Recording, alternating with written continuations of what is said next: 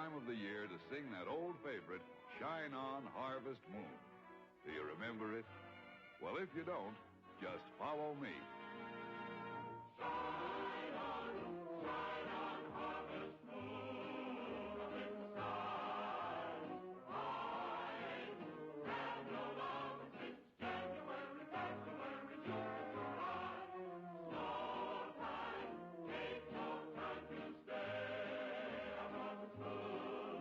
So shine on, harvest moon for me, my guest. The night was mighty dark, so you could hardly see, for the moon refused to shine.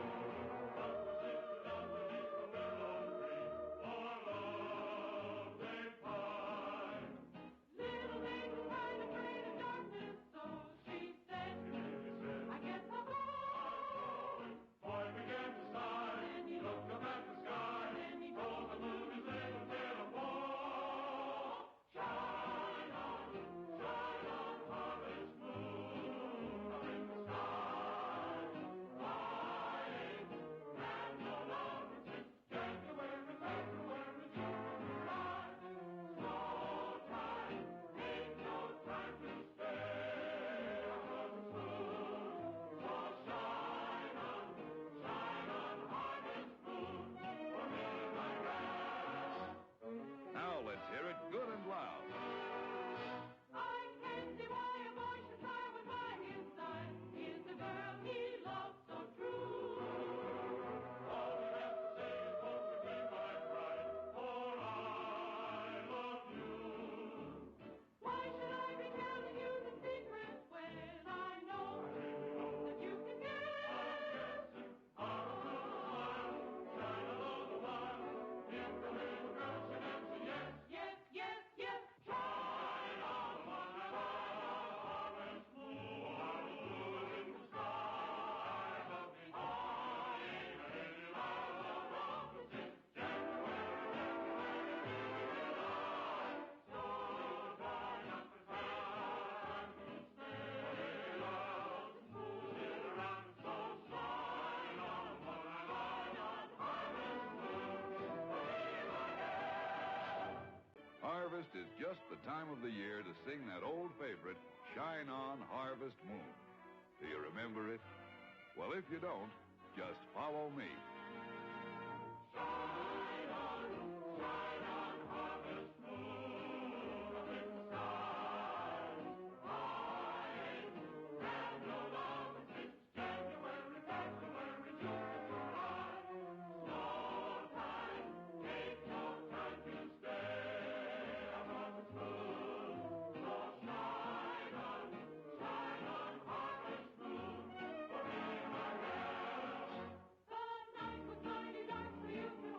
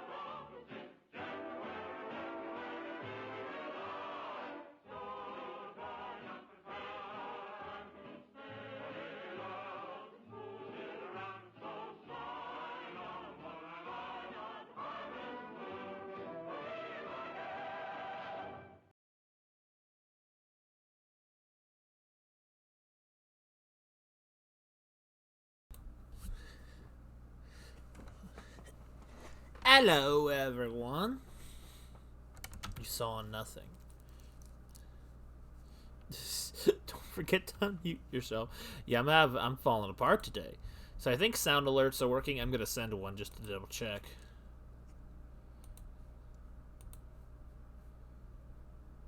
Oh no. There we go.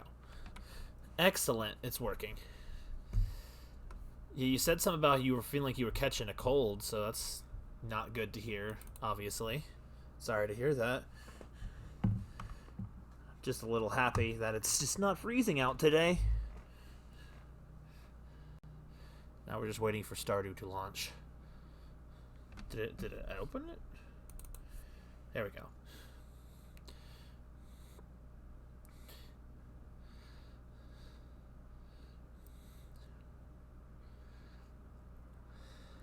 There we go. Gosh, it's always so freaking bright. I turn into a freaking ghost.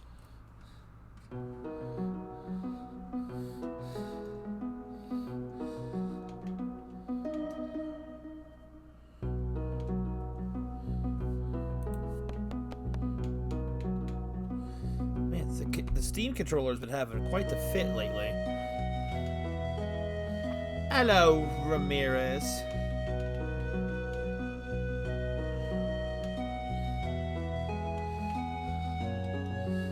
Goodness, what is wrong with this thing?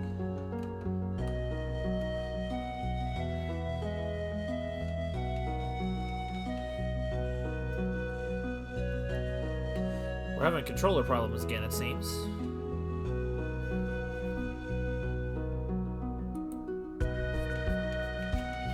Okay, hang on a second. Let's try that again.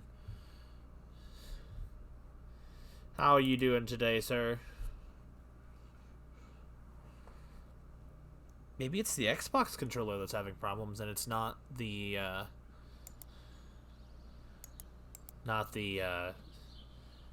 Steam at all.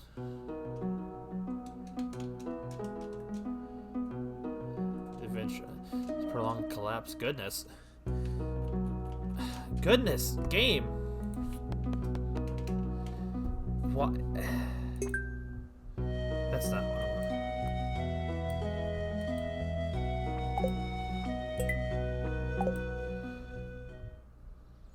Goodness, what's going on? Yo, is it gonna be Lego Senna? Come on, game. It's like all my freaking USB devices haven't wanted to work lately. It was working a second ago. It moved.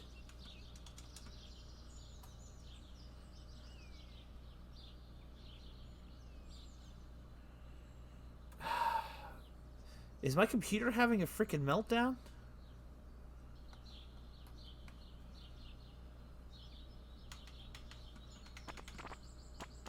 Oh, there we go. Don't know what was going on.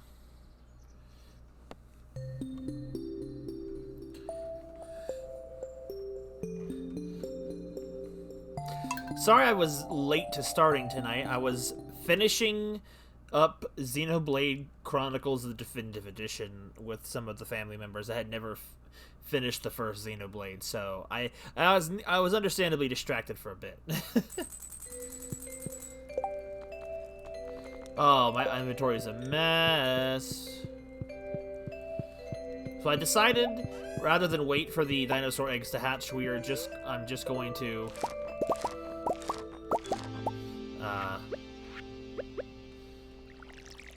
make it into mayonnaise and get it going, because it's the cooldown time for eggs is gonna take way too long.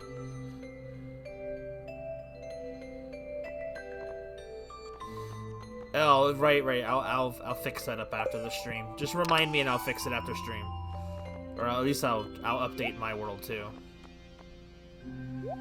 Let's see. Get all this junk put away.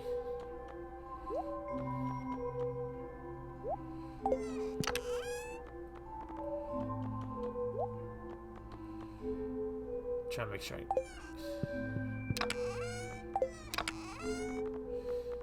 inventory is just a complete mess.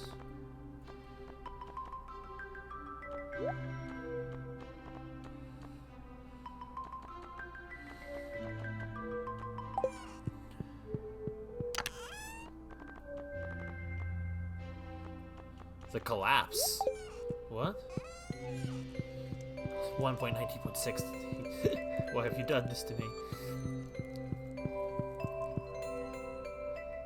Yo, we got some wiring. 7 months? Goodness. I can definitely tell. It took me most of today to read it. Well, not most of today, but a lot of today to read it. I read like about half of it while I was stuck at the mechanics, and then the other half when I got home. They're like, "What are you doing?" I'm like, "I'm busy."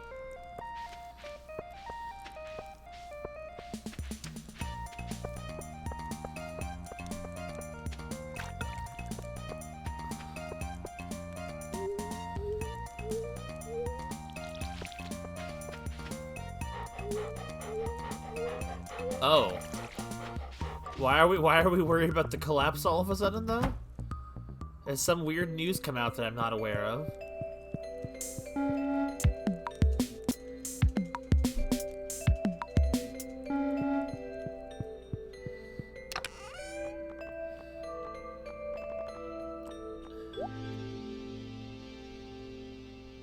Do you want to do like a Q&A or for something else? Oh, by all means, if you want to ask me anything about it, by all means. Give me a second for my brain to start working. But I didn't want to openly talk too much about it in case you were worried about spoilers, but I don't know. Your thing's been up there a while, so maybe it's not something you're worried about. So let's see. What am I doing? I came back inside to get something. Oh yeah, the dinosaur egg. Where is it at? There we are.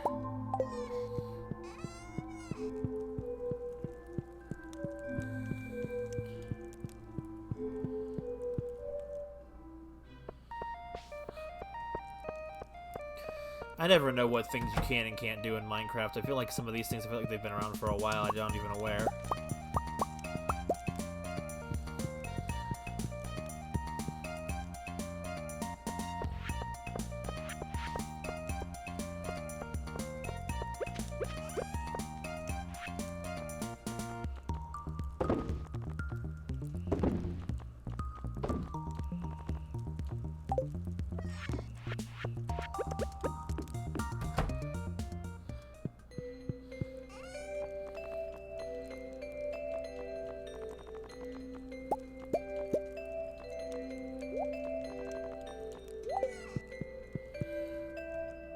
Unless when you meant, Ramirez, a Q&A, meaning you wanted me to ask you questions, in which case, I could do that too.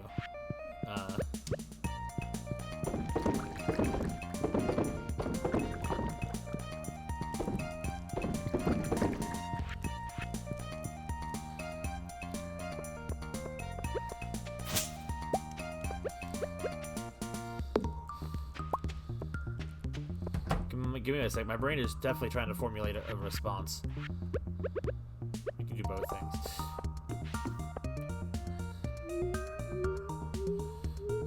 Okay, so I guess I'll start off simple. Which character of your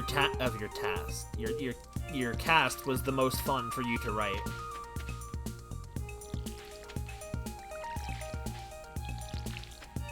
Like the story was definitely Fox Girl and Channel heavy, which there's nothing wrong with that. Oh yes, they need a Nautilus shell.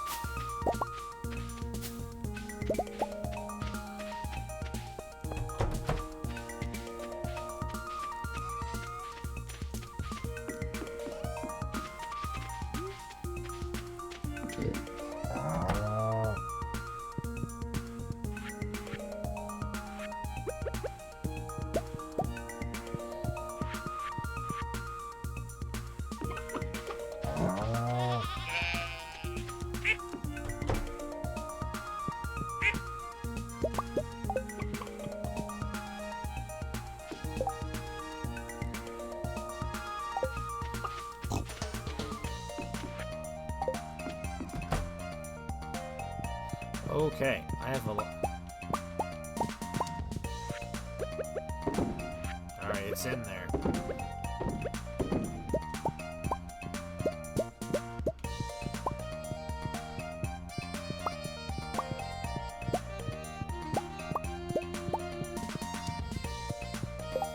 doing step by step all their members meet for their. I like the fact that you very nicely spaced out all of the introductions. Like, it wasn't like introduction heavy on any part. Like, it's like, I will say I feel like Blue Wizard probably had the least amount of screen time and probably could have used a little bit more time, considering he was being looked at as the leader and stuff. So I felt like maybe having had more time for him being in there. But aside from that, that's just a preference thing.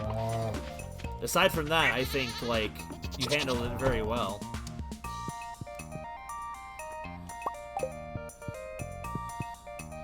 But I do like that it wasn't, like, unrealistically they all were meeting up back to back to back to back. Like, you first started off with, like,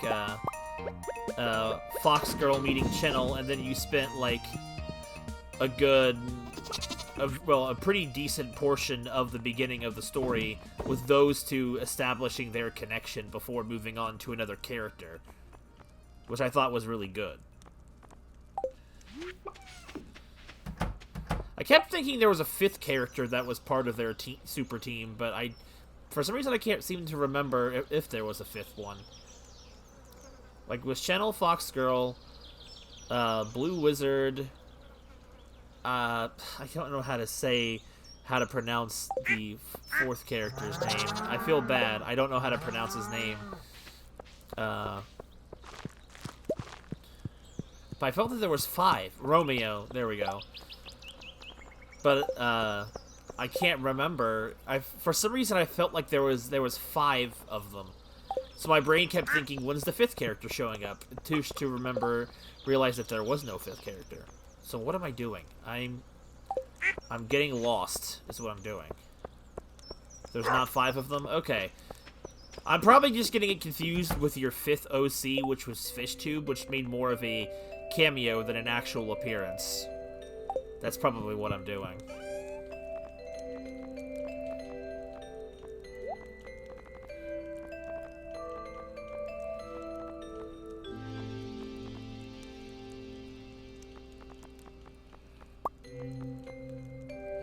Wrong fridge.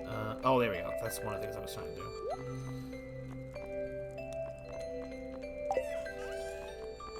Trying to just sort through this inventory at first.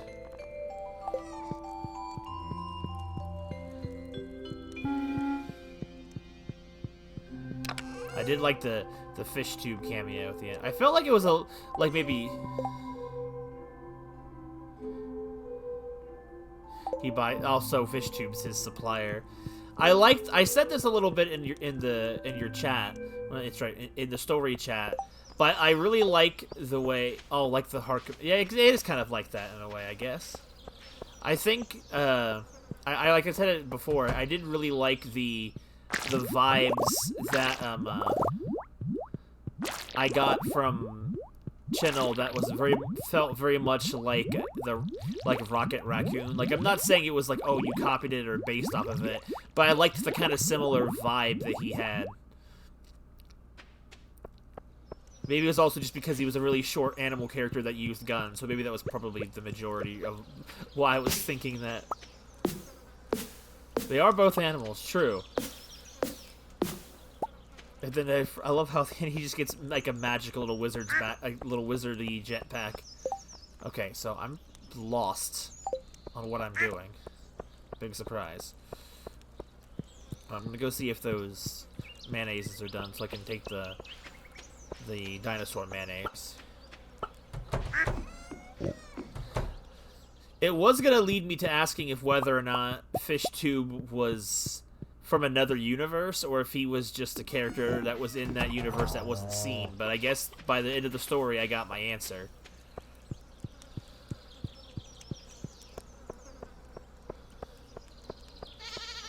It all comes together.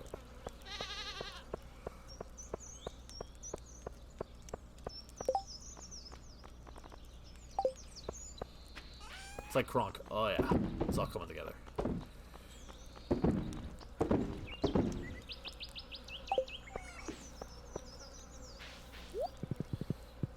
Alright, Hatenko, let's head off. Give me that little flower there. I see the little berry thing.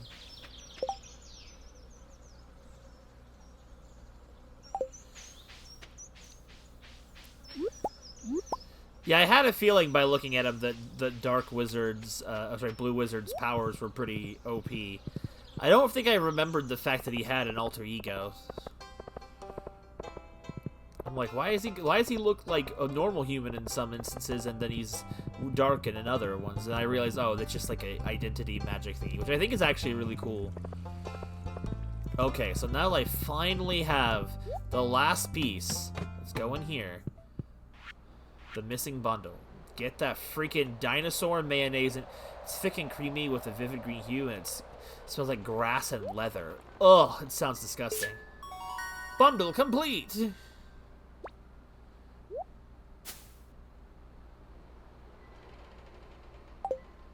Well, what's happening?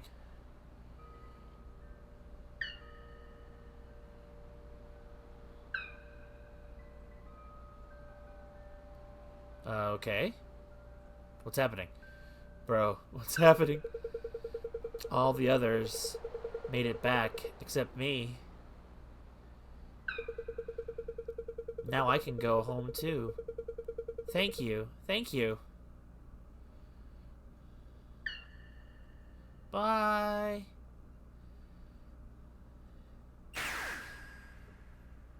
She just popped.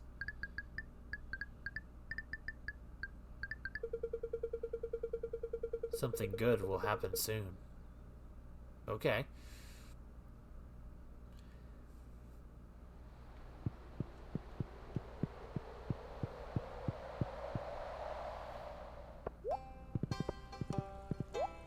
Can you even go back in at that point? Yep, nothing in there.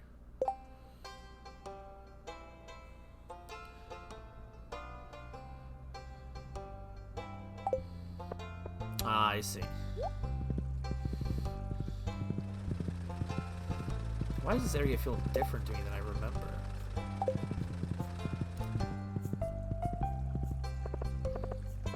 Do I have a freaking mission over here? Oh, right. The 1,000 pieces of wood.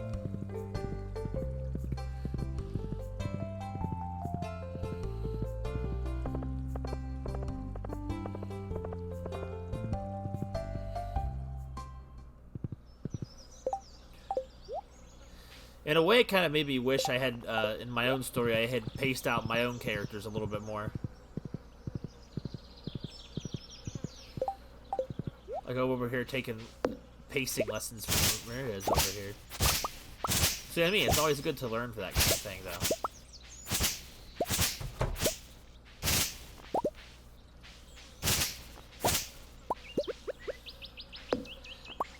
Always learning and growing.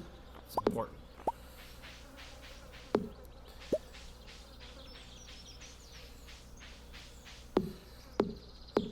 I had like a question, but I feel like it's just because I forgot. So it's like, did Fox Girl specifically have any particular powers that she had, or was it more like she had like the agility and strength of a fox? Was that really kind of it, or did she have other like abilities I just don't remember?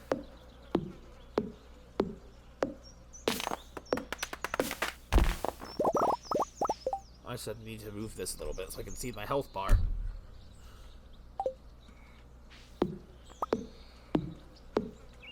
I'm sure if she did more than just punch people, I would have seen it in the story, but for some reason I just couldn't remember. She's like Black Widow in some Fox abilities, I see. I figured it was something like that, but I just couldn't remember right off the top of my head.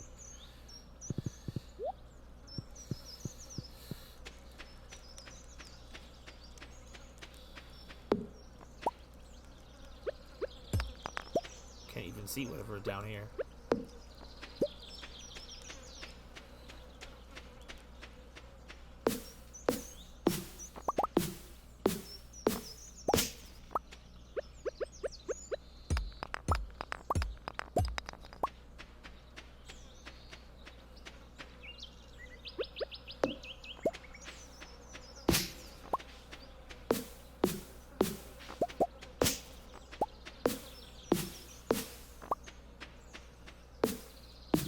So many baby trees.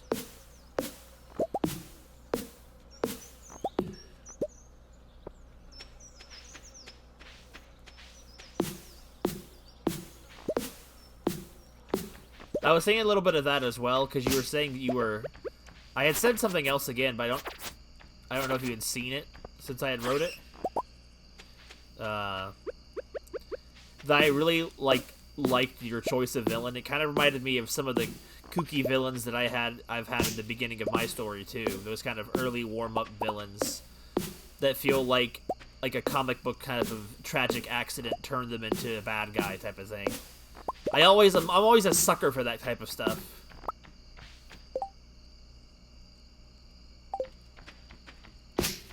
Well, that's always true. It's always good to grow from that kind of thing.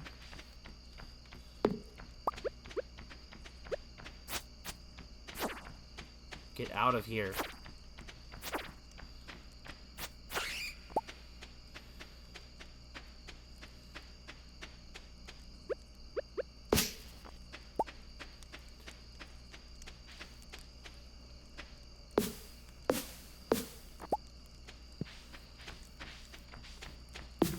Honestly, I feel like it's never like a bad thing to feel like you need to rewrite something, just because, you know, it just kind of shows that you've grown and that you're still growing as like a as like a creator in a sense. You're not resting on your laurels. You're always working to improve it, which I think is always a good sign. It's very much what I try to do myself.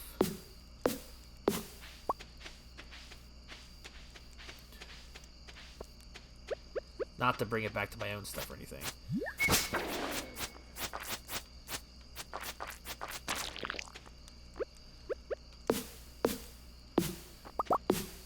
But I honestly liked the villain because it feels like a villain I probably would have written or have written myself. Which you know, it's just kind of like villains that are just people that a bad thing happened to them and they just now have power and just want to do bad things. And I'm like, your deep philosophical villains are always a great thing and all, but like every once in a while you just kind of want to kick back and just have a villain that's just bad for the sake of it. And I think that's like, I think that's a good thing.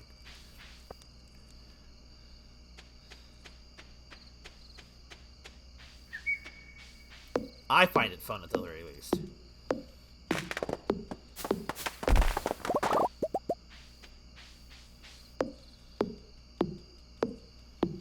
I'm always just cutting down these trees so I can finish Robin's task. I don't think I have enough trees on my farm now to finish her quest.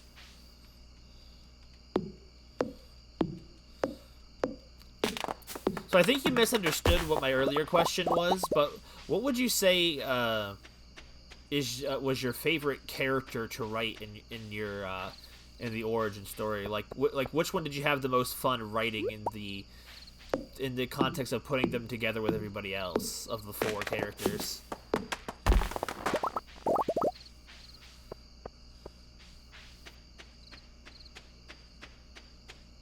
Back to the house and sleep. Back to the house and sleep.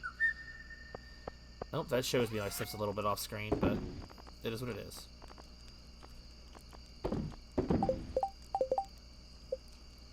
$5.56. Such a difficult decision. Like, for example, like I have my clear biases in my writing. I always enjoy writing writing Aqua's bits. There's never a time that I don't enjoy writing her. But aside from that, characters like Ralph and Rim and sometimes Raylu could be my favorites depending on the context. Chennel, okay. Honestly, I thought you were gonna say Fox Girl, but that's honestly, I feel like Chennel did have a lot of the most to say and a lot of the most changed character of the cast, which I think was really good. What's happening? He's doing magic on the JoJo Mart.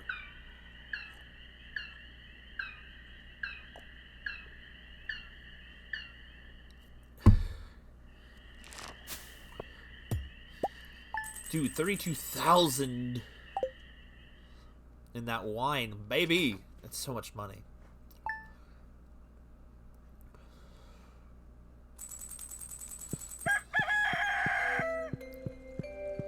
Like, there's a difference, I think, between having a favorite character to write and having a favorite character in particular.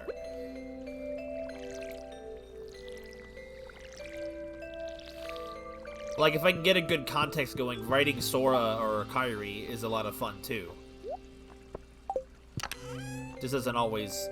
It doesn't always work for them, personally. So, let's see. What am I doing again?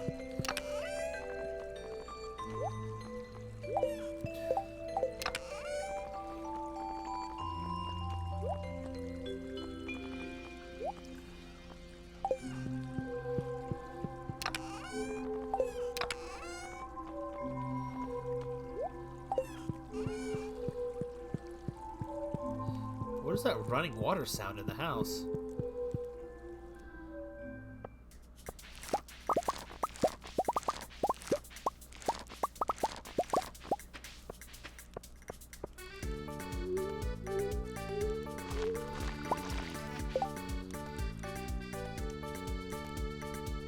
Oh, that's a good question. I actually thought they were really good. I thought they made great little grunt foot soldiers that work as both story building for Channel, as well as just giving the group, well, mostly Fox Girl and Channel, something to be of a team work on, because they weren't a full team yet. So I thought they worked pretty well that way. I found them enjoyable to read.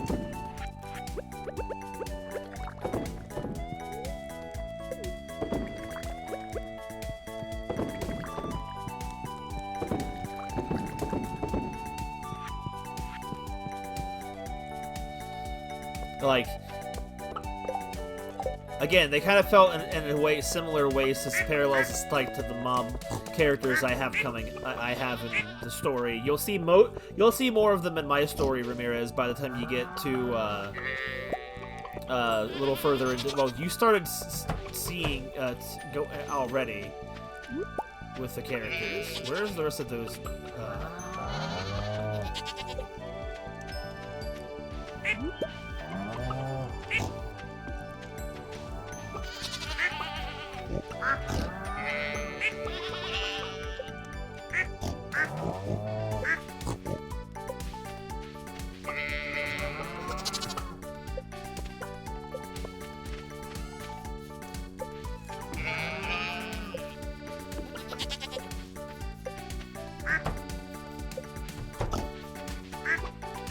I forgot to close the doors. Whoops.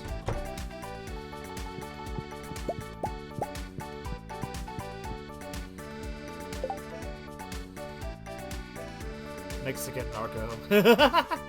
Some cultured discussion, excellent. Well, today we're talking about Ramirez mostly. I'm using some of my own stuff as an example, but like Petra was so far the most fleshed out of those members of the Rose Thorn gang, but you'll start to see more of them soon.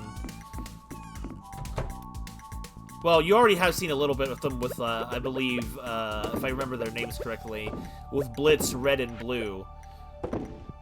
But Red and Blue are both kind of meant to be, in a sense, not entirely incompetent, but in a sense, professional bumbling idiots. So they're not quite as good as some of the other characters, as some of the other mob members. So the most fleshed out ones for me so far were between Blitz and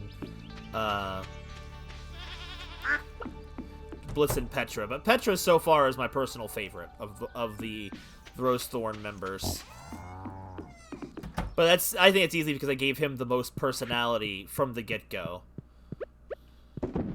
More than just speaking Mexican, he just has that kind of, like you were saying, that kind of Mexican mob member type of vibe to him. By the way, how are you doing, Isolate? Everyone has favorites. I would like to be able to still write all the characters equally, even if I do have clear favorites. That's why I was asking Ramirez who his favorite character was to write. in his story, and he said it was Channel, which I was a little surprised because I definitely would have thought it would have been Fox Girl for sure.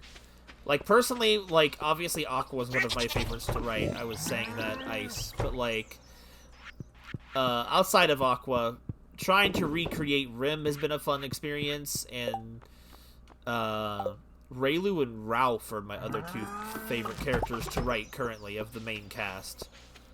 Depending on the context, Sora and Kairi can be good, but mostly it's mostly down to Aqua, Ralph, and Raylu for the most part are my most favorite to write.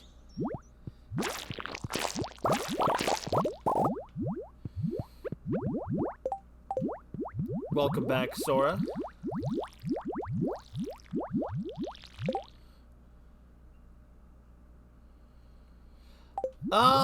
Not necessarily that, but like,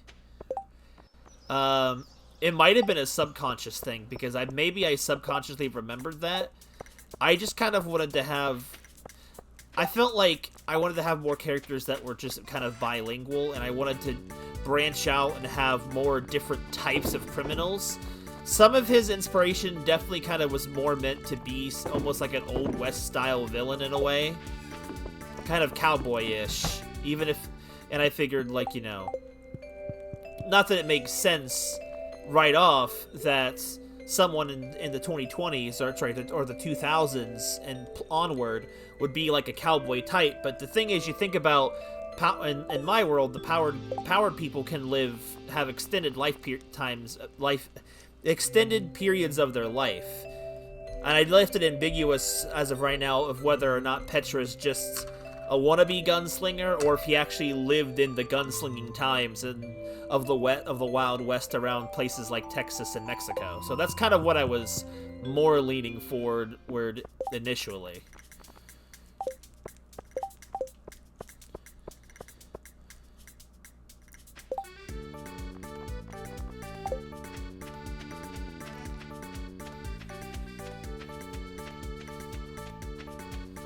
Also, another thing I noticed, Ramirez, in your story, I loved a lot of the little Easter eggs. Like, for example, in the wax museum, I had to contain my laughter when I saw the Among Us statue.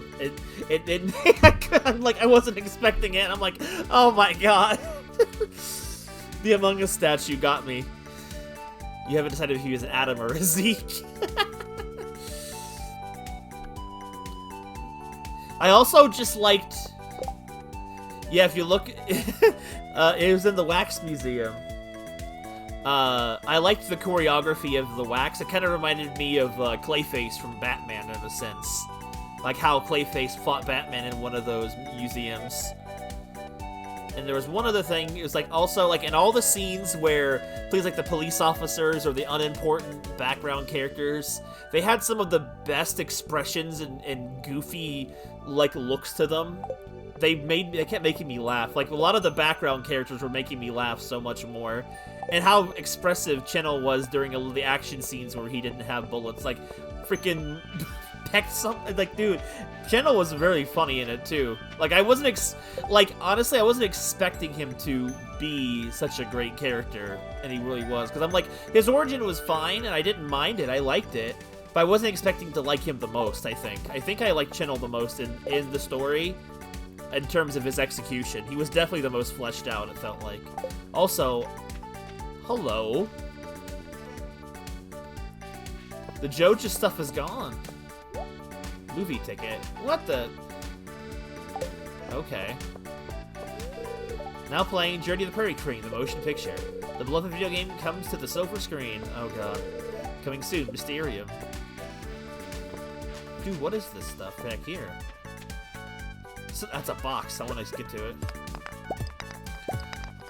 So this is definitely not what I expected to be happen. The wax exhibition. Okay, I see.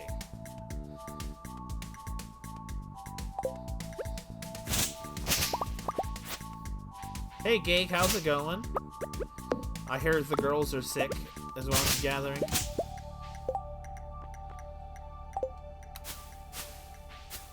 Okay, well, I guess I can't check that.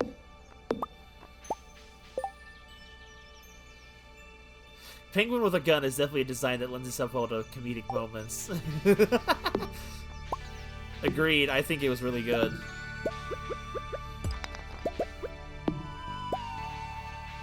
And honestly, it got me to thinking of how like a crossover between the two different settings would work.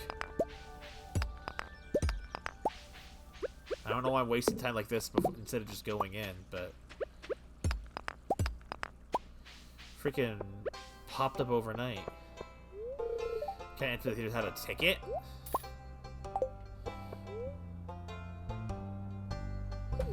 Sure. What we got going in here? I just got it, and it I think it unlocked for finishing this final secret bundle inside the JoJo Mart.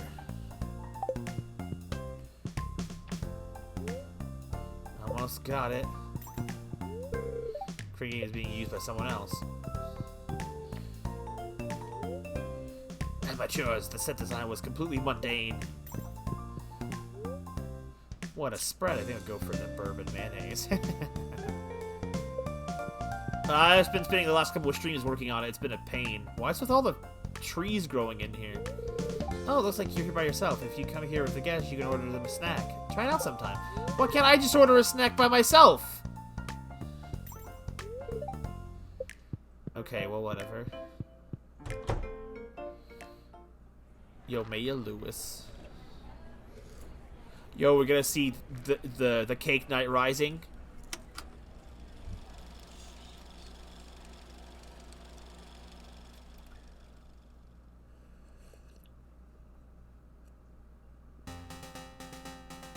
Oh, okay.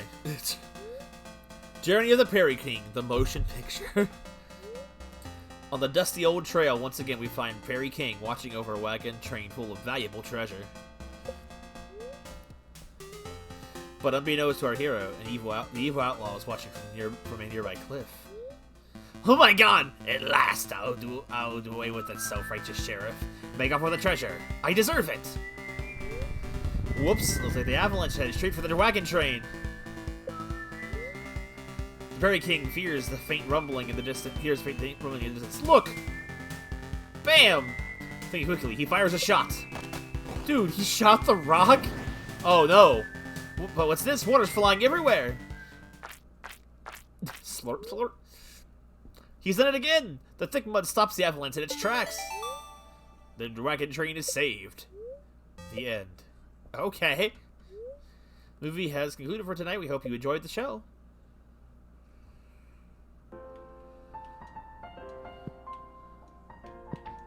I'm not allowed to talk to Mayor Lewis at all? Okay. So how was the movie? I don't know who you are, lady. The movie has concluded. Bro, I want to use the crane machine. Hurry up, bro! I want to talk to... I want to do the freaking crane game. So this is the crane game that has the fabled dinosaur egg inside? Okay, I'm not going to wait around all day for him to get his butt out the way. Okay, so, well, that's cool. You already seen a movie this week? You only go once a week? Oh, man.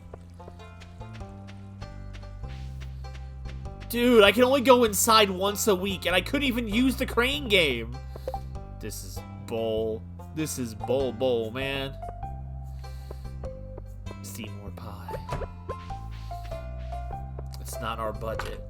Okay, so I thought what that was gonna like, give us access to was that secret area behind the train station, up at the top of the mountains. So, what do I have to do for that? See, that was the only goal I knew to work towards, so... I love the community center, but nobody's ever here. The living gets pretty lively at night. I like to visit once a week or so to catch up on things and get a taste of Gus's authentic spaghetti. Okay. What makes it authentic? So yeah, if no one's actually read Ramirez's stories, they are actually a very fun read. To see if you got some time to kill. I recommend it. His story is a lot. His story was a lot longer than I expected it to be. So like, you know, the longer ones take a little more time to get through, but they are fun reads. There's no doubt. There's no doubt about that.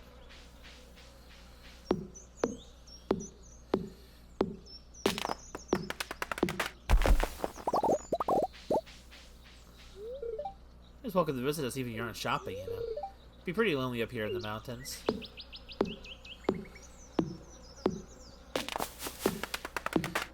And now poor Reggie. But now back to my own works. But now I gotta get back to writing my own conclusion, my own chapter of Tales of the Shining Force. Coming to a PDF file near you. You should be. It was good. I'm not even lying. It just like I'm not even just being nice. Like, I'm being completely honest. It was good. I really enjoyed it.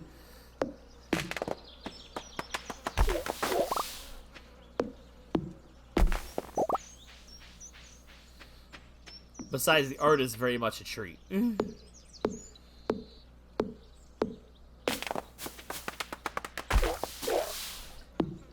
That sucks. It completely...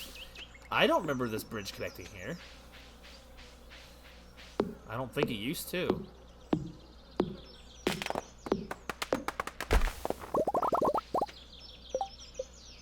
$690. Only need 310 more to go.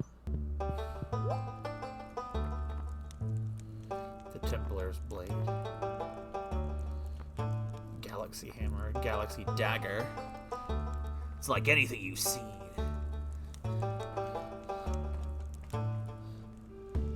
Oh, I definitely love the comic book scenes of the action sequences the best. They're definitely my favorite. Like, the reading is... The reading... I only need to kill 3 more Pepper Rexes for a bonus. Dang, okay. Keep that in mind when next time I'm in Skull Cavern.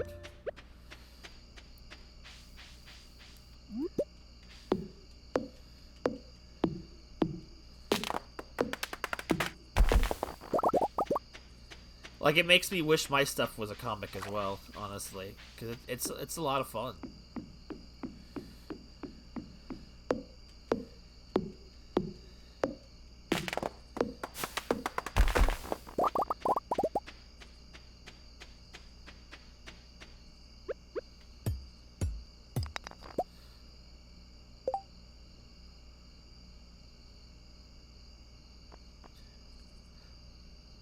Really?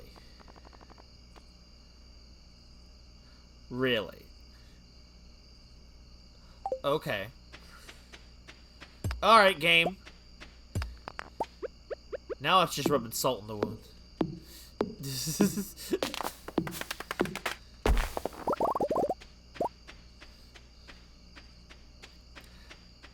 We take those! I just love how long I spent trying to get those bundles complete. And I needed either the dragon's egg, or the dinosaur egg, or I needed that. And after I got 2 of the eggs, then it's like, here you go. I'm not complaining, I just... Alright.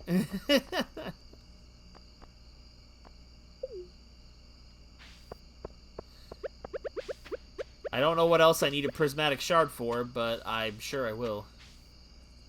Let's call it karma's reward for a job well done. Fair enough. Can the prismatic shards go in the gem duplicator, or is that a no? I have the feeling it's a no, but I figured I would at least ask. Yo, black creature in the freaking grass. This man, is it black?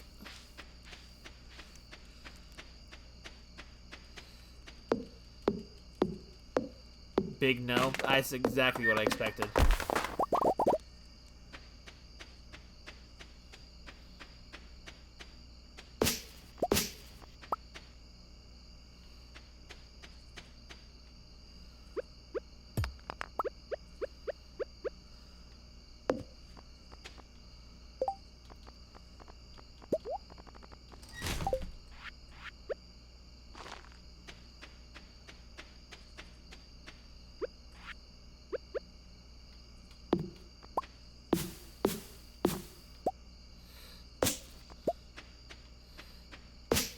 True, I was just going for the meme, just in particular.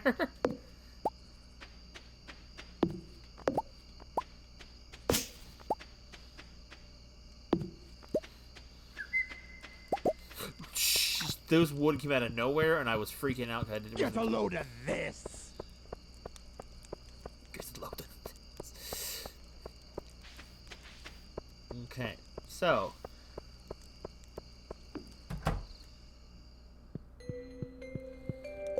Much more wood do I need? Another 200 pieces, basically.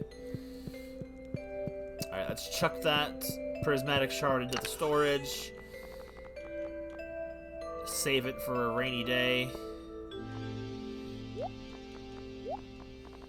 And we'll move on from here. I don't know what else to do next, but I'm pretty sure we still have things we can do.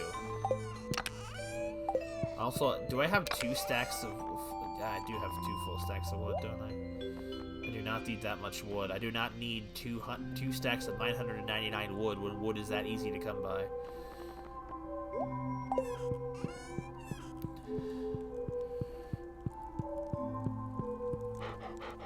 I'm not sure if I can think of any more thoughts, Ramirez. You did say it took you like 6 months to do that. I'm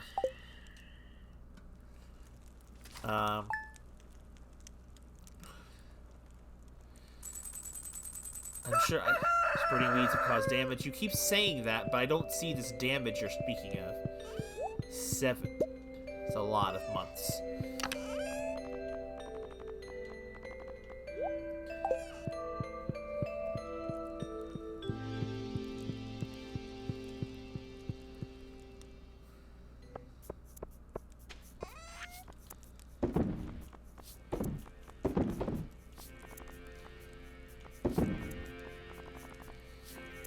So I guess the only thing is left to continue doing,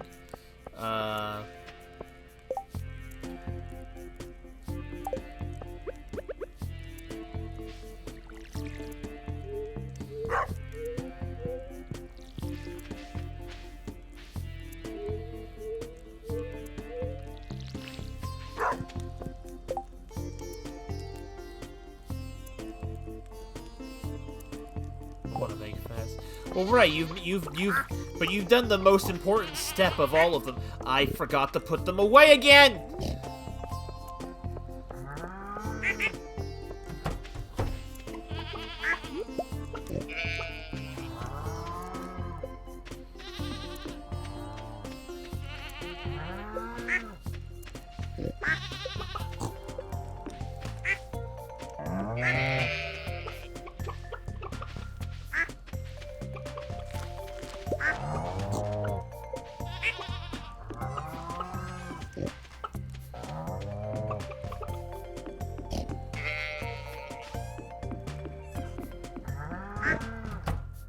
This year, not next. Well, right. But like I said, you've done the most important thing. You've started, and for some people can never get that initial part started. Like, I had taken such a long break from my writing, again, almost 10 years. And like, when I still visited, and there was something I always intended to keep working on. Like, when I went and visited the UK, I had full intentions of still, writing on my travels, which seems like a weird thing to do, but it was something I was gonna still do, like on the plane and stuff. I never meant for it to ever be put down for as long as it was, but life, work, people were that's not a truffle, that's isolates butt. Always kept putting it off more and more, and I was getting frustrated with it. You definitely should, Sora. If you've got the mood and the drive, you should do it. It's always good to strike when the iron's hot. I'm trying to get through a slow chapter, and then after that, I feel like I'm going to be more interested in what I write next. I think the reason why this current chapter is taking so long to get out is because I don't want to write this chapter, but it's the one that comes next in my story, so I've got to get it written. So it's taking me longer to keep going. But again, no one is currently up to date on it, so I'm not keeping anyone waiting by taking my time with it. I got a good burst of energy done with it, with a good portion of it last night, so I plan after stream to go ahead and try and do some more of it. I don't know if I'll be able to finish it today, but I want to try and continue more onward. But you did a lot, Ramirez, because some people don't even really fully get started on it. It's something that they always say they're going to do and never actually do. Cleric adjacent Utopia origin story going. Hey, but I mean, that's at least a start, Isolate. I already don't even know when and what I'm going to do with my own. It's like, mostly because it's like, I don't know, I find myself so uninteresting that it's like, I myself am not a work of fiction. So it's like, it's kind of hard to think of something creative for myself, I guess, if that makes sense. When was the first Utopia stream that wasn't a demo? That's a good question. Because I do not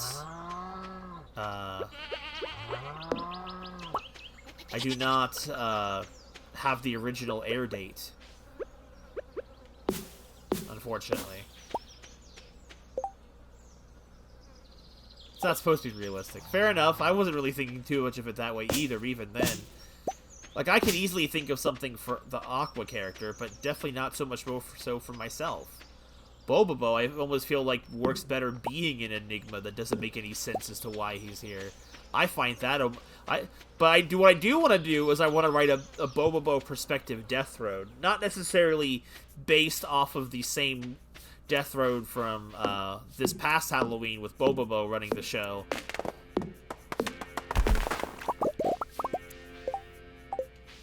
I think if you like to do something like that, that's all up to what you feel like you want to do. That's a completely different style of fun, because it's like, it gives your own perspective on the events that happened. Only problem is I feel like it requires more direct use of the reference material rather than just making it up on the spot.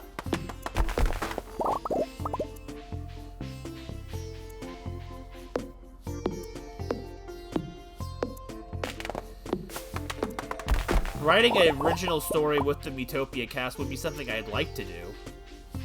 Part of me wonders if I'll end up trying to fashion together an idea for Doki, just because she's not really been around to do her own character justice. It's a shame. Doki was a lot of fun to hang out with. It's a shame she hasn't been around since, like, early last year. But, you know, life happens.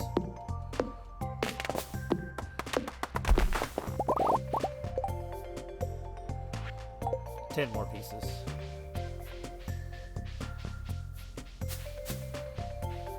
Hello. Smuggle these goods out of the Goat Toro Empire. Why do you think it's so expensive? I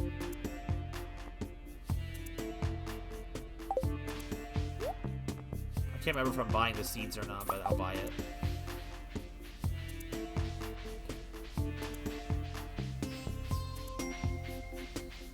I think that works perfectly fine.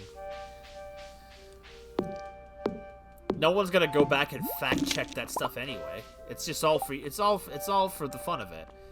And if what you feel like you're obligated to write isn't fun for you to write, then there's no point in doing it. You don't worry about it. That's part of the reason why I haven't gotten around to continuing the Aqua Shield journal. Mostly because I do want to, and I have a more original idea of what I want to do, but so much time has passed, I just don't know how loyal I'm going to stick to the story of Sword and Shield.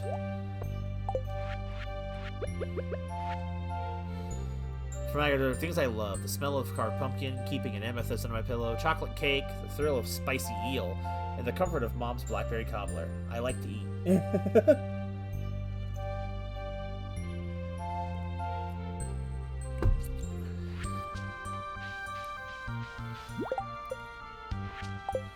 Okay, so the hardwood does not count.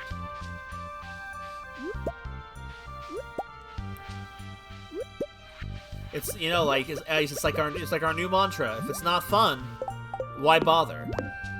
Probably people who like to believe in the power, the therapeutic power of gemstones or something. I'm guessing. I get that it's like just such a meme at this point, but like I love how that applies to so much. If it's not fun, why bother? Speaking of which, Isolate, reason why stream was late, I told the chat, is because I finally finished playing Xenoblade Chronicles Definitive Edition to date, which is why the stream was late starting. Whole hay stuff. Well, maybe for like a little tiny one, like a pee under the mattress type of thing, you know.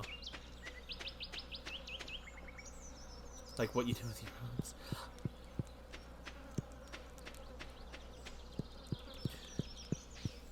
Honestly, replaying Xenoblade Chronicles Definitive Edition felt a lot nicer than my original playthrough of Xenoblade Chronicles 1. Less exploration, but I did still find things I'd never found in the original game before, so there was new stuff for me to experience, and it was fun.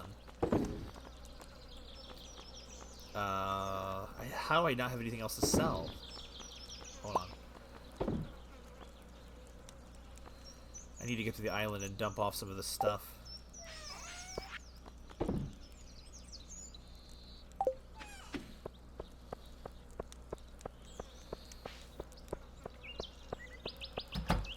Like, for example, I never even bothered checking in on the super bosses in the original, but I think tackled like one of them maybe in there. Granted, I forgot I was doing it on casual mode, so it definitely, I had switched it to casual mode for Lorithia and then never switched it off, but still got walled at Dixon, so I had to backtrack and gain levels that way.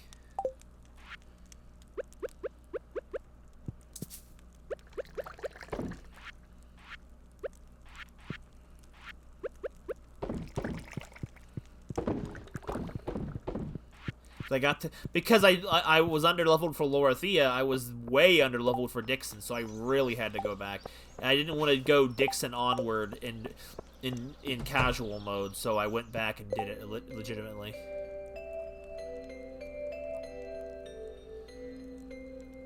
You just won't break the fourth wall for the sake of it. Well, that's not true to the source material, Isolate. I'm kidding. The original source material constantly breaks the fourth wall in many ways.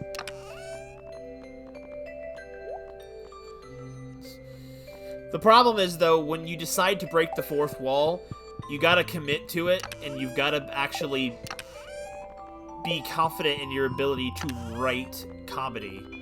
I'm not fully confident in my ability to write comedy, personally. I don't know if anyone else gets that impression from my writings, but I'm not 100% in my comedy skill. I feel like humor is such a subjective thing that looks the camera of Line Boom. Like, humor is such a subjective thing that it's like it's hard to make something universally funny. Like, I try to go for the humorous anecdotes here and there in my story, but it's never something I massively rely on.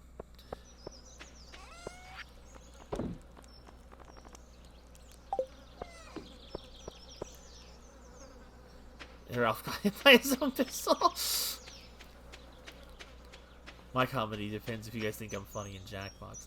I think the best thing is but sometimes I feel like Jackbox humor doesn't always work out of context. Sometimes it does, sometimes it doesn't. Like, for example, Bobobo Plush Ratio is one of the best things that came out of that, and it's hilarious.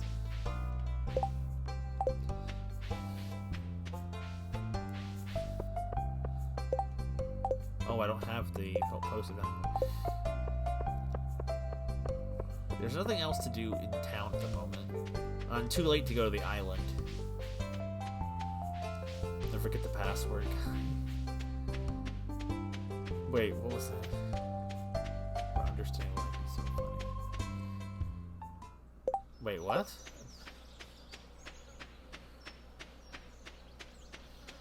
Am I drawing a blank at what you guys are talking about, the password guy?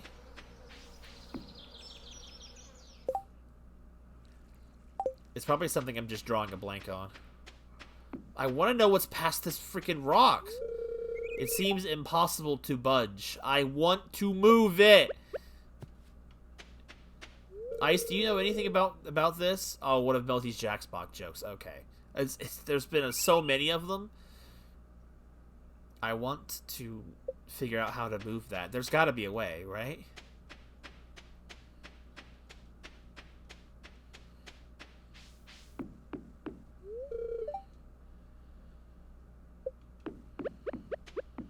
Pretty sure I did the mayor's fridge part.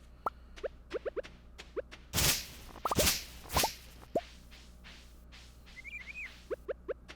I need to, just rock. I don't know. Oh, I don't know. I don't know when these things were added in. Maybe there's something new that you didn't even know about. I don't know. It looks like a path to somewhere, so... Where am I at specifically? The railroad. I want to look that up real quick and see if it's something I'm just missing.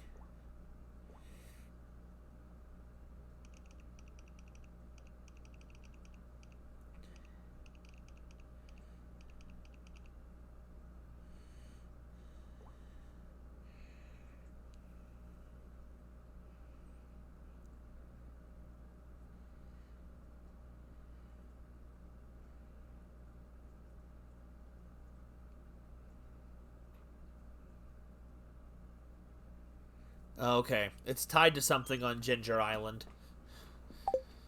Okay, so... Essentially, we just gotta go and do a bunch of junk on Ginger Island. That's the next way to advance anything. I didn't look too much about what the guide was saying about what was up there. I didn't want to spoil myself too much, but it's tied to something on Ginger Island with Mr. Q.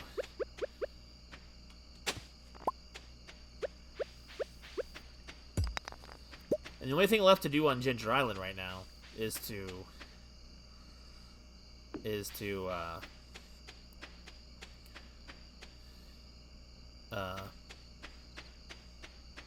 my brain, come on, work brain, is to get the nuts. Yeah, Ramirez, Ralph's one of my favorite characters to write for reasons like that, because he can be so clumsy and stuff like that, and just goofy, whatever the heck I want him to be. And because he's such a weird character in a sense, it's never out of character for him to be, like, a fun character like that. I enjoy writing Ralph a lot.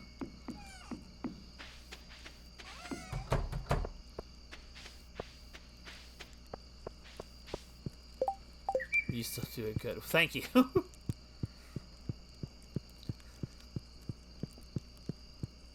Admittedly, chapter 14 was still a slow chapter, but it's also because I was still, at that point, I was still trying to figure out how to bridge into the next arc and how I wanted to do it.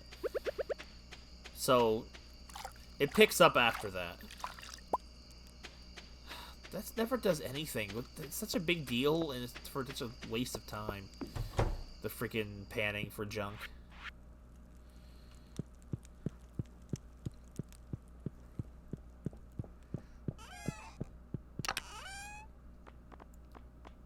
Hello, Ness.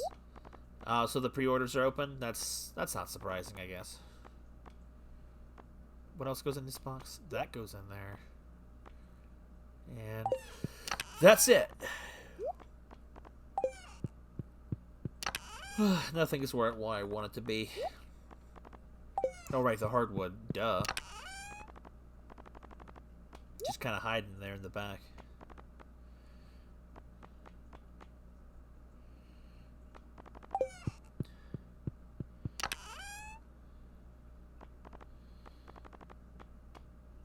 Well, that's true, but GameStop's always got that junk going on. It's nothing special.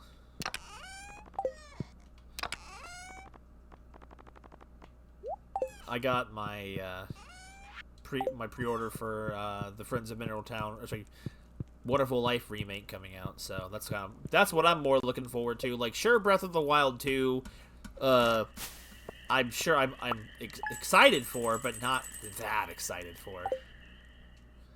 30K.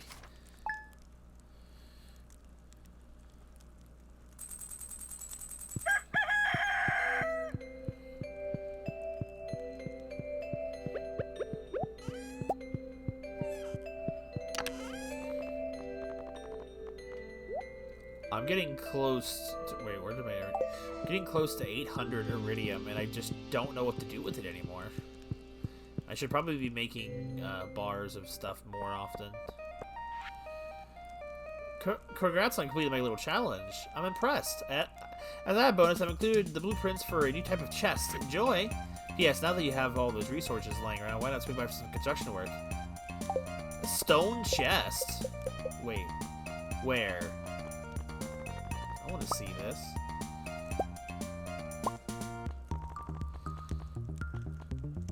Oh, that's cool looking.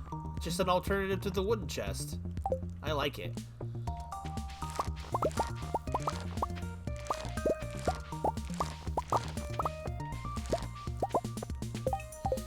But yeah, that's what I'm saying, Ice Slate. You need to put out some of your own work, too. One of us. One of us.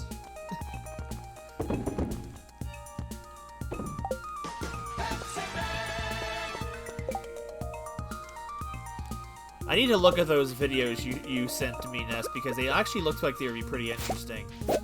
I just haven't had time to look at them yet.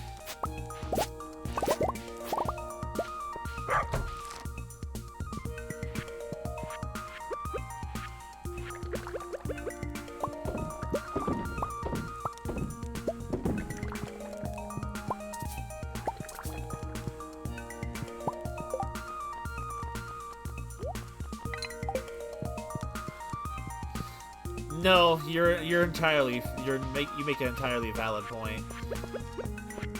I had so many ideas that I was working on, and now I don't have any of them going either, so.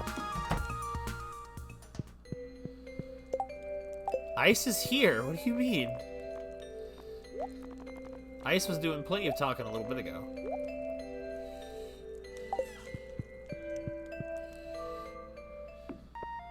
See what I'm saying?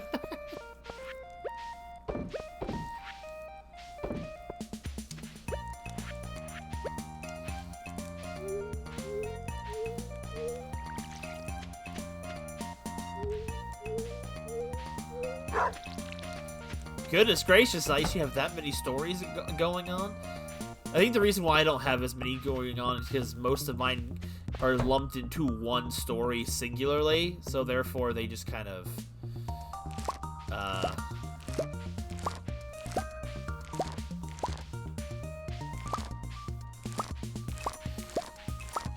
So rather than having a bunch of separate stories, I have a lot of stories happening in one story continuity, so... But you guys have already seen how I've tried to manage multiple stories. Death Road's story took me forever to write. But I also was because I was working with reference material, so I had to re-watch the streams to get all that information back.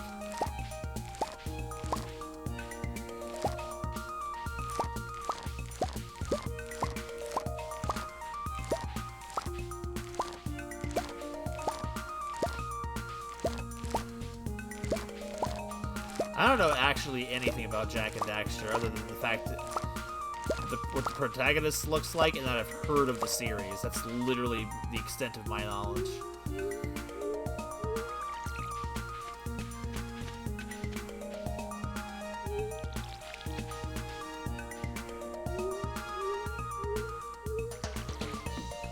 Wonder why they grow at different paces. Not surprised it's Collectathon, honestly.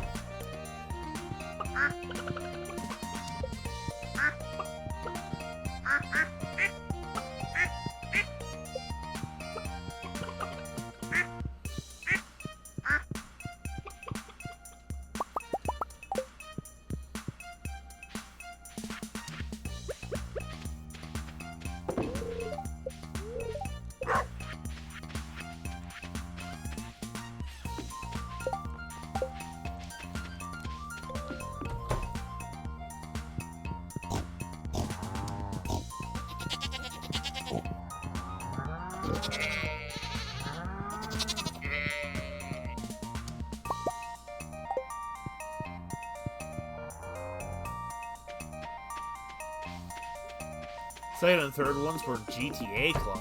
What? How does that work?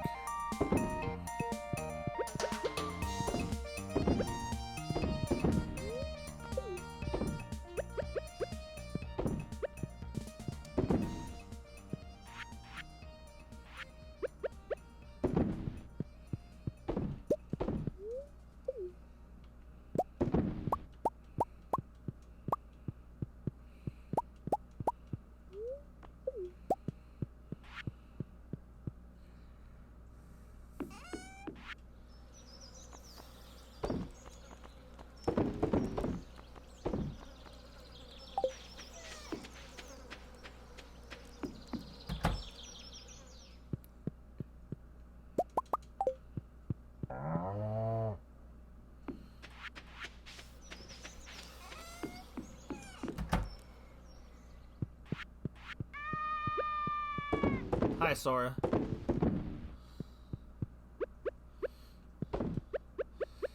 When the voices in Sora's head get too loud, Sora needs to scream.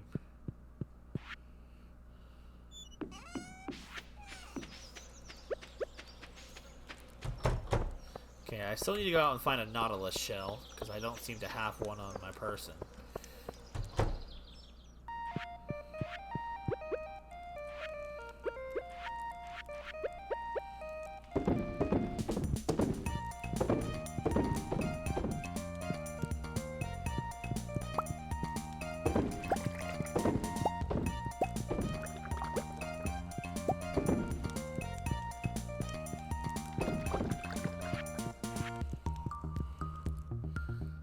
Precisely. I cannot spell.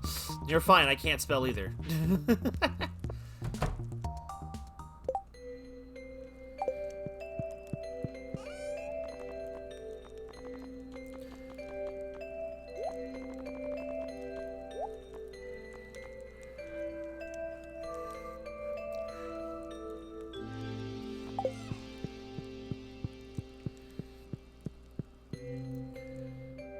Words are hard. Words are hard when focusing on the writing.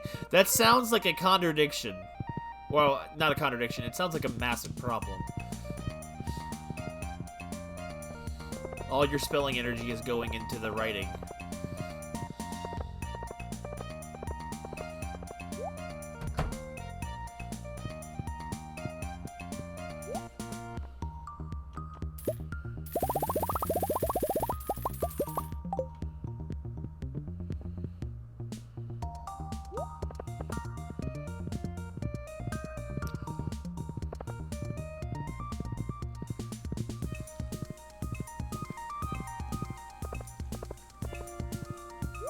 Hello. Ice cream.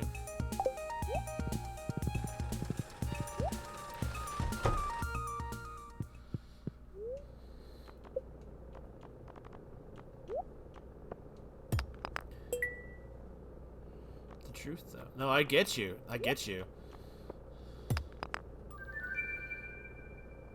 Celestine.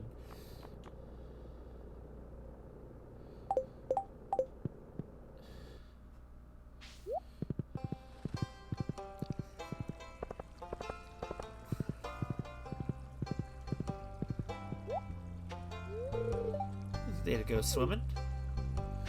Okay.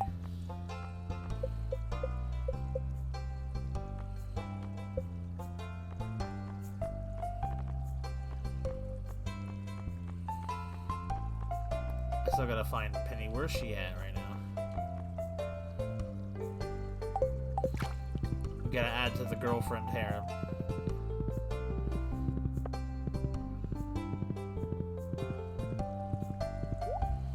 At this point, why the heck not? What's happening? I see the delivery came in. Let's have a little taste.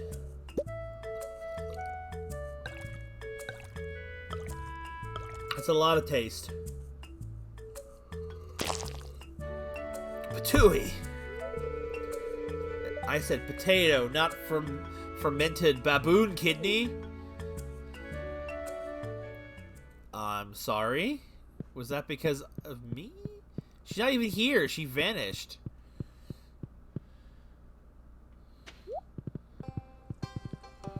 I have no idea where Penny is. I'll just have to give her the thing when I find her.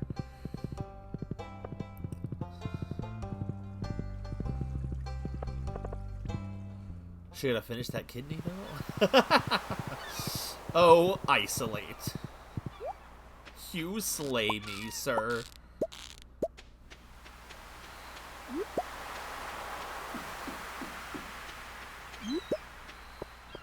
That's an awful lot of corn. There's a cockle over there.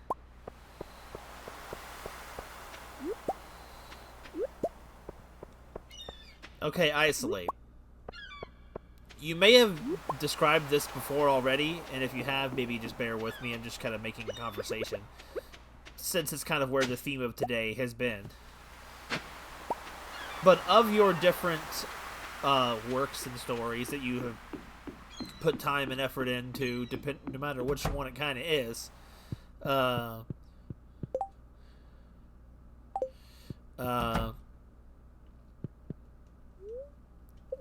which one of your stories that you've working on is your favorite, and what is said story about? Skip. Oh, it's raining here. I didn't even know it rained here. Artifact trove and some mahogany seeds. Mahogany.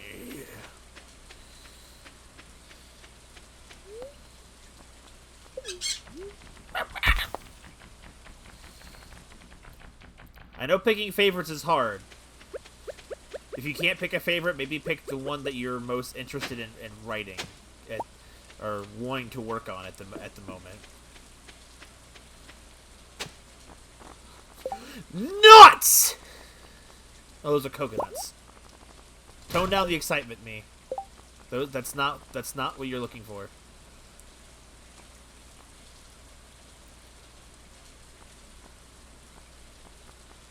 Need to dump something.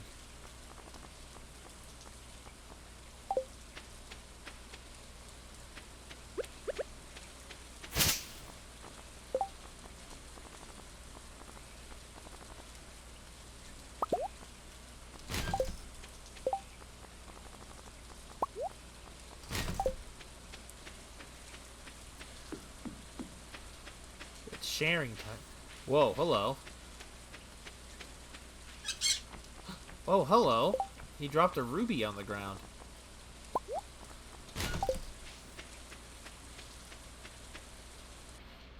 Hello! None of these things are donatable. I didn't know if I needed that for the thing.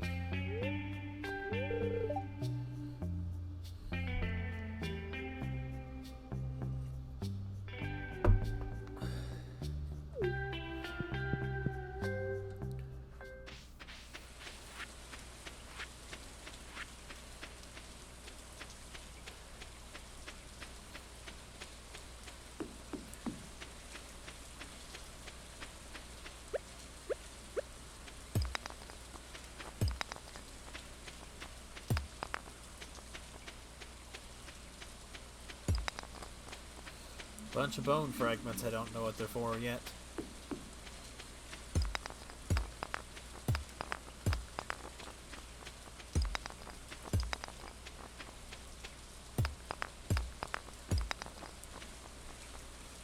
Nothing new.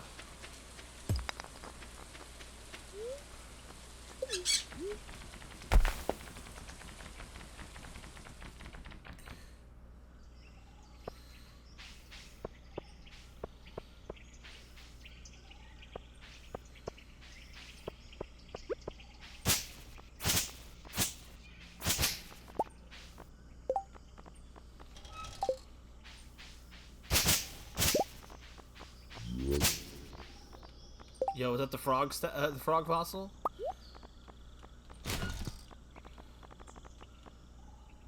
Oh, a fried frog, yes.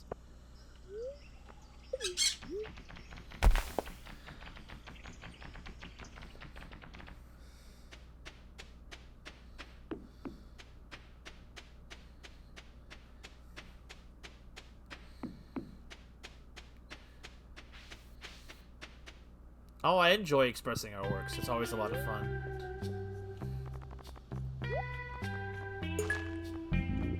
Ah! It opened its eyes.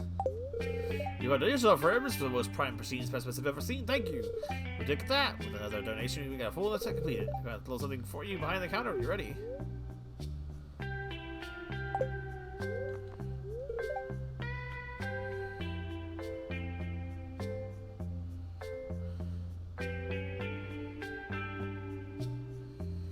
Living ancient bones.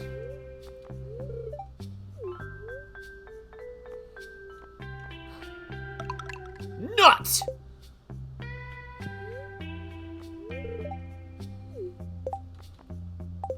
So wait, the bone fragments are essentially bait then?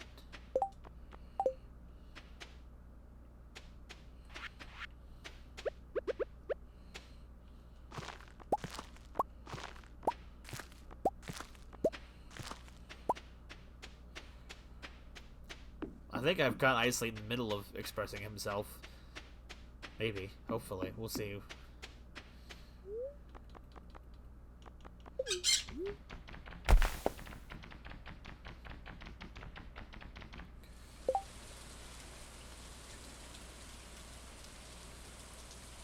Some other stories? What did you mean? Oh, like the Ramirez ones. Oh yeah, I haven't read the second episode of The Cleric yet, but I will get to it.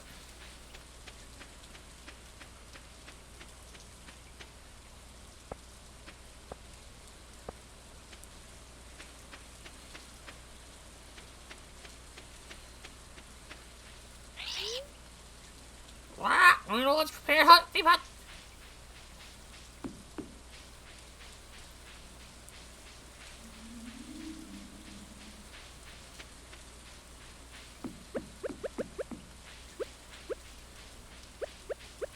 Oh god, we got this part again. OVA.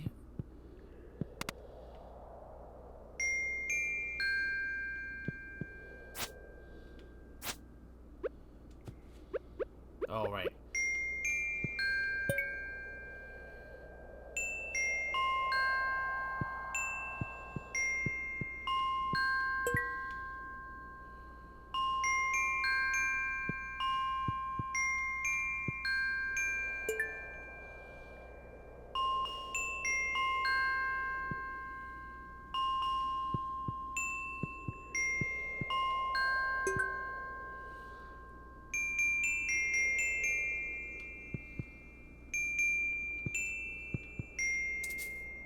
Oh my god.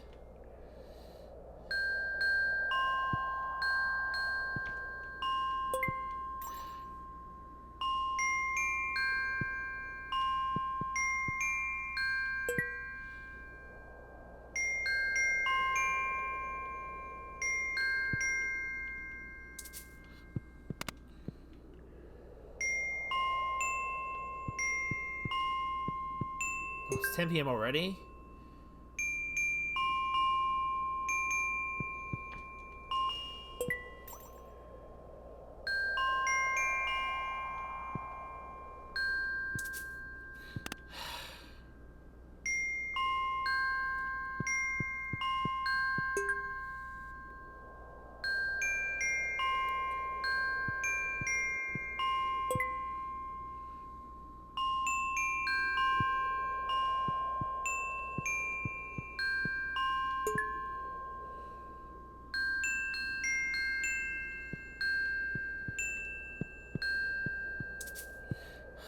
God, I'm trying. It's so... I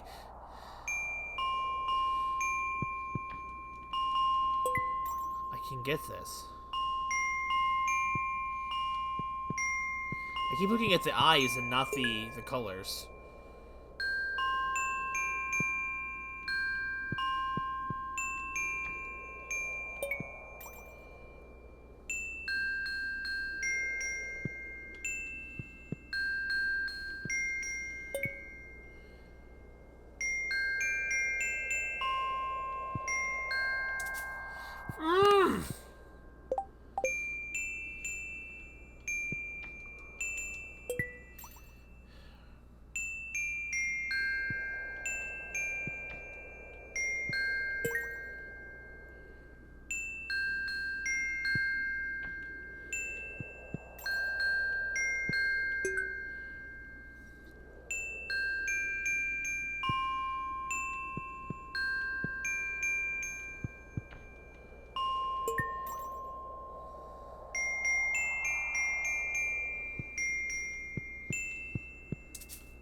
What? No! I can't do it again.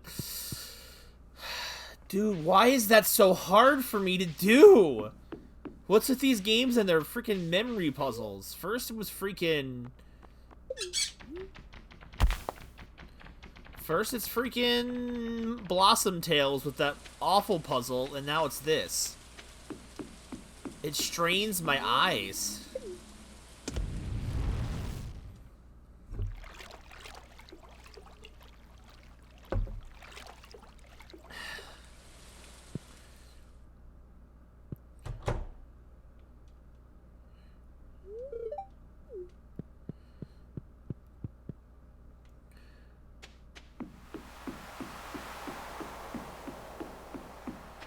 Oh, I'm not gonna make it.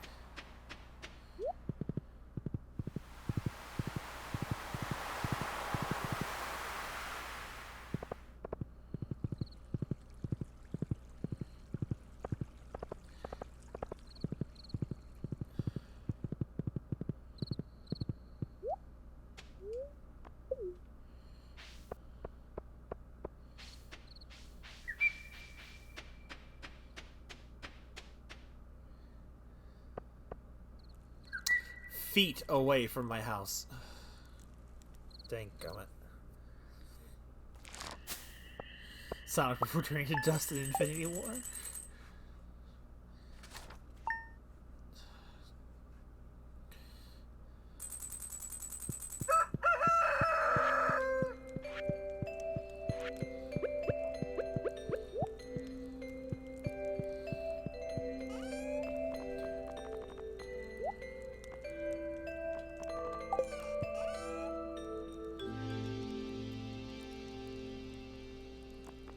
Yes.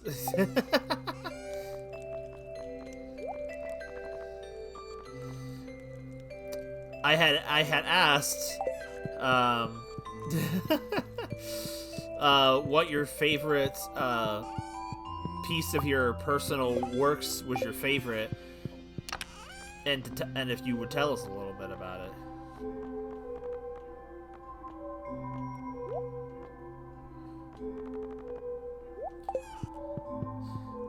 Isis, like, I can't remember again. Like, you've mentioned so many different stories, I always forget which ones are which. If they're different stories or the same story. I forgot the Terra Root's in there again.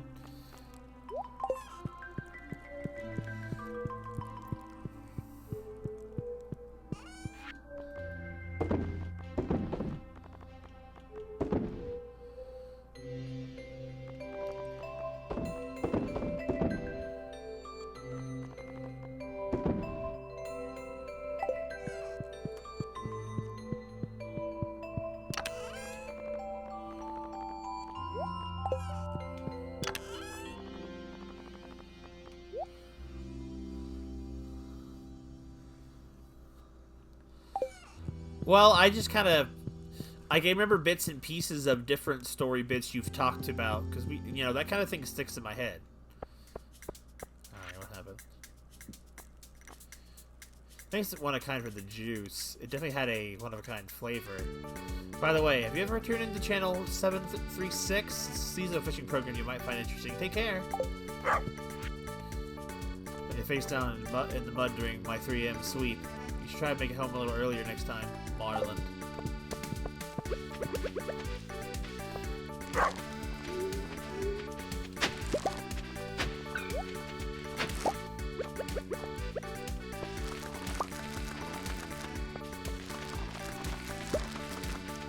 Impressive that you found me in the mud when there wasn't even any mud about.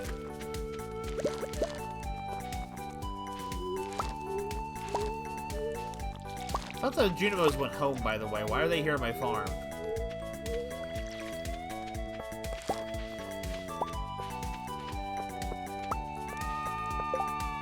Okay. Marlins, they're everywhere. Okay, I want to see what it said. Like 2 or 3 of them trying to balance with you now. 20 overall. Sure, if that's what you want to talk about, it's fine with me. haven't discontinued it. Me too, Sora. Hello? Why did you guys leave everything in the dirt? Why did they leave it in the dirt? Why are they T-posing? What are you guys leaving the radishes out here for? Is the house full? House is... Oh my lord, it's full. Junimo Union.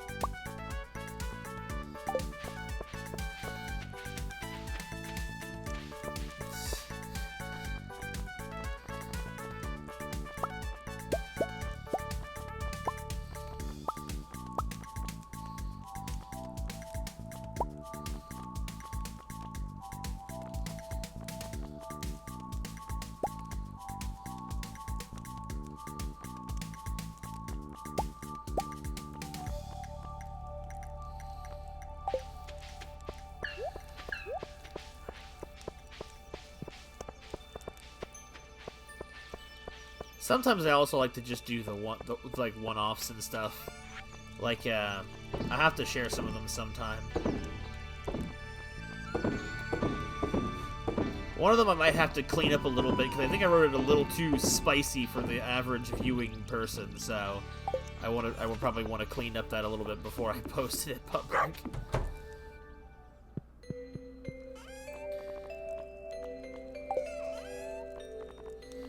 Mostly just because I wanted to see if I could write something like that, if that makes sense. Not so much of, oh, this is my writing style, more like, no, I just wanted to, I like to do experiments with different styles, or different, like, themes, of ones I wouldn't normally hit on too much.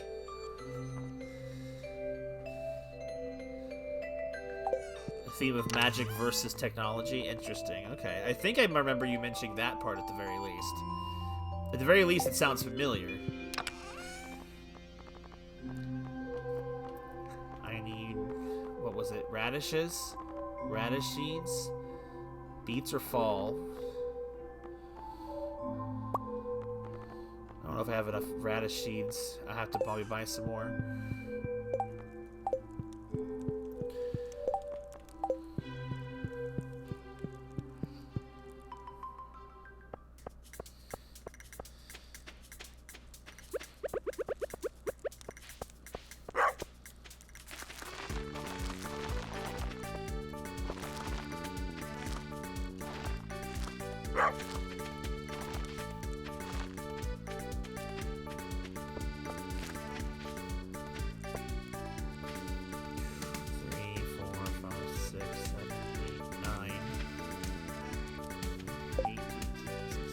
I need 15 more beet seeds, I think, if my math is correct. I need to remember that number.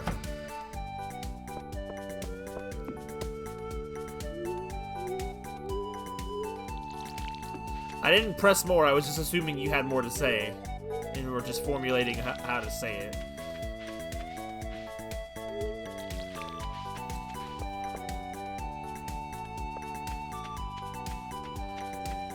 They've been producing a lot of roe lately. Think of how to break it down. Okay, okay. No, I didn't want you guys outside. Now I'm doomed.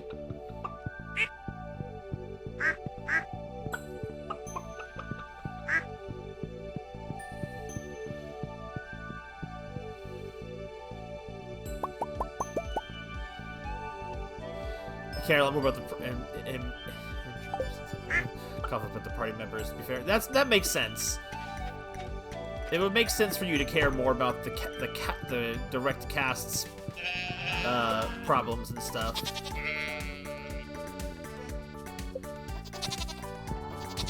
Do I not have a way to? their friendships are down so low.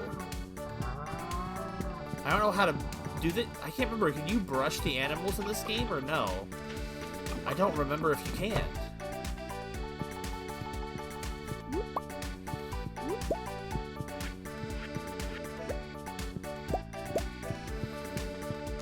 They do need a reason to stick together. True.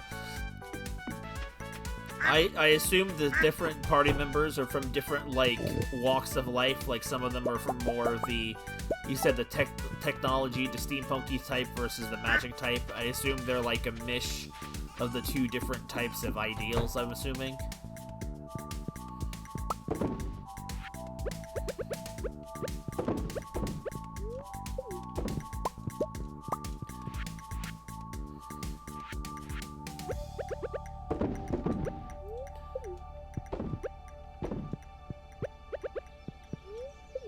I went to the wrong slot.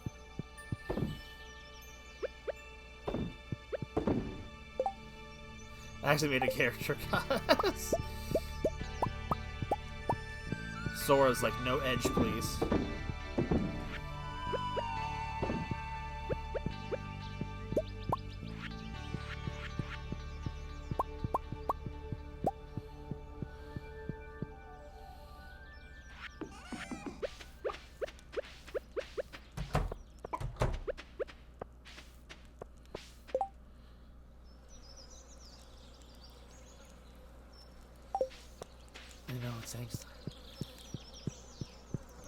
Almost kind of like a not as a direct comparison, but kind of like a similar vein of like how the Octopath Travelers, they come together because they're mutually traveling together, but like they're all have their own baggage from their own different, you know, like you said, their walks of life and such.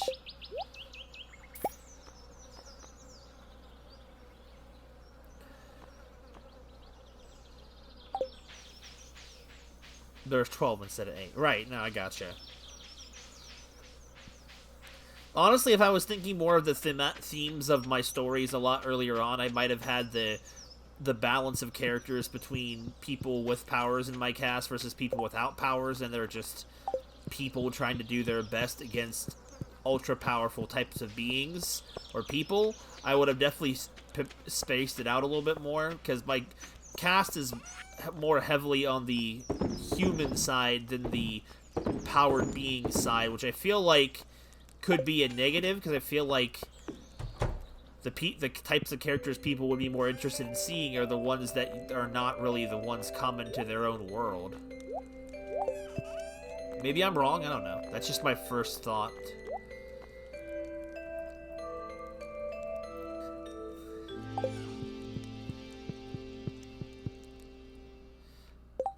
So it's less so much about the overarching plot than it is the day-to-day plot of whether or not they're going to kill each other, essentially. Not, like, literally, but, like, figuratively. Like I'm going to kill Ramirez today. Beach Warp Totem. Nice. You've seen 3 of them and none of them are humans. Right. I think that's honestly a lot of fun. If I had been... I think I planned further on in my story, when I introduce more different characters, I want to introduce ones of more fantasy-style elements rather than human characters. And I think my human cast is really well set. 5 of the characters, including the protagonist, are all pure humans, so...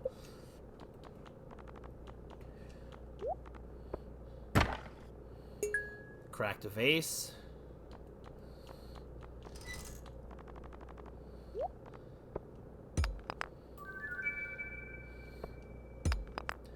Not gonna worry about treasure troves right now. I'm not even in that part of the game.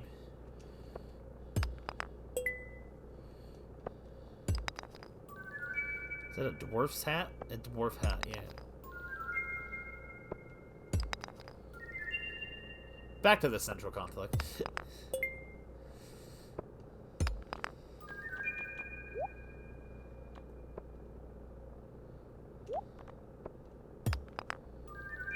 Banana sapling. Another banana sapling.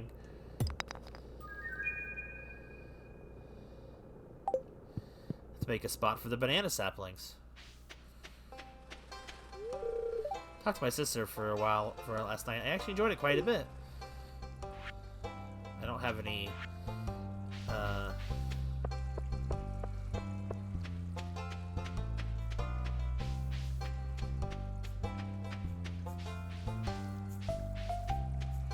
I'm never gonna find Penny running around here if I keep doing the exact same things. Am I dating Maru yet? I am not, but we can fix that. You are right here, so if we're gonna see most of their cutscenes, I might as well see them all, right? The museum, good point. I'll accept this, thank you. I didn't know you felt the same. Someday I'm going to be a world-class inventor. You're lucky to be friends with me. Just kidding.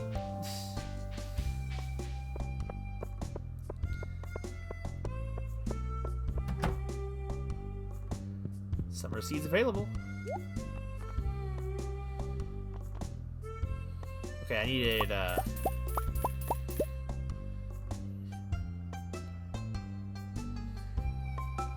15, I think.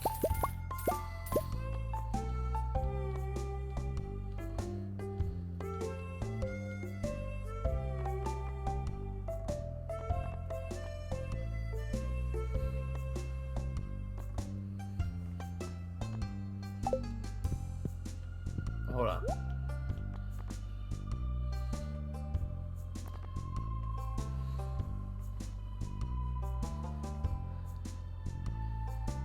Oh, okay. Interesting. Interesting.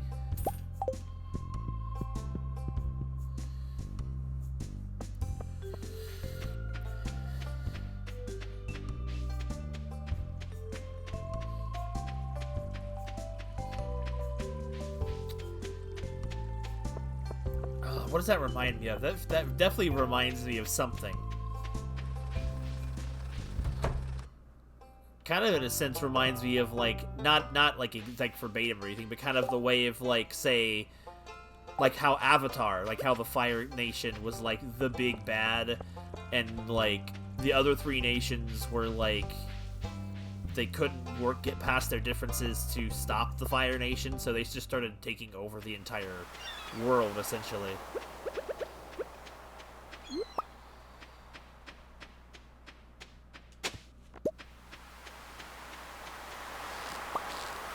Kind of regretting not just making it zero trash rather than infinite crab pots.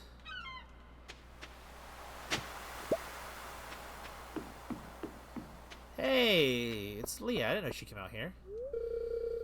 Came for the sound of the ocean. Beautiful, isn't it?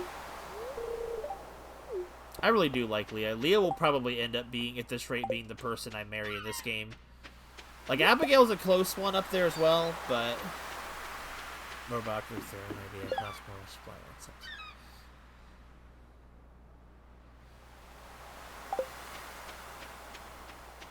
Interesting, interesting.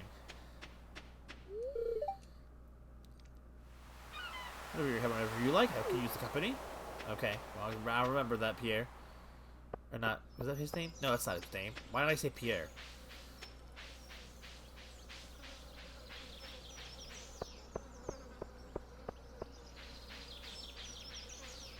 I can definitely understand why you hesitate to describe it, because it's not a simple, easy thing to describe what you've said. It's not just straight up easy to say. It's like, okay, it's like, it's more than just one standard overarching thing. It's like, it's a lot of different moving pieces. Where is Penny? I can't find that girl anywhere. When I need to talk to her, she just doesn't exist.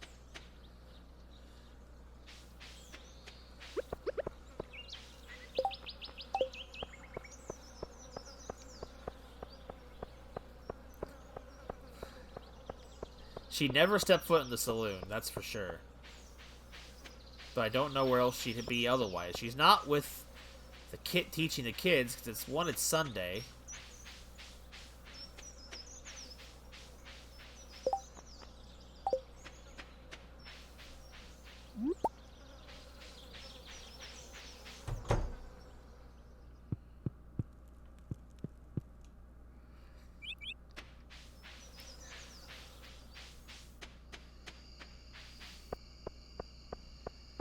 Also, where's the pricing in this world? Like 1,000 gold for a movie ticket? That seems a bit steep.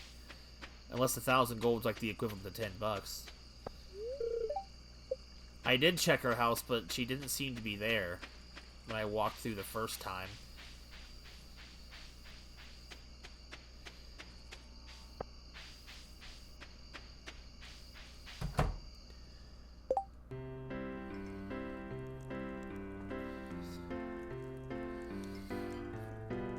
There's a bunch. Wait, hold on. I some of that message disappeared.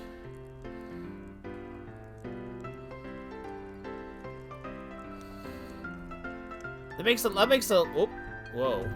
You make a lot of sense, Ice. I agree with that. I think the best kind of stories is one that you're not like impatient getting to the plot to discover and understand. It's literally one of those stories where, like, you know, that suits the example. It's the journey, not the destination type of thing.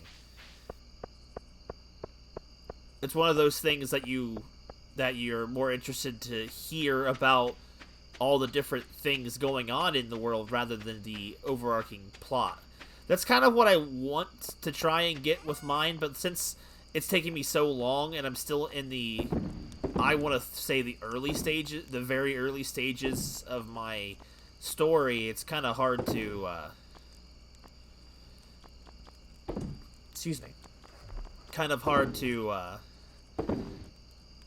just as easily, like, trying to weave them in slowly and naturally. Like, right now, the period of focus is dealing with humans that find powered beings a massive threat and dealing with that, like the kind of troubles at home type of thing, before you start branching out to outside basically your neighborhood, in a sense, where, like, you start seeing more problems, but, you know, the home field is where you're seeing all this stuff firsthand. And then I eventually want to branch out to different types of locations and themes and stuff like that when the timing of the story is right. And warm weather. Does that mean summer, or does that mean... I don't know. We'll find out. So it feels like, you know, it's like the majority of the story will not be taking place... Well, maybe... The home base is essentially all taking place in a fictional version of France, which, in a potential rewrite, I may change the country. Especially since more of the things I describe are more American than French in the first place, so maybe in the future I would retcon that. But it essentially takes place in a fictional France, which I think you guys already knew that, so I'm not... But, like, the thing is that, like, while that's going to be their home base, they got plenty of other things to deal with outside of home. Like, there's a whole made-up country I want to touch on eventually when I find a good place to naturally introduce it into the story. That's going to have a lot more fictional elements to it than just a fantasy version of a real-world location.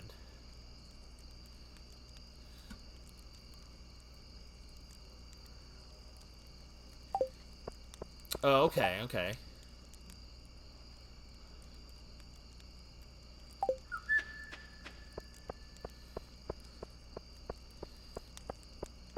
gonna try and planting some of these banana trees around here.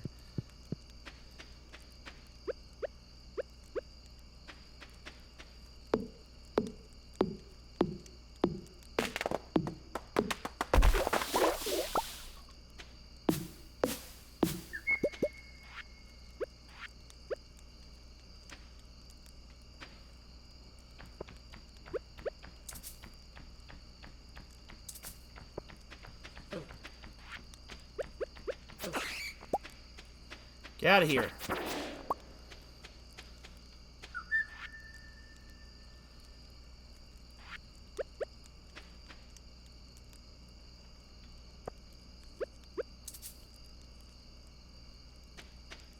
There's no tree here, though.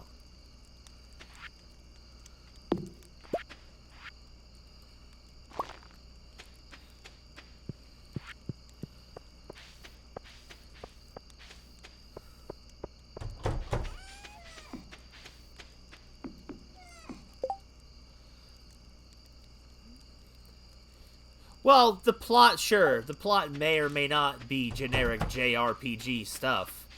And, again, there's nothing wrong with that. Like, one of the fantasy elements of the world I want to incorporate would I would probably feel like that as well at some point.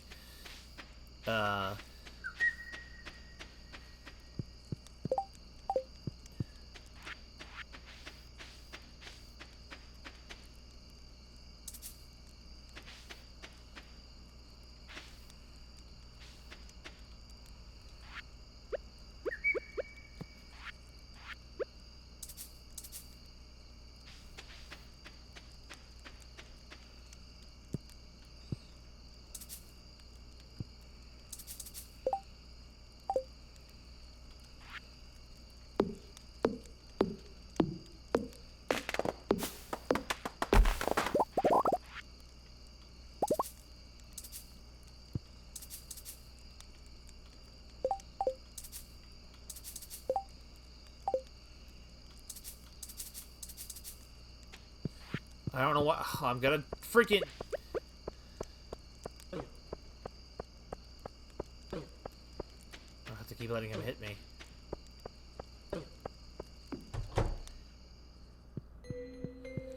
I couldn't get away... I just summed up the world of Earthbound. What? Oh man, a ton of money by finally selling my crops. Goodness gracious.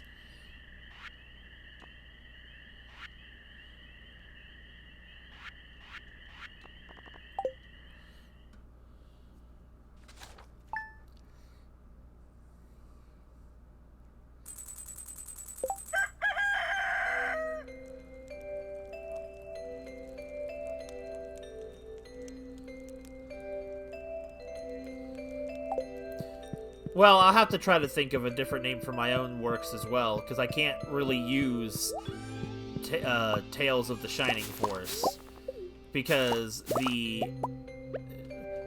name Shining Force is already used by something else in real life. The problem is I used to use that name so much as a kid, I didn't really think about it, about the fact that it was something else that already existed, just because I also don't have a very good name origin. I was trying to think of a different name to set it apart from my friends' stuff separately, but I'd probably still just go with something like the World Saver situation. It sounds very simple, generic type of thing, but like that's kind of the idea of the name itself. It's the fact that they don't look at themselves as some official organization. Or hello.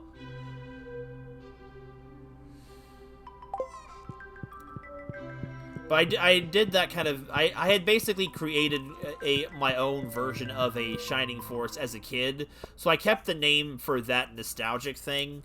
Like, I took the name as a kid, but I had a completely different cast of things and people in this glorified game of pretend I did as a kid with some friends of mine. Which is where it came from. I kept it that way because I never thought I'd do anything serious with it, and then here I am later on in life, thinking I might be able to do something serious with it one day. If you find out Blade of Gaia is taken, please let me know. I'll be sure to say something if I see something like that.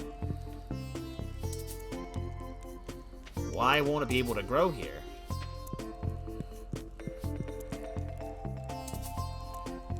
Close to another tree.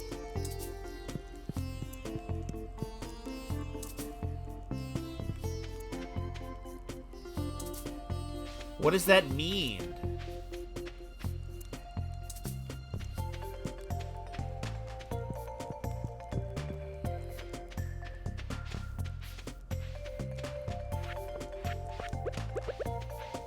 I've never seen that message before.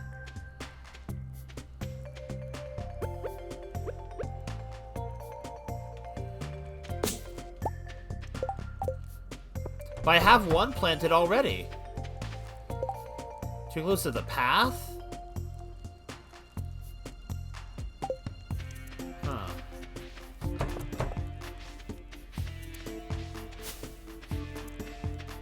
Well, let me try something here. I'm gonna put it where this other tree is.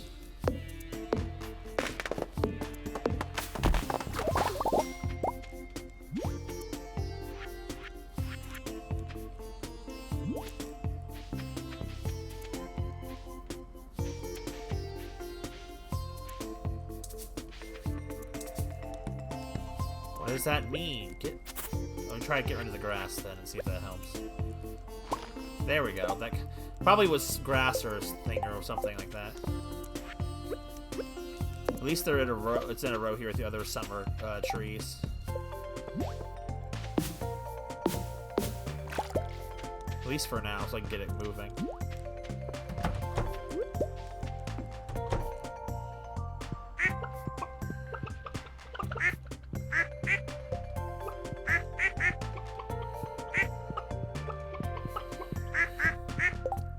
See, Ice, you mostly, like, you talking like this about it really kind of makes me want to focus more on some of the more fantasy elements of my own stuff. It's like, right now it's an element that's... Okay, so, like... I at first thought the first initial explanation of its name hasn't been anything too crazy. Or whatever. Really, most of what the name really was, essentially, was its origin was supposed to be kind of a paradox. So, I don't know if I've mentioned this. I don't mention the main source material too much because there's just so much of it. But, like, in one of the arcs in the original source material, where the rest of this story's world was created in, like the roleplay that my friends made, there was one instance where characters came from the future, and kind of like, which were characters that would eventually be in my story, and that they mentioned they were from a specific group. But then, that's why, I can't remember how I wrote it in the rewrite of Chapter 1, but they alluded to the fact that one of the people of this group was someone that they had met from the future already and chose not to say anything about it. And they adopted the name because the people from the future had that same name for their group. So the whole idea is that the name essentially has no grounded origin because it's a paradox.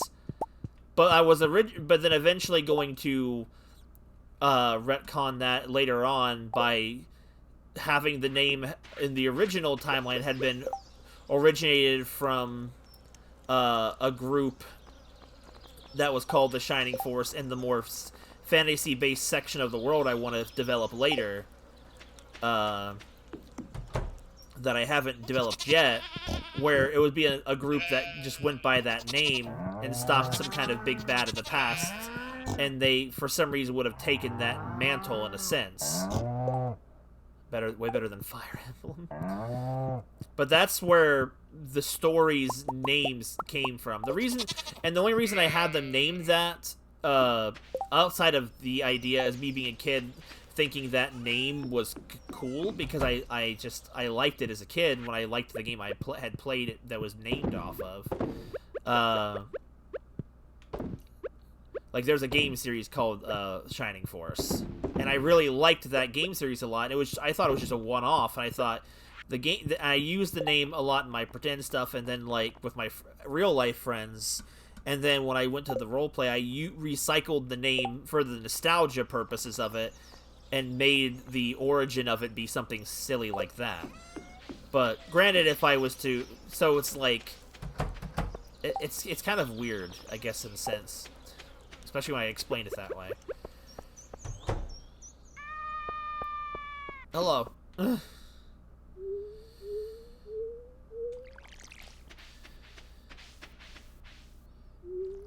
I don't even remember in the game where the name Shining Force came from either. They just kind of had it.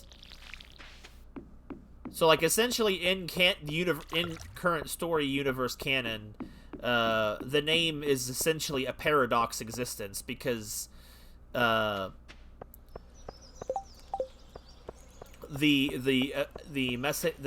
messing of time from the future has now obscured the true origin of where it came from. So now they named it after that because of the visitors from the future, and just assumed that was what they were going to be, which I guess I thought in a sense was cool.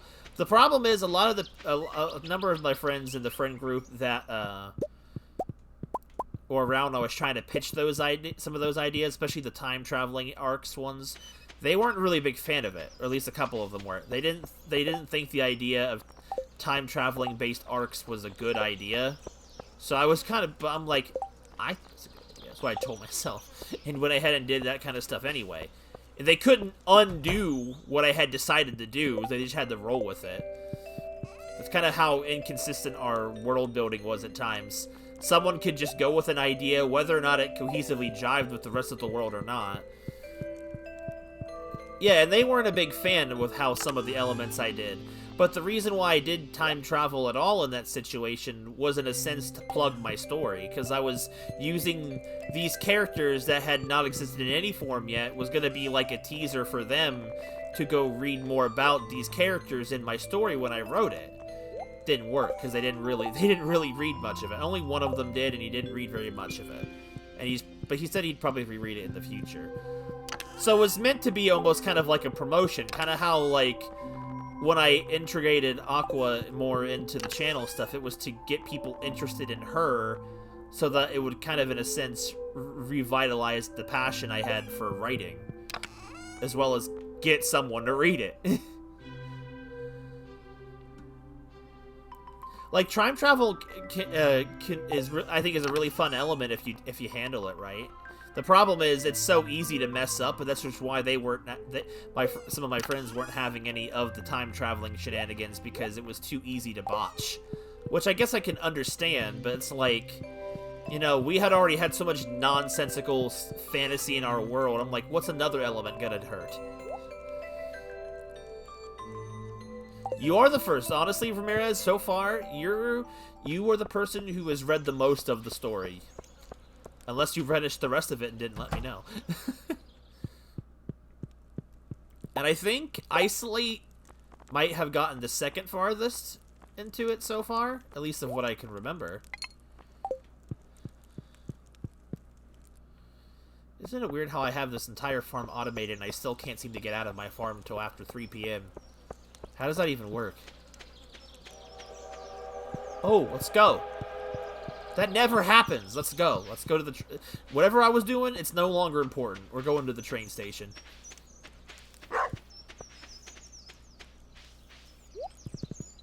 Oh, hold on. This way... That's back way's faster.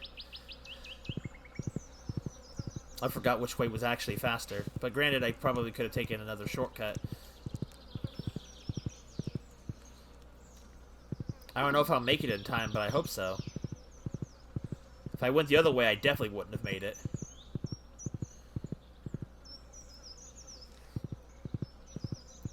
I'm most excited to hear people... to hear people's... Did it leave? Did I miss it already? I had, like, no time.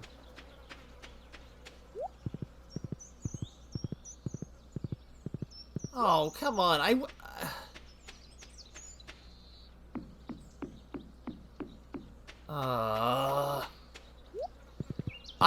booked it. I booked it, and it didn't matter. I made one fatal screen transition, and it was gone. That sucks. Oh, well. Now I don't even remember what I was going to do before I was going to do that. Like, that's kind of more I'm like interested in hearing what people will say about my second arc. This, like, the first arc's conclusion does have a climactic finish, but not a crazy climactic finish, because it's like the first arc is kind of disjointed in how it builds up. Like, it builds up in a way where it's like it doesn't feel like it makes sense, but it comes together because all the events in the first arc are orchestrated by one person. So it does still come together, but the first arc doesn't really feel like a cohesive arc. And that's kind of sort of just the way I designed it. It wasn't supposed to feel structured. It was supposed to feel like a bunch of different events happening at different times, connected by one mastermind behind it.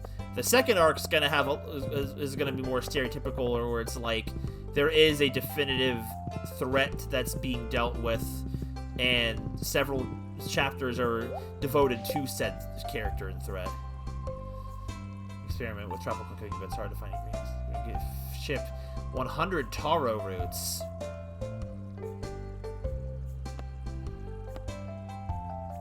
I don't...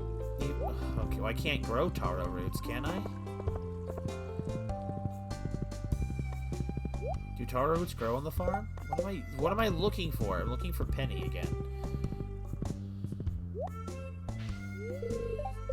I didn't even know the museum had a closing time. I can't find anybody today.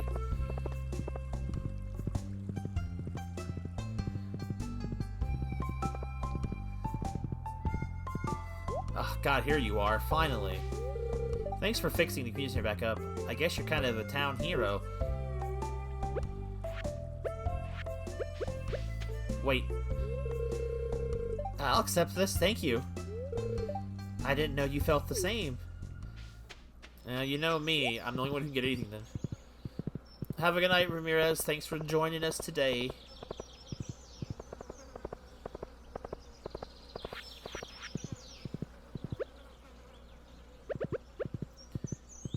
For some reason, I thought there was a city that we could go and visit. Is that not a thing, or am I just losing my mind?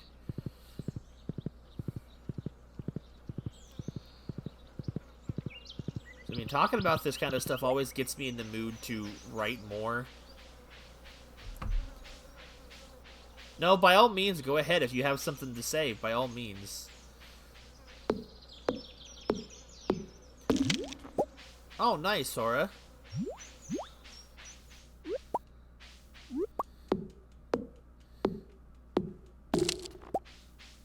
Cozy farm time is the best time for inspiration.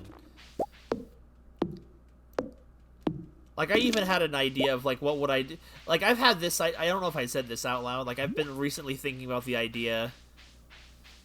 Oh, I see what you mean. Of,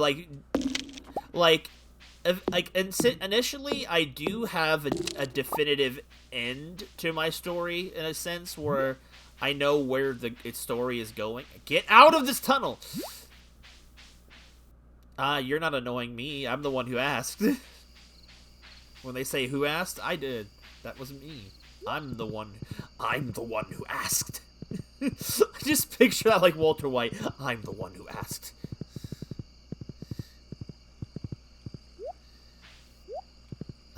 But what was I doing? I don't remember what I was doing in game, but we'll wander around a little bit.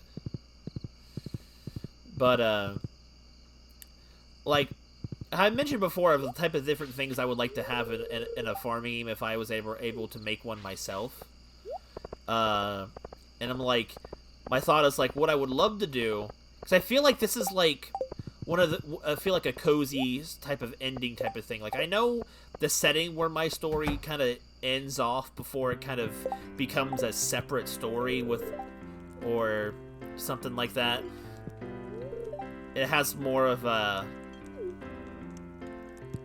like a nature-ish type of setting. So I feel like once the kind of story ends, my brain feels like if I was to to make a farming game, I'd want to use the setting of my story, but like the in-game setting, like the setting after all of the bad stuff had kind of happened, and it's like that time of peace, but like, so you have like that more chilled, laid-back lifestyle thing. Have a protagonist that, you know, is kind of, you know, I don't know fully about the type of protagonist, but like, and then have them do that kind of farming stuff, but then do like that Rune Factory or Harvestella twist where like, you're a farmer, but there's something going on, you know, and since it's in a fantasy step setting, you could be like a protagonist that gets pulled into something when it seemed like everything was like over and calm and stuff. Yeah, what happened after the stories? That's what I mean. That's why I feel like if I did like a farming type of story or game like that, it'd take place after all the big dramatic finale happened, and you just see the characters that are around living their life while you being a different character, say, looking on the outside and seeing how they live their daily life after they don't have to do anything about it. I feel like I'm not explaining what I'm thinking very well.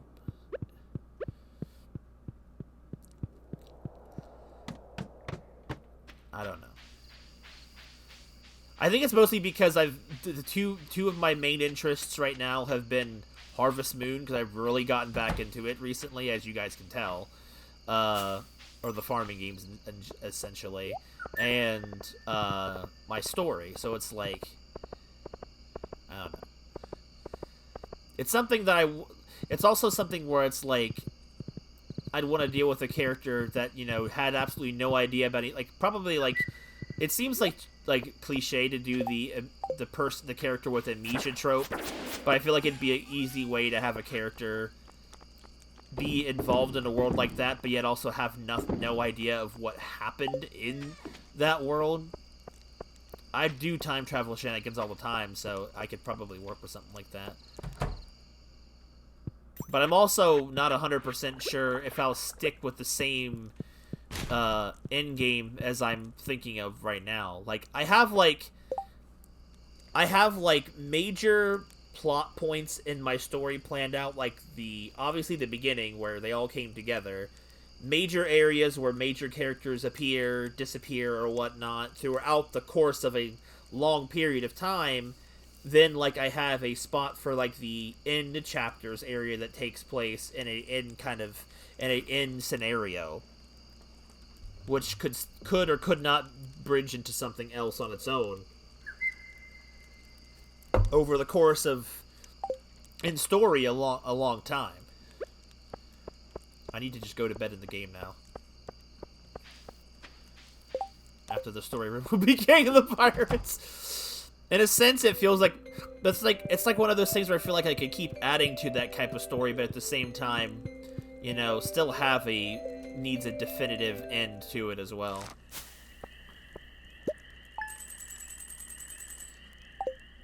Because I feel like then if I ended it, then what I would do. But I'd also, so like what's next? But then it's, or what's left?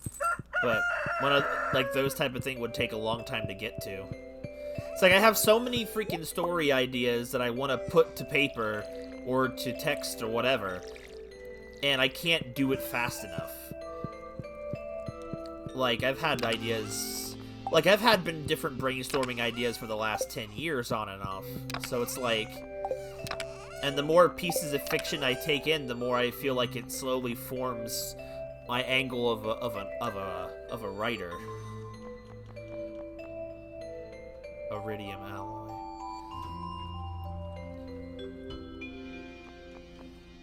The dark sword. I forgot how many different swords I had in here.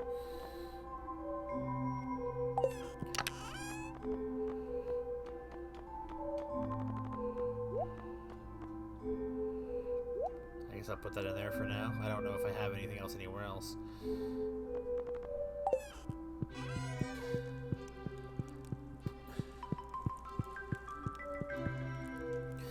That's definitely why I get so nosy about whether or not people have read my stuff. Not because the fact that, like, if you're not doing it, you're gonna make me mad type of thing. More like I'm dying to know what you think. Please let me know. I crave the feedback type of situation.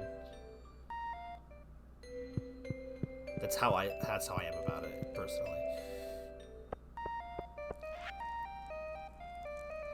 Thanks, Marn. I appreciate the animal food.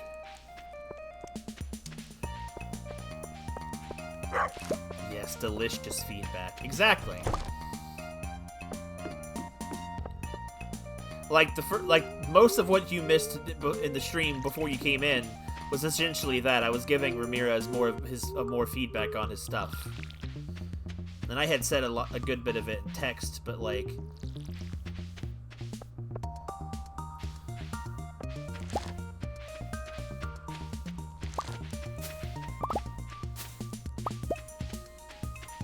I still gotta...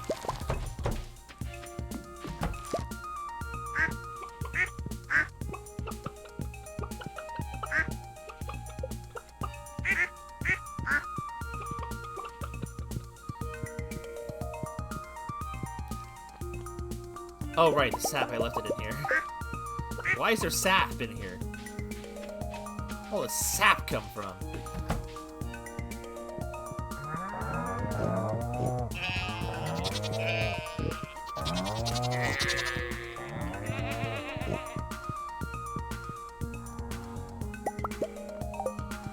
I only have one regular cow, but 3 brown cows. How did that even get that happen?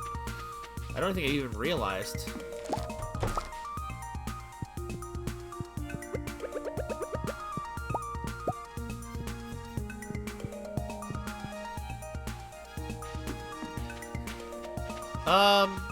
Should be pretty easy. You just upload it. You upload it as a file. Chocolate milk cows.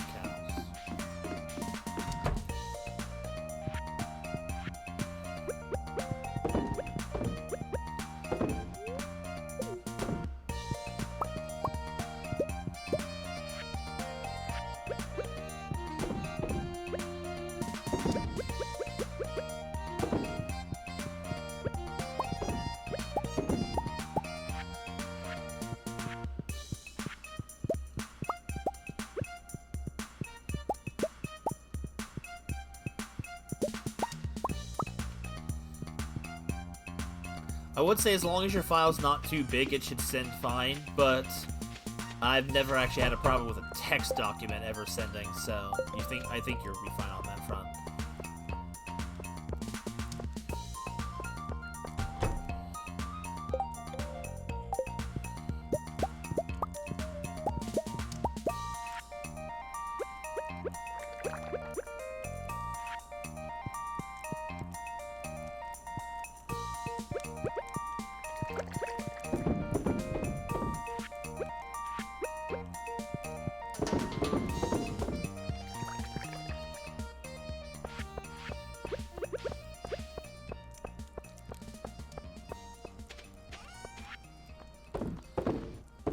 I also like to think that us around here in chat, we're able to be a good creative source for people, like to push people to be creative.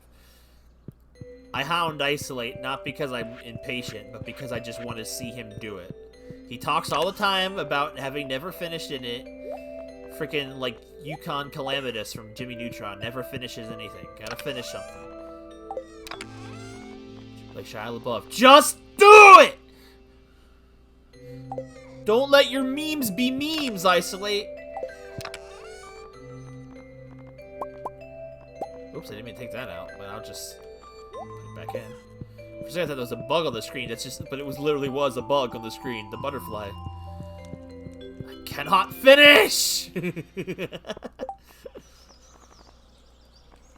Oh, Isolate.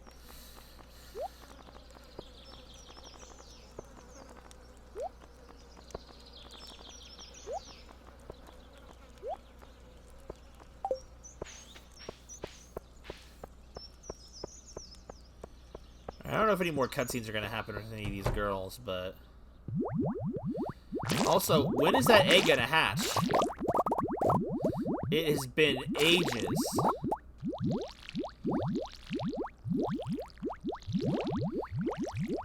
did I say?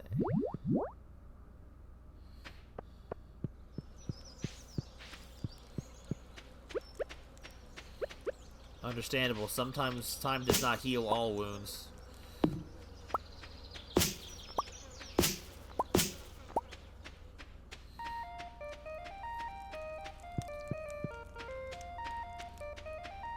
Stuck on the wall.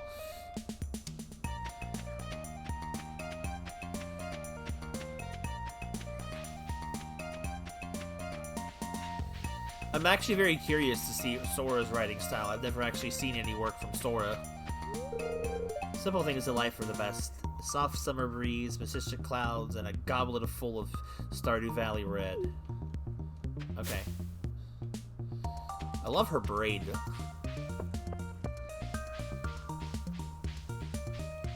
Ice pinned it. Hey, I feel like if Ice could pin all the stories, he would.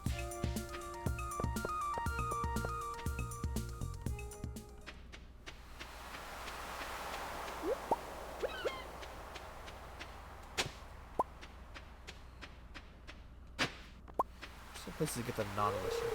I found this new tool to open jars with, so you won't need to help me anymore.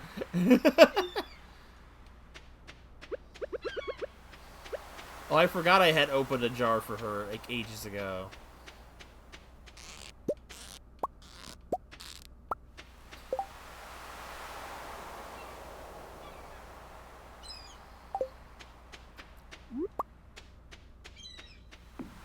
So F it. Yeah, that's kind of the reason why I pinned my story link too, because it does just link to the website where I have all my stories posted.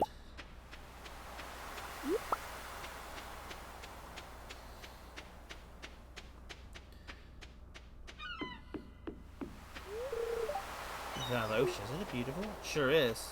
Not as beautiful as you are. Mine and Rams are exactly.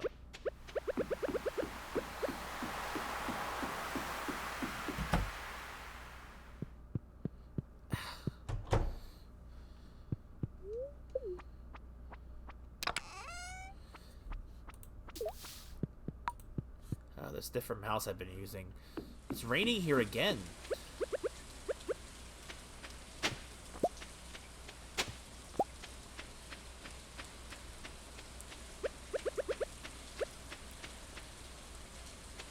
I keep forgetting to bring my slingshot here. I think the slingshot is the key to getting some of those ones stuck in the trees. I'm also cutting the grass here, just hoping that out of it will fly coconuts. I don't know how you get the nuts in here reliably, so...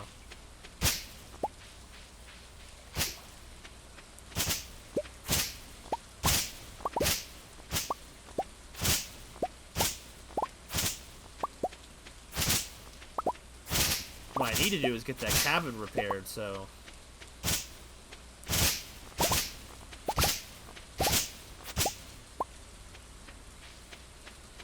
The rocks with the mussels in it, it just looks weird to me. It's so bizarre looking.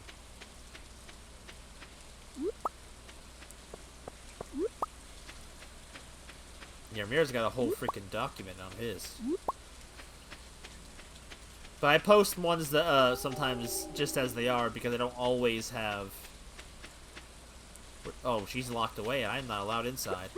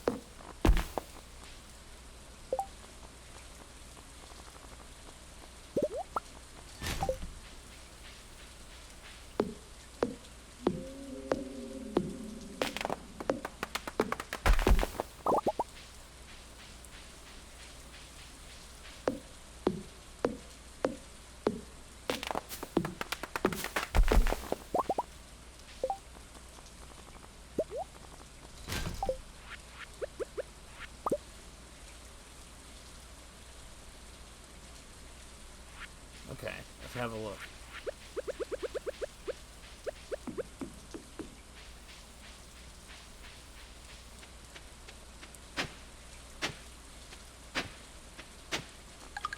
Nut! And something else. Quality bobber. Nice.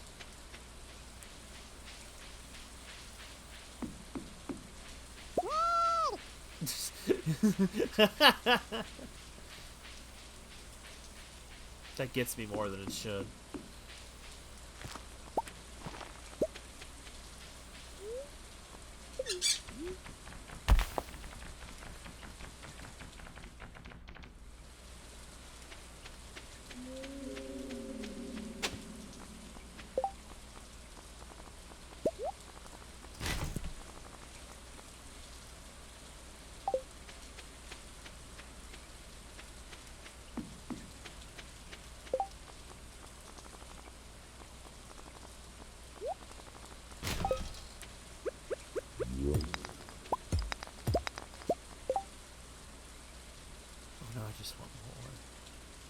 more lore.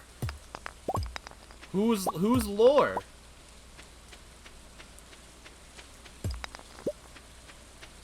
Sora's lore? Okay. Gotcha. More! It was such a quick read. Well, I mean, Sora didn't write it in the span of however long this stream has been lasting, so...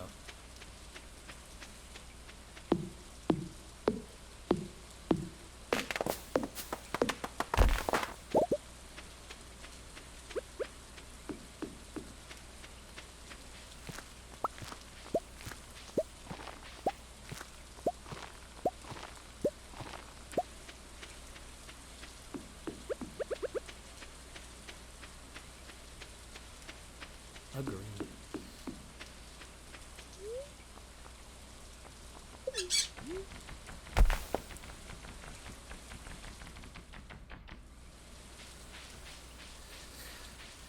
I might get to the point where I might need to ask for help on this freaking little quest back here. I guess I'll write instead.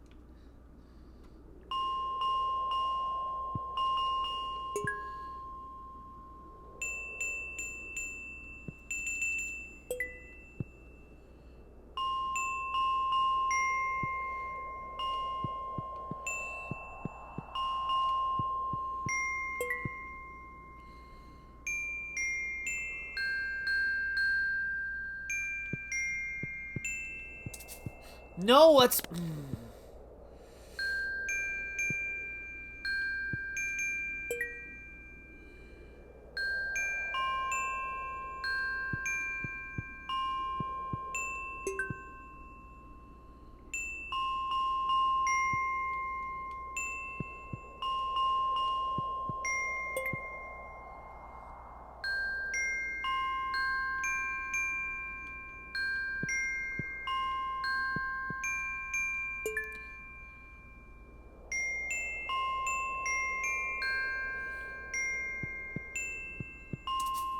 What? I hit it once.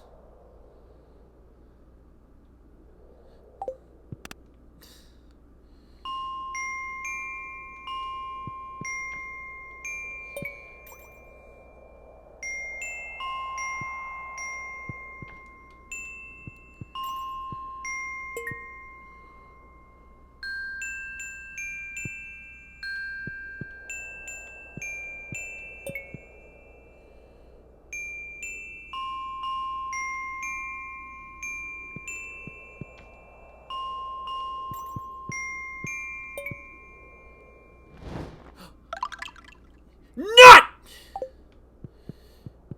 Finally! God.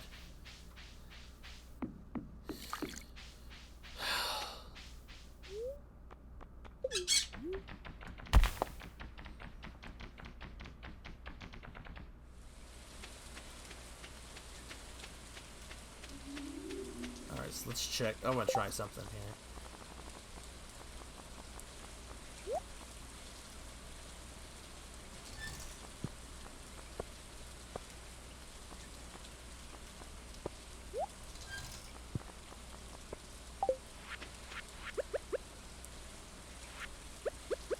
Hold on, I need to know what this great sage is. Bobo.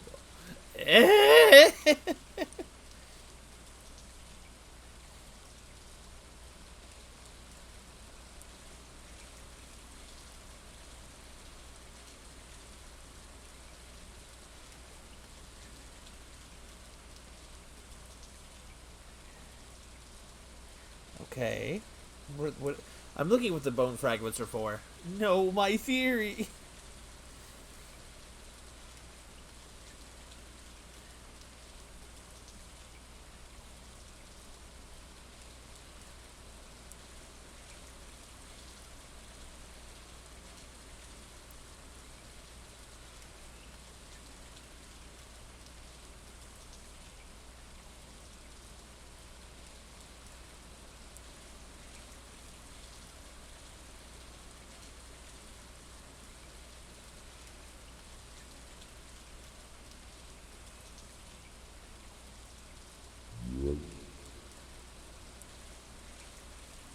Okay, so I...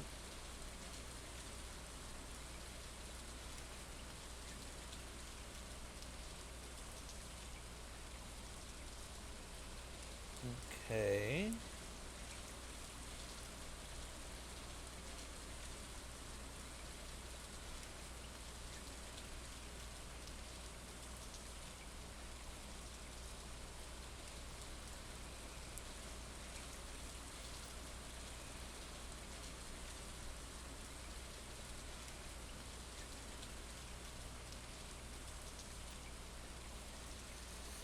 Okay, okay, so they're different. They're stop! Come back, controller.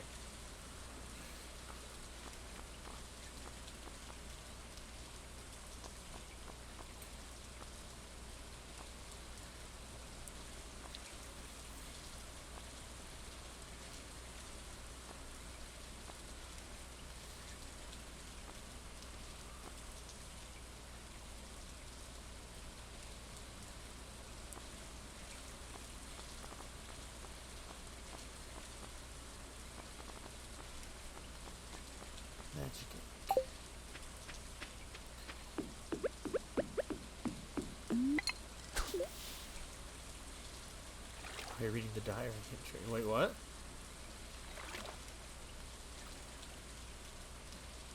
The ones I get from things on this island?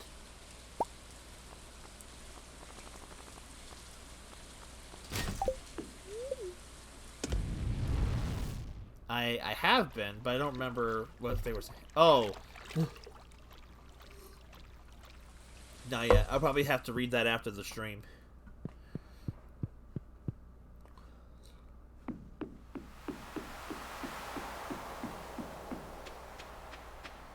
I need 8 more nuts to get the cabin.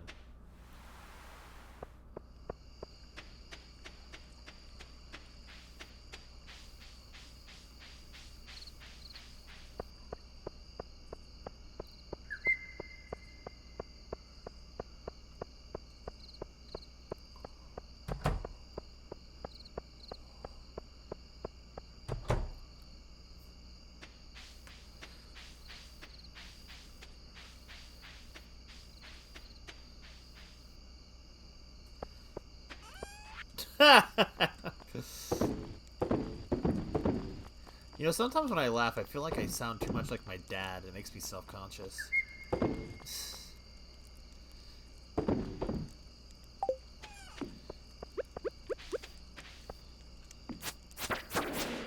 Off my front porch, demon.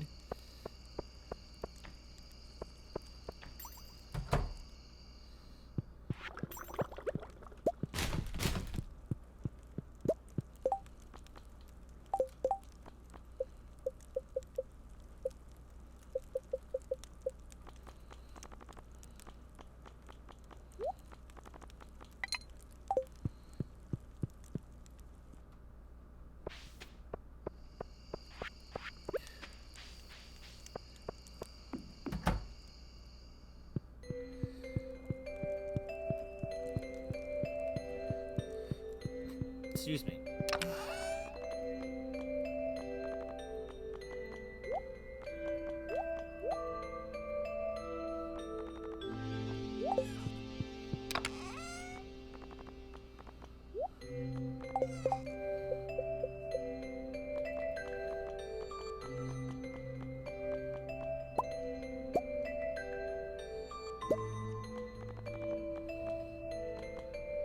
Well, that's one thing I made with the dark side. So I made bone fragments with the dark side.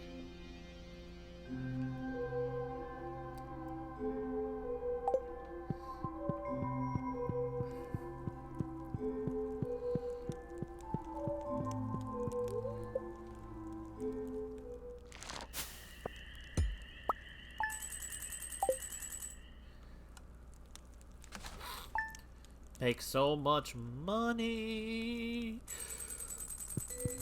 Oh, a Thunderdorm. Excuse me. Telephone! Hello? You hear a robotic voice on the other end. Congratulations, you have a 10,000 G Joja rebate waiting for you. Please mail your credit card number to 133 in Gilungler, St. Zuzu City to receive your rebate. Click. This phone has always been a terrible idea, hasn't it?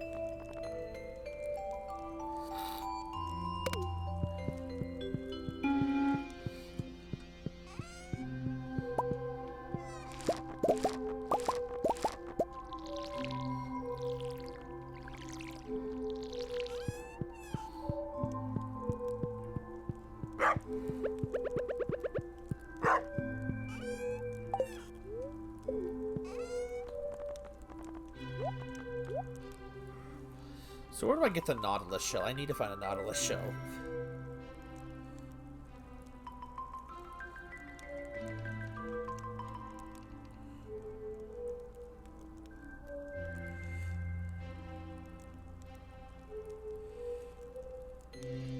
Winter. Oh no.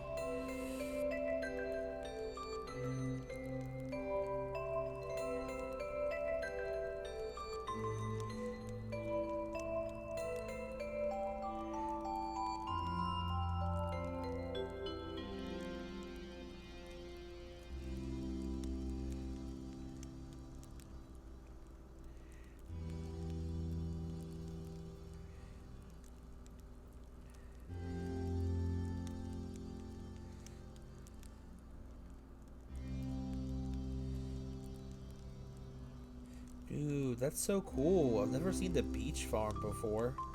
I forget that there's so many freaking farm types in this game, and I'm stuck with the default one because I played the game originally.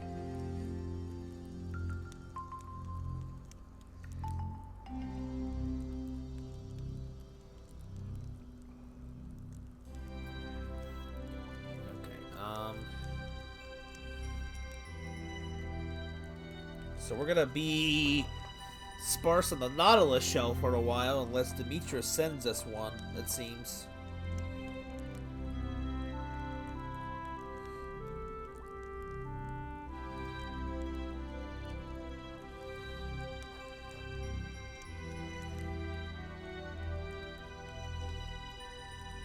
Dang.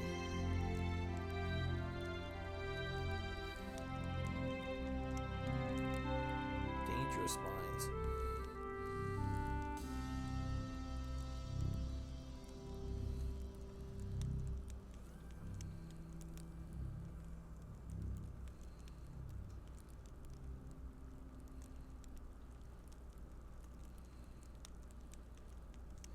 Goodness, there's so many stings in this game. We're just gonna be stuck with without a Nautilus shell for a while, because unfortunately I didn't have the foresight to keep one. Like how would I?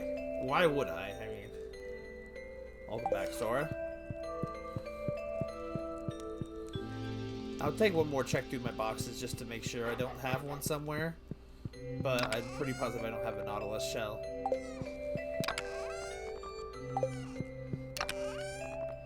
Friggin' prismatic shard from the quarry, though. Good grief.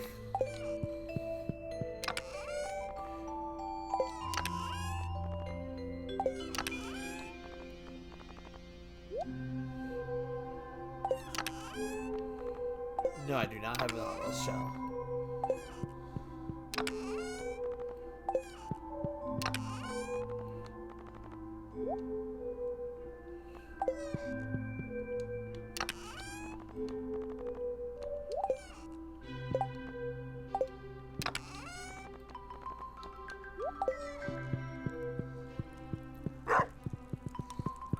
We've definitely had some meaningful chats today. I've been very interested in what everyone's had to say. On the beach in winter, yeah, otherwise I need the beach farm, which I do not have the ability to have. We'll have to wait till winter to expand the sturgeon farm, or again, hope Demetrius sends me one in the mail. Dang, Demetrius, this is the wrong shell, but thank you, I guess.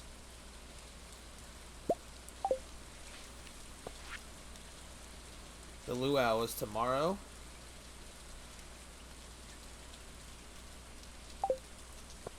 So close. I know.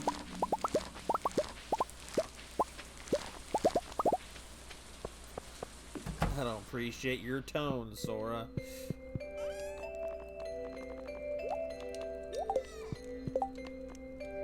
Laugh at the misfortune of others.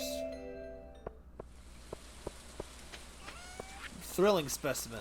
That'll make me quite a pretty penny. Anyway, well, let's finish today's chores. And I guess I'll head back to the island for now. There's nothing else to do right now but go to the island.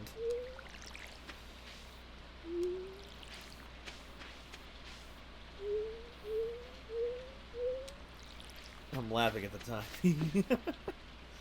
No, it is pretty funny that I mention it, it happens, and then, you know, can't do nothing about it.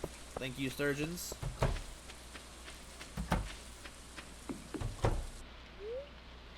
A new baby lizard hatched? Wait, what were we... Were we gonna call it Rhine? Was it Rhine we were gonna call it?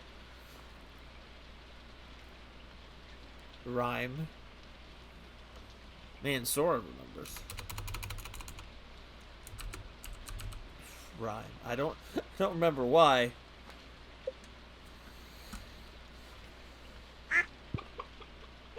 Yeah! Rhyme time!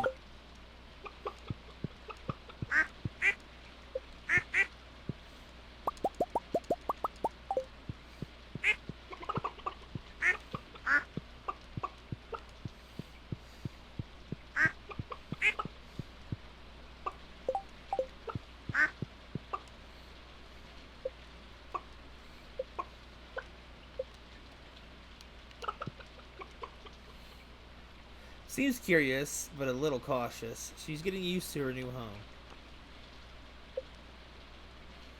I'll move her over here. Please use a coop for your dinosaur.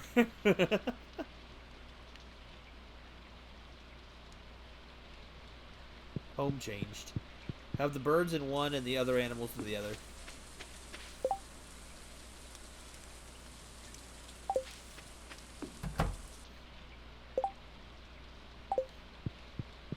That sounds about right.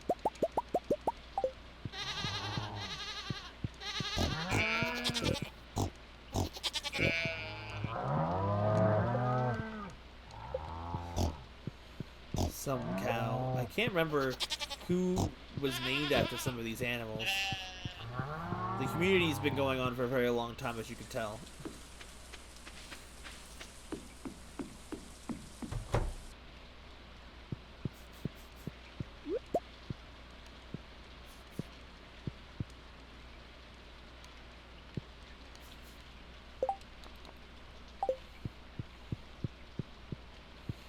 Can't even put more food in the food box.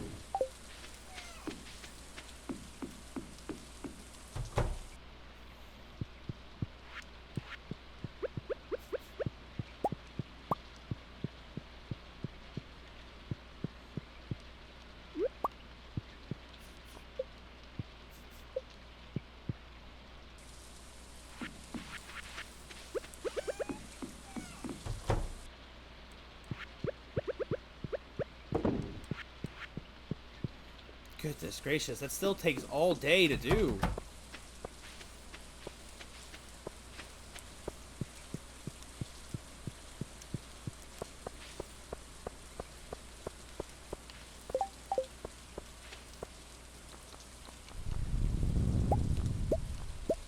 Get a load of this!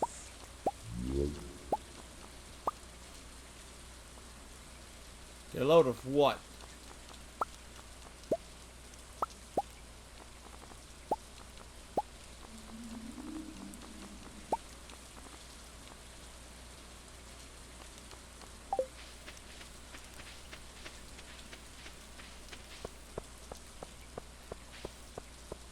The Junimo.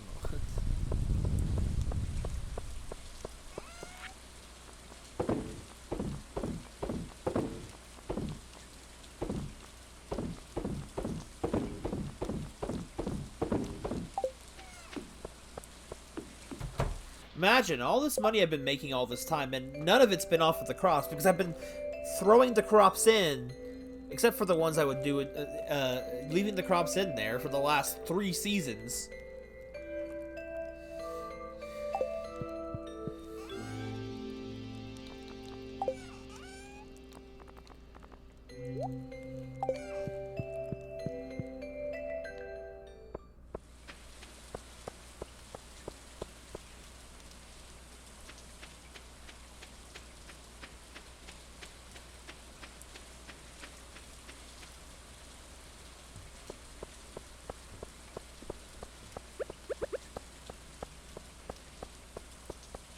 Oh, I remembered this time. Hold on. I remembered something.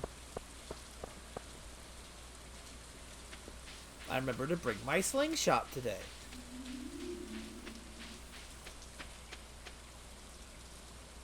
Well, I remembered it as I was leaving.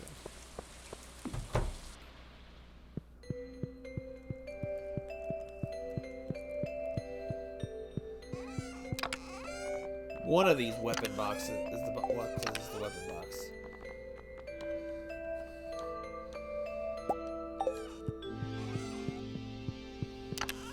Which one of these has the rocks in it? Here we go.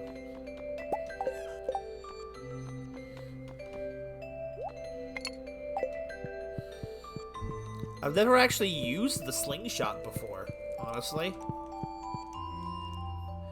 So I don't even know if that'll get the nuts out of the tree. But it's worth a try. Alright, head Danko to the beach.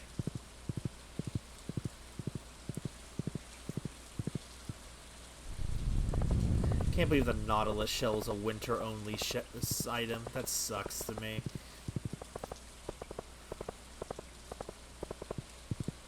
They're gonna keep asking about Nautilus shell forever now.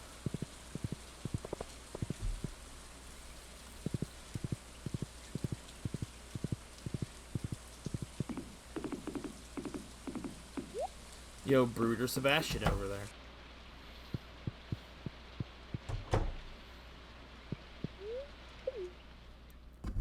Sorry if I smell like fish.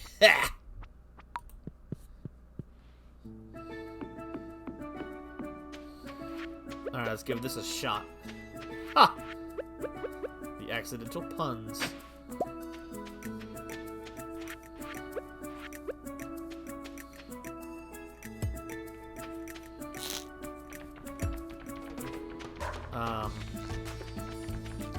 Is that not how it's gonna work then? Sorry, I'm shy today. You're fine, I guess. I'm used to shy people.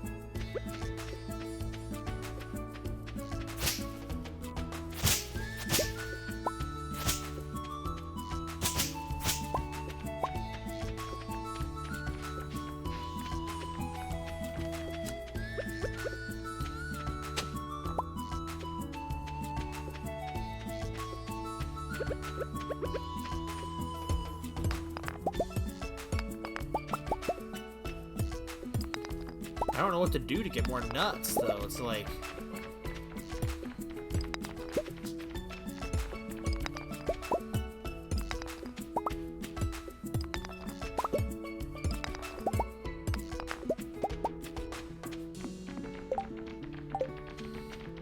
Good night, Sora. I will try to remember.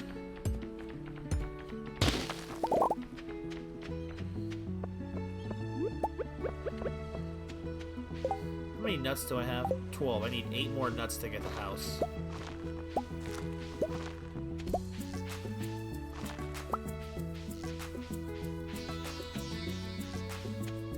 How you today, ma'am? Have you been into the secret shrine of the jungle? Flowers there smell lovely. It's one of my favorite spots on the island.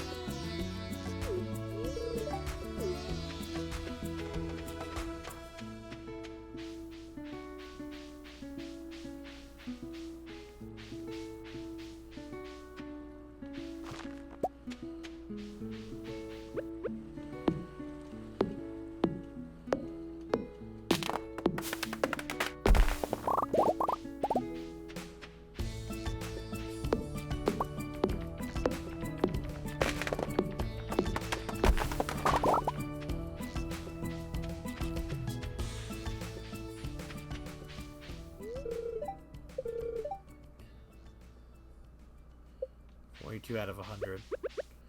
That one was half of them.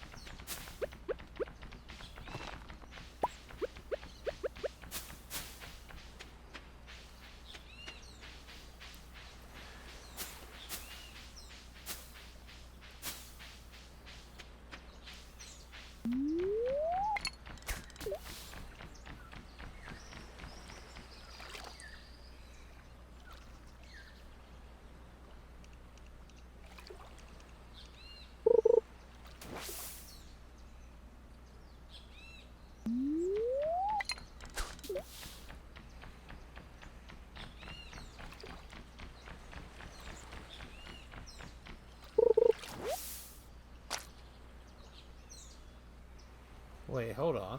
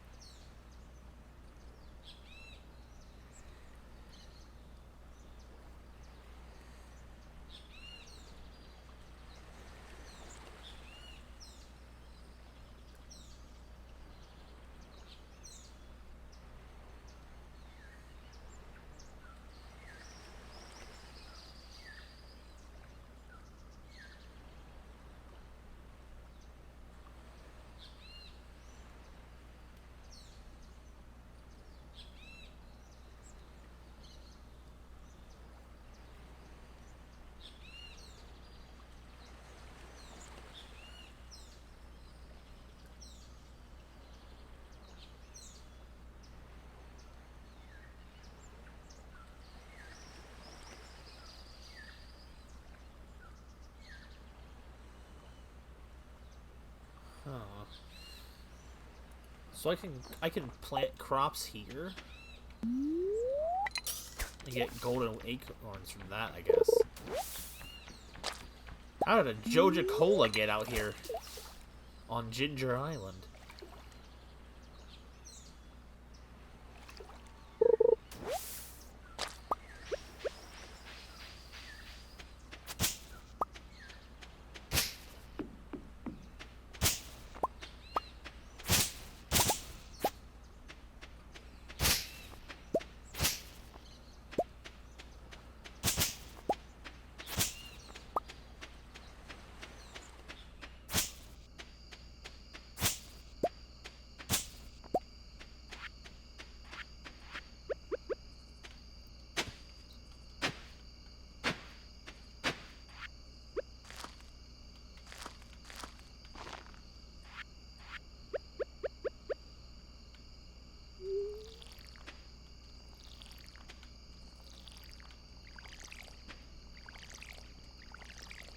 Okay, let's have a look around.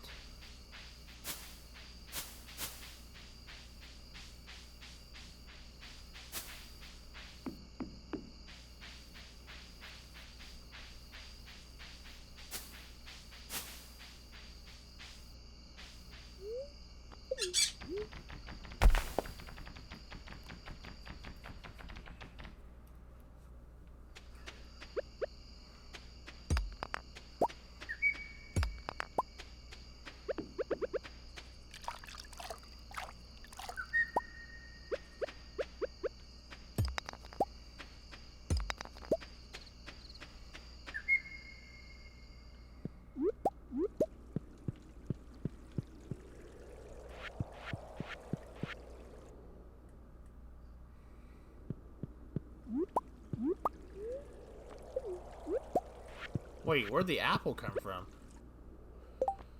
Oh, it was probably the ones I had already.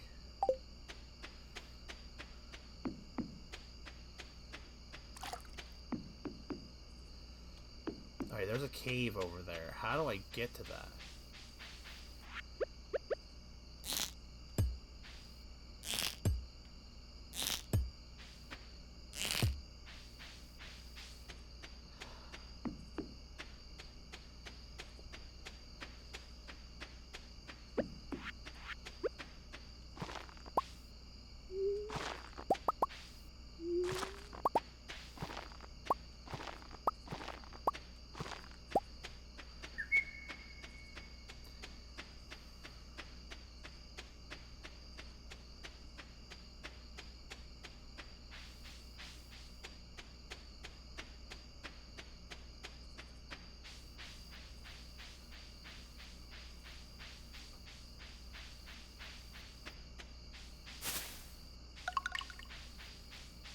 that's one. Not! Almost forgot to say it.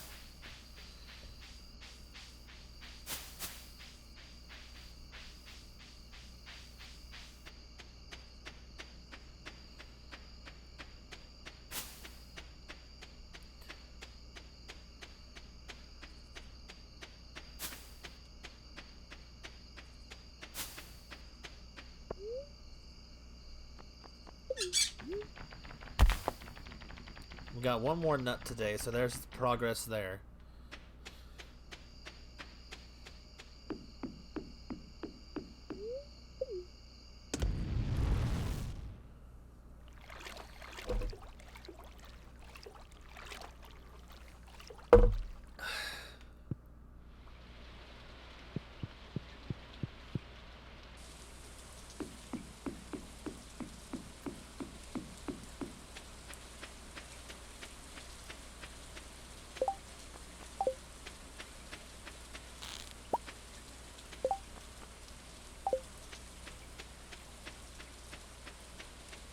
Did I not ride my horse here? I did, okay.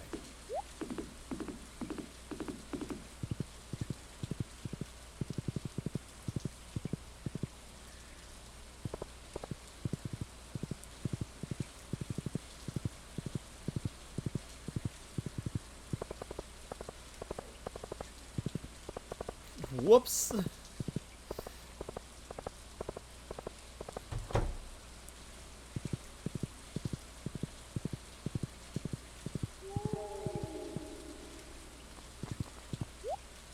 How must I atone, Vonsor?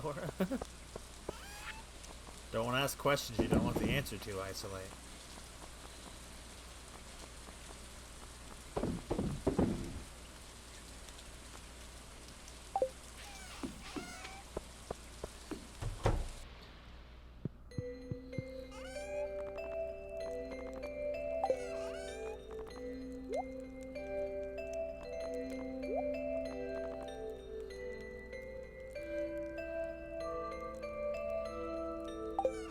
Okay, so the slingshot didn't really do anything. Okay, never mind.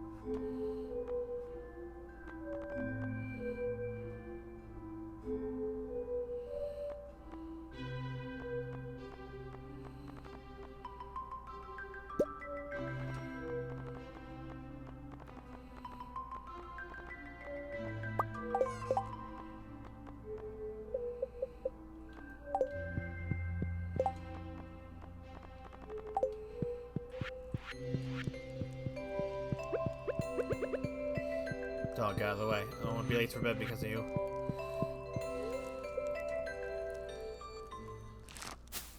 Sock me in the face. Sora needs to stop using her powers for evil.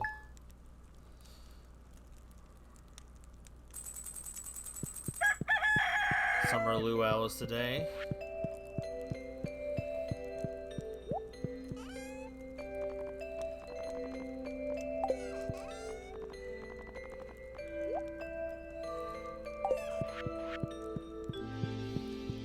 Similar, but not the same. Well, true. True.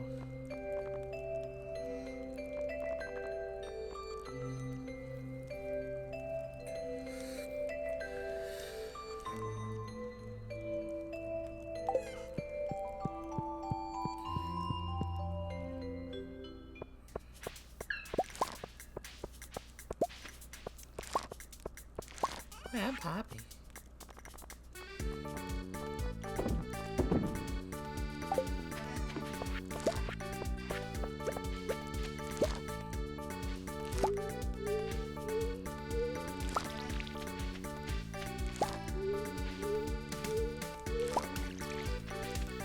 Battery packs.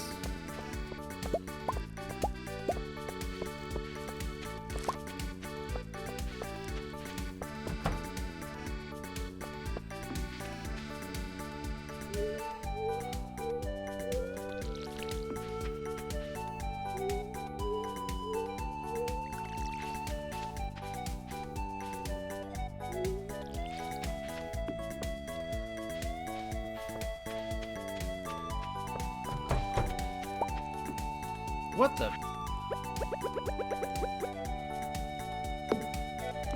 Why was that there?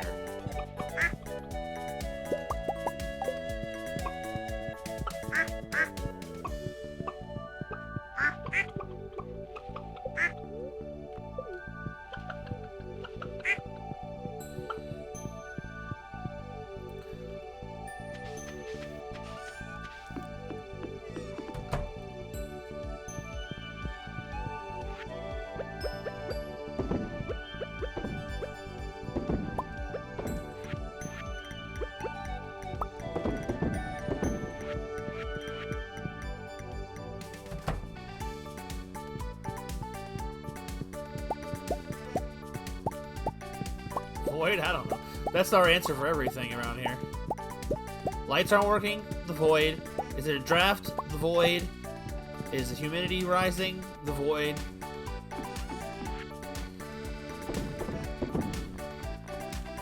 Uncomfortable itch on the left butt side? Void. Everything's the void's fault.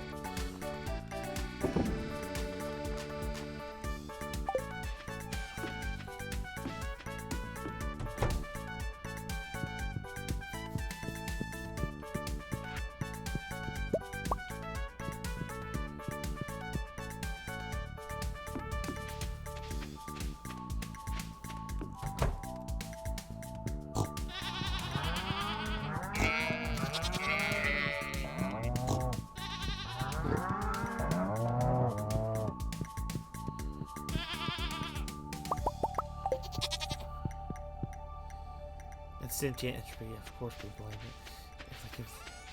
It's like if there was a god of trolling.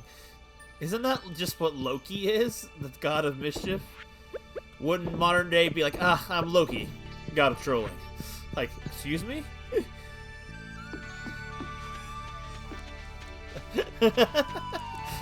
Could you imagine if a modern day Loki just addressed himself as, ah, I'm Loki, god of trolling? How do you do? Or something like that. I don't know, man.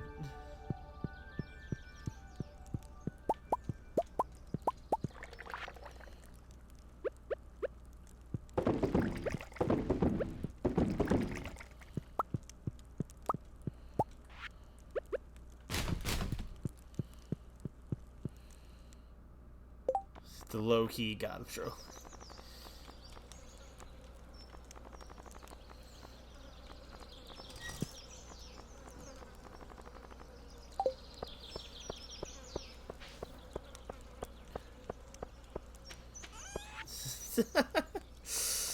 It took me a second to realize what I had just said. Then I was like, oh, that's actually really funny.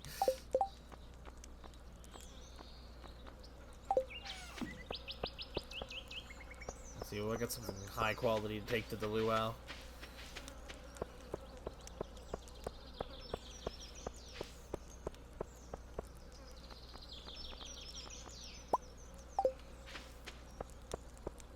Hot pepper should be fine, right? That won't ruin the food at all. Watch it actually do that.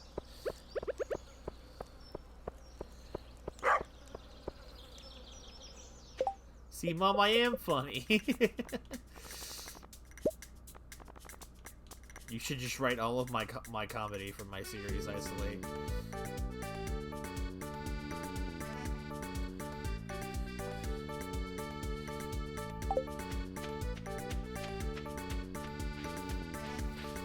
Can do.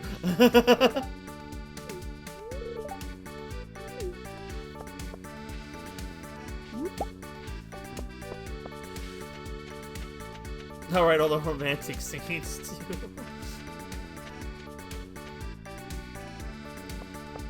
To be fair, I'm interested to see how you would tackle some of those elements, honestly. Like, I can judge the quality of your writing skill, but I can't judge anything else outside of your form of comedy. Thanks to Penguin Point, but I don't know how you would write anything else. Humans to destroy things they don't understand. True.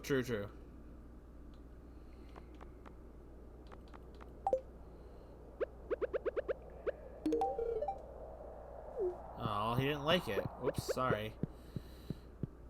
What does Krobus like? Does he have his stuff listed here?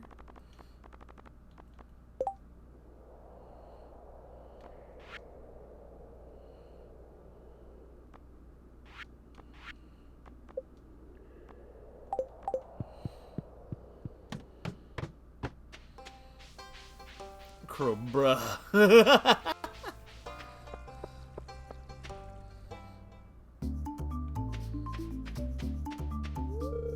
Look sharp, the governor's here for his annual visit. We brought something for the potluck. Be sure to add it to the soup cauldron. What a lovely occasion. It's always a joy to visit Stardew Valley. This is tiring. Honey, are you ready to visit the buffet soon? Ow, you stepped on my foot, dear. Dang, look at Emily go! She's moving. Yo, she pulled out the leg, too. She's unresponsive. I'm bored. Vincent isn't a good dancer. Music, it's too loud! Can't have a little peace and quiet to enjoy the ocean?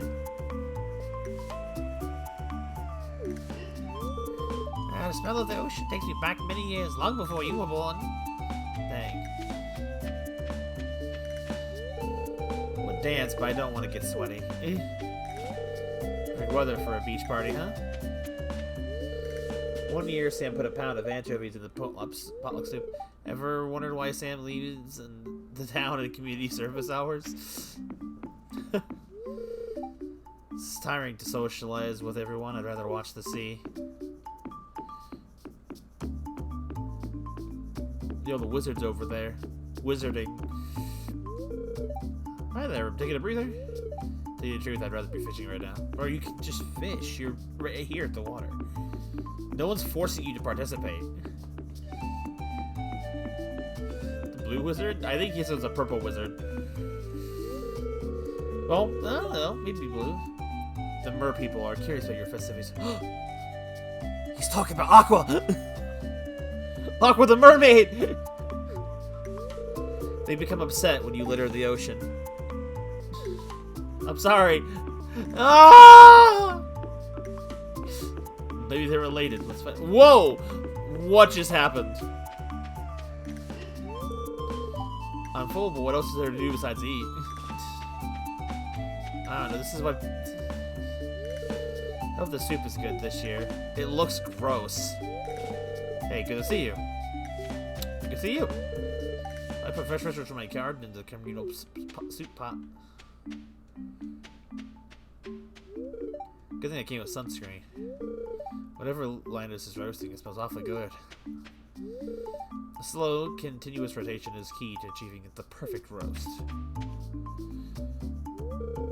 You do this festival every year to give the governor a taste of everything the valley has to offer. Mayor Lewis hopes it'll get the governor on our good side. Maybe that's why he's so neurotic about how the soup tastes. Governor? Who cares? Why should I care about some random old guy? How's farming coming along? Must be a busy season for you. Wake up late, stepped out in the door, and found myself in the middle of all this hubbub. Forgot today was the luau.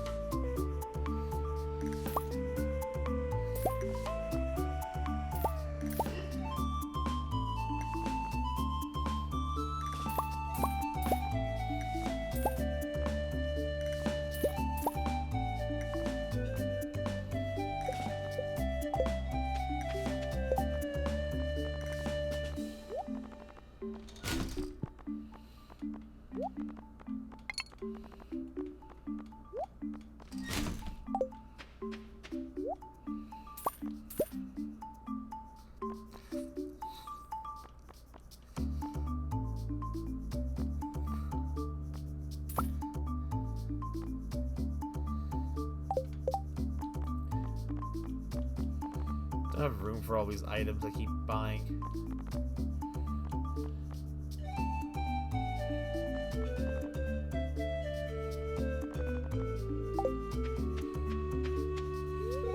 You brought something for the soup. Climb up the stairs on the other side and throw it in. Hot pepper to the soup.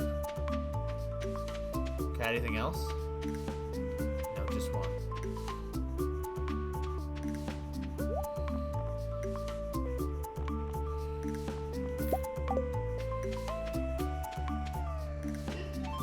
I think that's. Oh, hold on. I didn't talk to Marlon over here. Oh, be back here by the trees. The air's a lot cooler. The Hanukkah wizard, they're not related.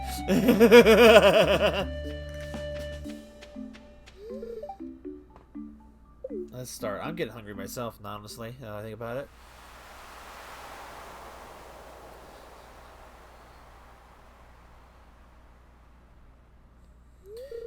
Well, folks, time once again for the potluck ceremony. Trusted you all put high-quality ingredients in the pot this year. We don't want the governor to regret his visit to the valley. Well, Governor, would you like to do the honors of tasting the soup? Of course. I've been looking forward to this all year. 1 second. The power of Pepsi.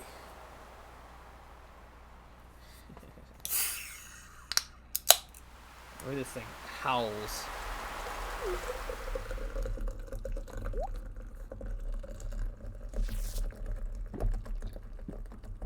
Oh.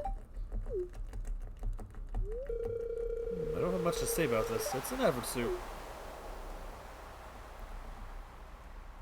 I put in a great quality ingredient, though. He's right, it's nothing special. Not bad, though. Well, who else wants some soup?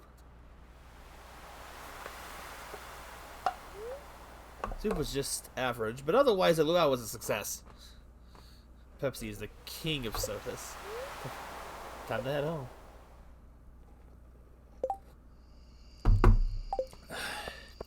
Okay.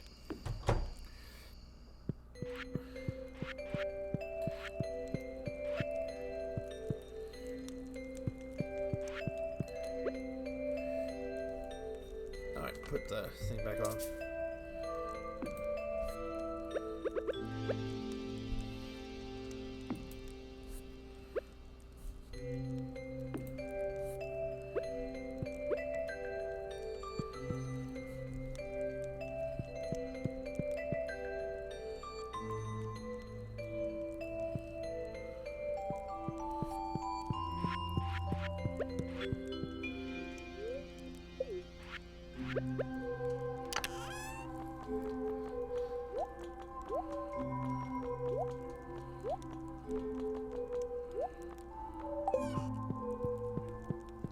Whatever, Mayor, you fell off. You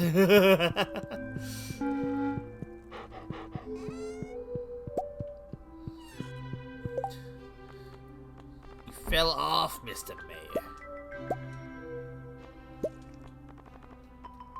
I need my gold and iridium bars. Right.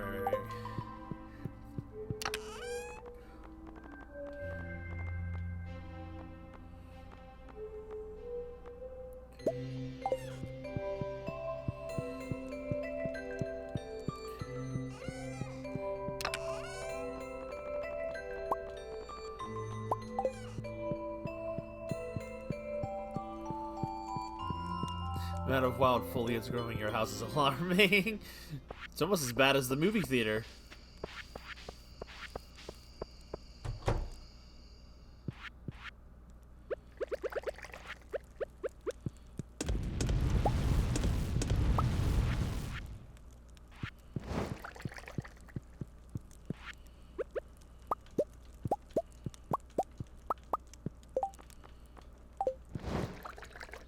Why are there butterflies indoors? You've never noticed the butterflies? Bro, they've been here for a while, man. This is a special Nippon home. Turkeys like it.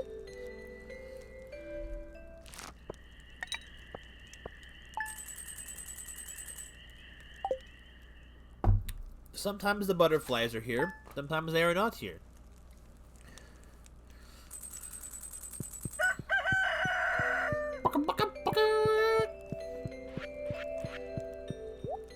I'll be back into the drawer, so...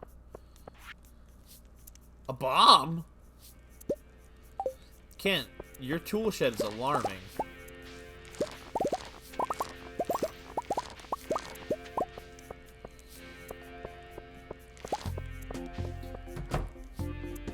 No hero pun better than Ricky. True.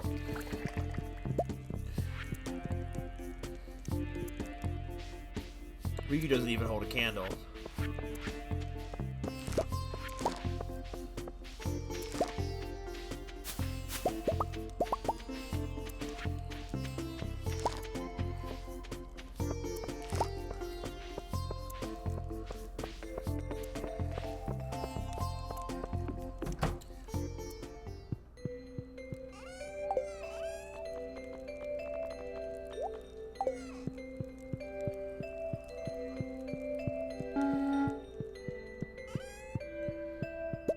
I can't believe Monolith Soft hasn't given us Nopon merch yet.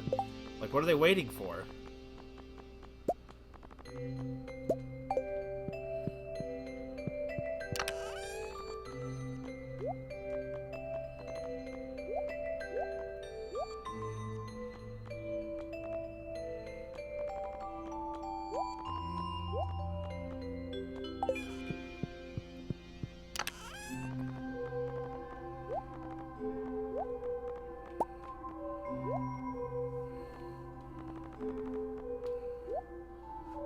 They're stuck in the endless now.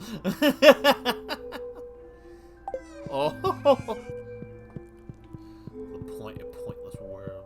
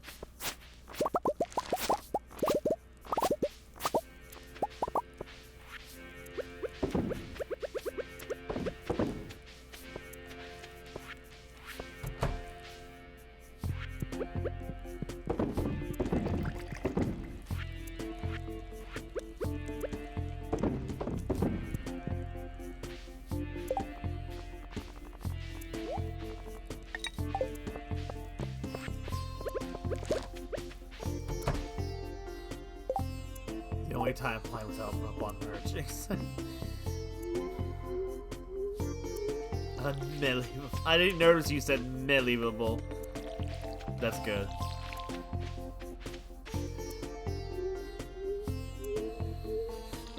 Honestly, it takes a lot for a game to make me want to replay it right away again. I'm already looking forward to whenever I eventually decide to replay Xenoblade 3.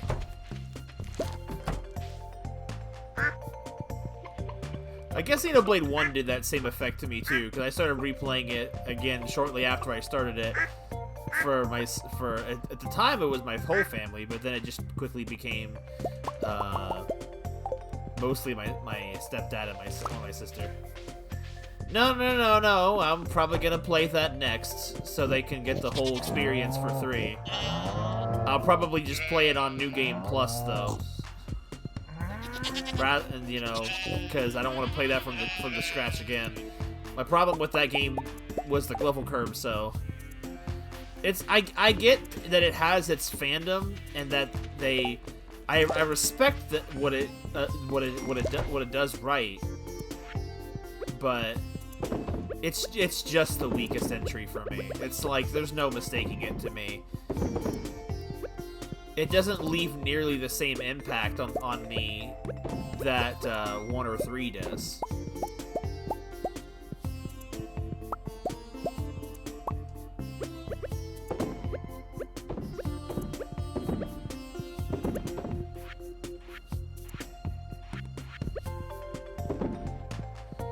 Doesn't make it a bad game, it's just like 1 in 3 is so much better. Like, I'll give 2 the fact that it probably has some of the best characters in the franchise in that game overall.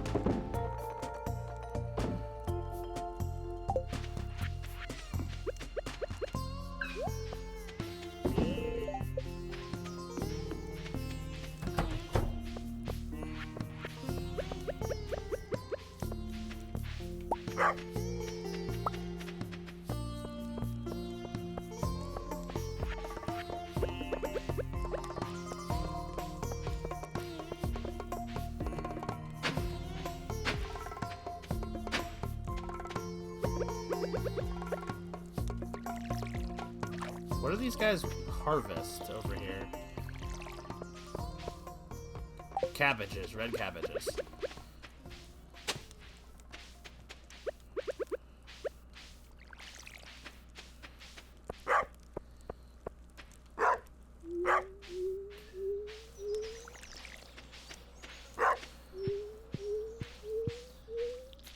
There is only one Zekinator. That is indeed true. Okay, so I'm gonna plan on...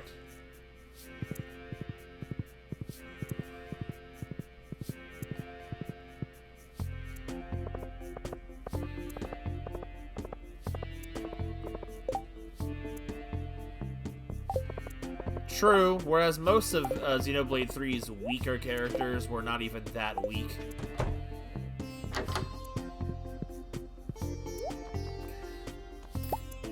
Like, they were weak, sure. The ones that were bad in 3 were still bad, but they weren't as, you know, bad.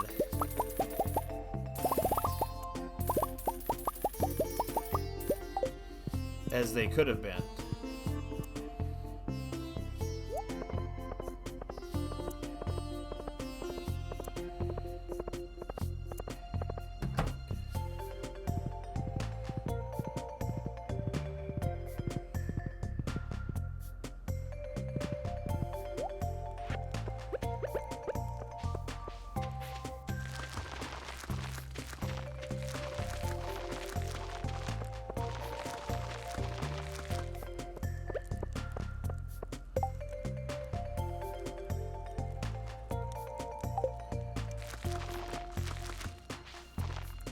I like that too. They don't. Yes, definitely. I think the cast did not feel as bogged down as 3's cast felt, or as 2's cast felt. Sorry, 2's cast felt incredibly bogged down.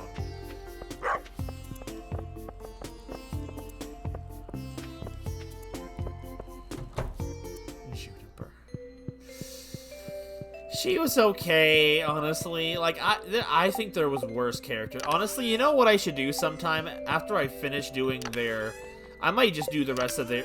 I may not come back for another stream of Xenoblade and just do the rest of the Heroes Quests on my own time and just rate them later. But I also feel like I should still, you know, do them on stream, since I did everything else. I just don't have the quests unlocked, so it's like...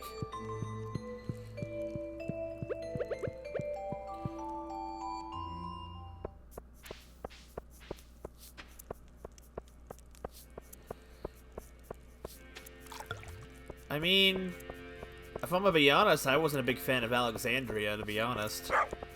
To me, she's so forgettable. Like, at least Juniper is memorable for being just, like, too much of a sweetheart type of thing.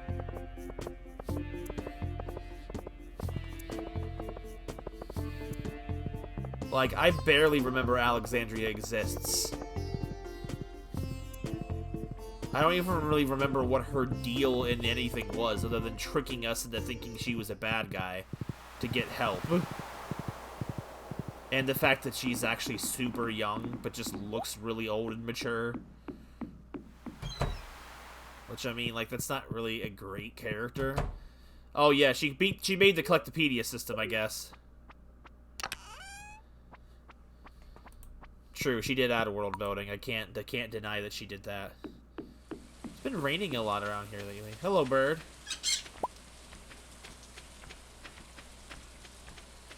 I can't deny that. You do make a good point.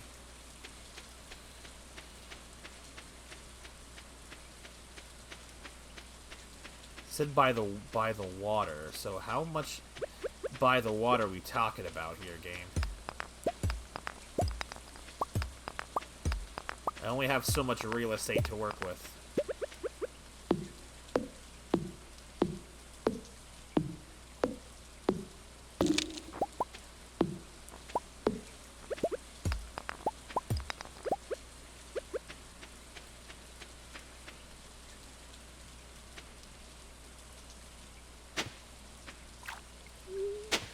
Okay, so 24 spaces across. So it's 25.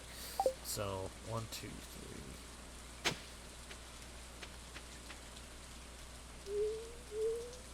Okay.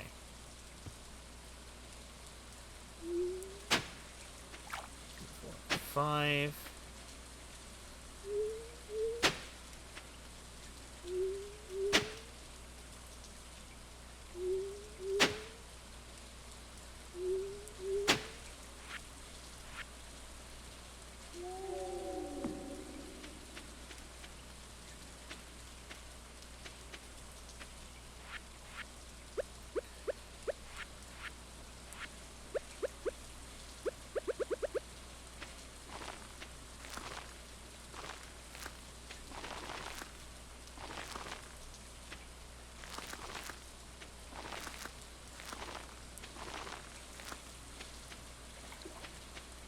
Oh, I see, I see.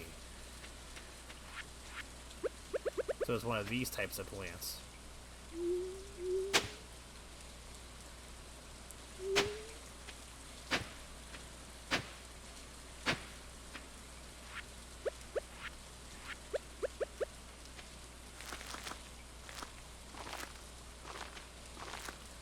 Okay, well that's good to know, I guess.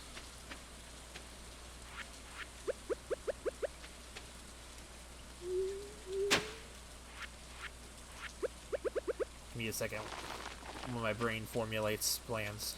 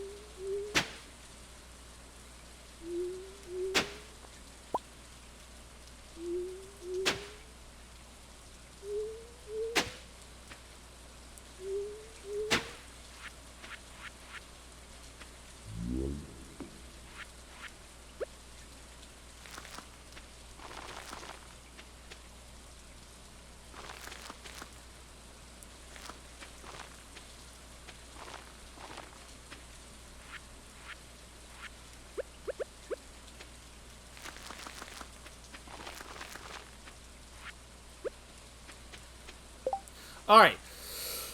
Goodness, I was gone for a second. What were you saying? Juniper's also talented for me because of all the obnoxious arguments she made in the fandom. Wait, what? Oh, tainted. Okay, my brain.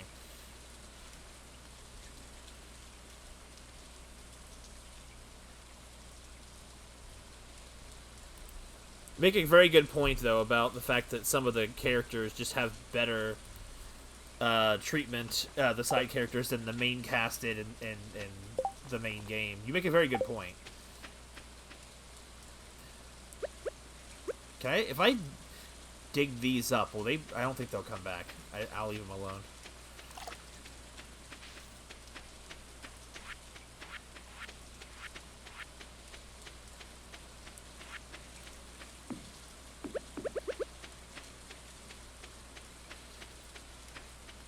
Well, you make a good point.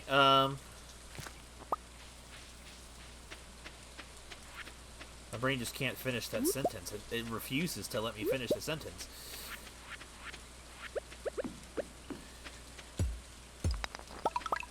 Nut!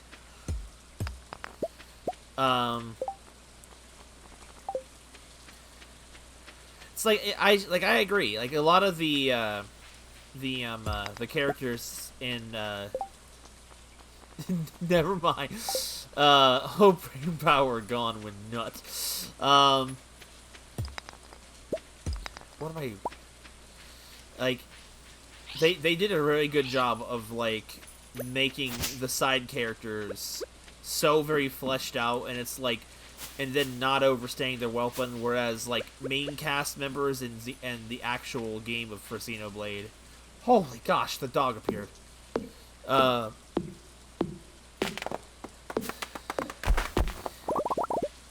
Whereas like, I felt like the main cast of 2 just had some general weak characters, or just had very much dead space in the plot. Like certain characters felt like they contributed nothing to anything when they weren't being actively used for a particular scene or some kind of fan service. Like Morag is a character that I remember fondly in the scenes she's good in, and then the rest of the game, barely remember she exists because of how they handle her. Titan fart once. Exactly, there's that as well, and he was like the blade of a formerly important party member, which also was not done very well, much justice. I love the fact that 3 gave him another lease on life, honestly. Well, at least a sense of what the character Van Damme could have been.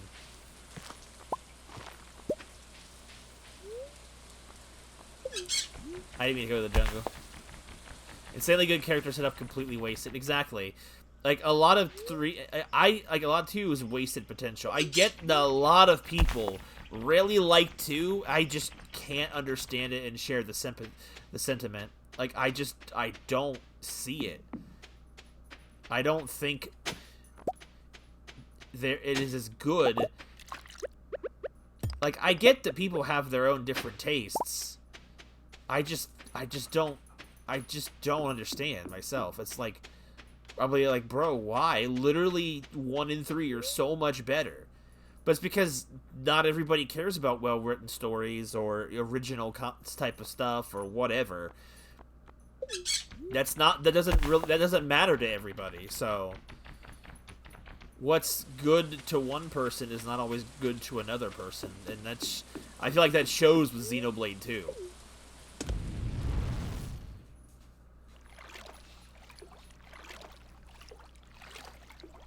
And honestly, what I remember, most of the Blade side quests, most of them I just didn't care for. Like the ones, like the side character Blades, I don't remember most of the good ones at all. It wouldn't be Xenoblade didn't try to do things. I mean, it's an exactly completely different tone shift from Xenoblade 1. And in some ways, I think it needed... I feel like, almost in a sense, it was almost like an experiment, where it's like they're trying to find a good balance. Maybe they felt that 1 was too stiff and serious. And let's be fair. Charla and Ryan's character arcs were pretty terrible in the original. After having replayed it in the definitive edition, I can say for sure that while it is a great game, I think there is still a good amount of missed opportunity inside Xenoblade 1. I think there really is. Game design-wise, like gameplay and whatnot, that's all great. I think that's all, well and done.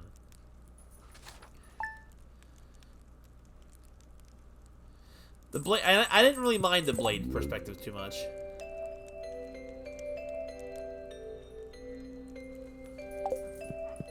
I don't mind it. From a story element, from a gameplay element, it's a pain, but from a story element, it's very good. And I can forgive it for that, because while the extra blades are great, it's really only frustrating because it's extra content you're not getting to experience because they locked it behind what they do. gonna take that with me and plant more. Give me a second while I organize these items real quick. Quality and less quantity. Like, you could have made the overall pool of filler blades much smaller, and stuff, or made, say, for example, actual good blades tied to quest lines rather than actually, like, the character ones, rather than... I have 60 red cabbage seeds. What am I doing?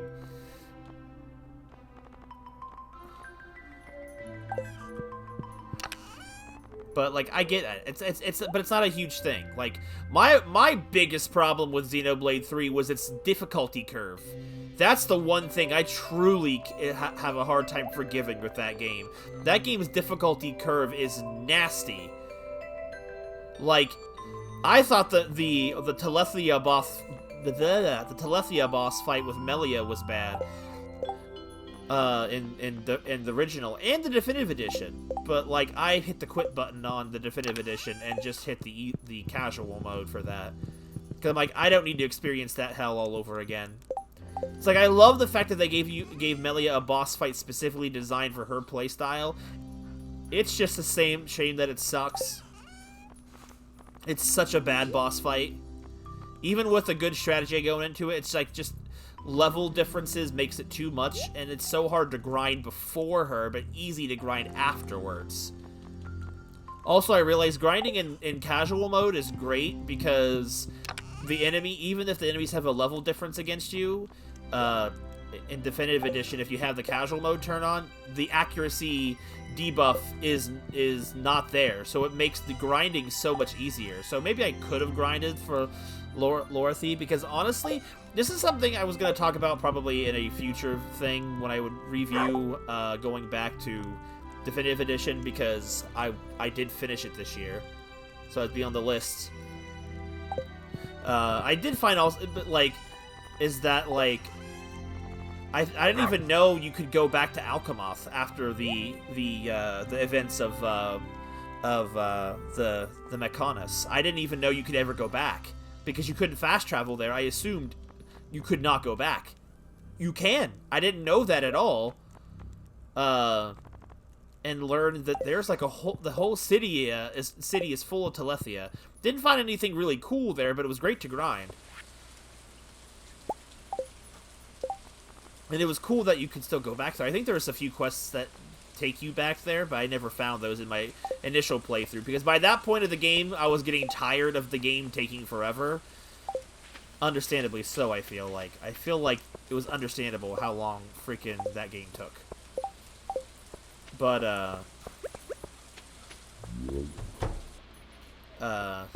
had I known about that stuff the first time around, but then again, the accuracy checks were always in there, in the original.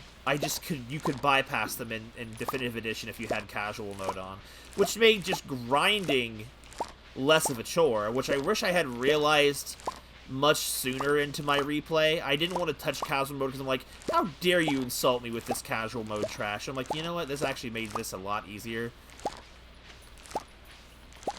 Like some bosses that were like, I was over at like just under level 8, under 80, and I was fighting things at almost level 100, because that shows you how much that game's combat for big enemies depended on the debuff to accuracy.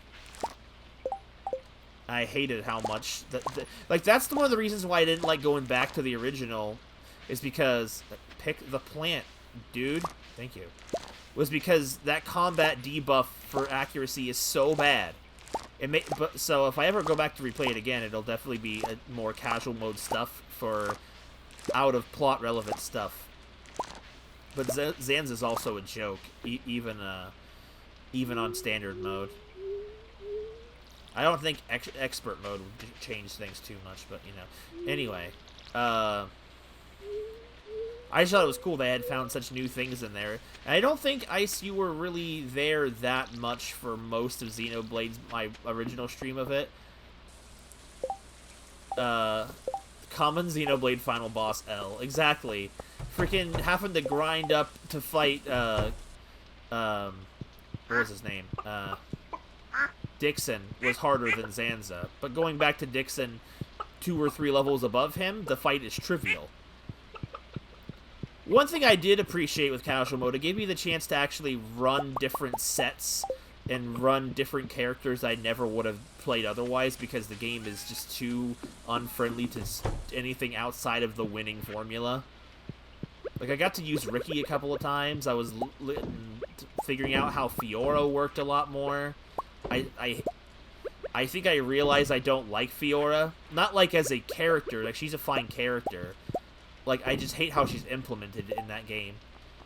Like, I feel like she was there for the twist that she was actually alive, and then after that she adds little else other than being Maina's mouthpiece and just cucking Melia.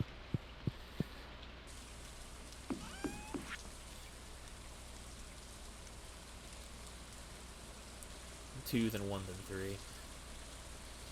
Well, right. Like, 3 does a great job of hyping you up for a great cinematic final battle, even if it's not super tough. To be honest, I felt like once I started getting the hang of 3, and 3 for me was the easiest to get the hang of over 1 and 2. Like, I really was starting to get the hang of 1 in my initial playthrough, and getting to play through it again really showed how much.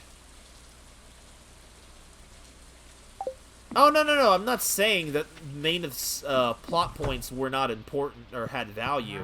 I'm just saying it's a waste of Fiora as a character for her to mostly be restricted to just being Maina's mouthpiece for the most part.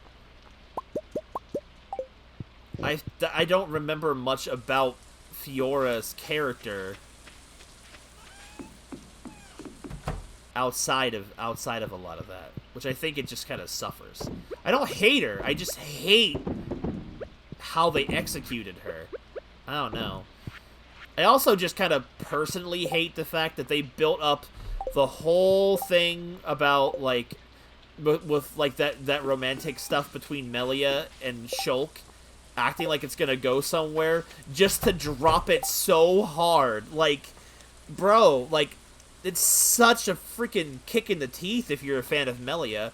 And the thing is, you gotta grow to like Melia, because Melia starts off as completely unlikable, because, you know, she's that royalty stuff. And then by the end of the game, you're like, I stan Melia. I loved the natural progression of their chemistry, and then Fiora comes around and ruins it with their, like, childhood friend stuff. I'm like, bruh. What was this? Ancient fruit wine, okay.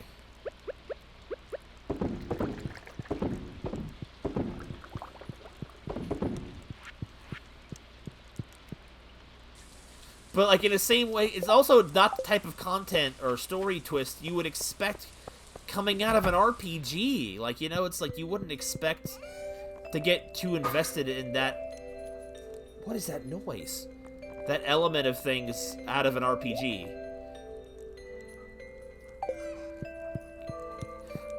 Right, because I feel like that was an excuse to really not flesh out Melia. It's like, we know why Shulk likes Melia. Not Melia, sorry. Bring, come on. Fiora. I do like Fiora. I do like her. She's fine. She's just... It's like another example of a good character with a bad execution. At least in my opinion. I get that everyone feels different ways about different things like that. But in my opinion, she's the prime example of a good character with a bad execution. Like, Fiora herself is not a bad character. It's just when she appears and what she accomplishes in the story feels like it's I don't know, it just feels like it lacks a lot.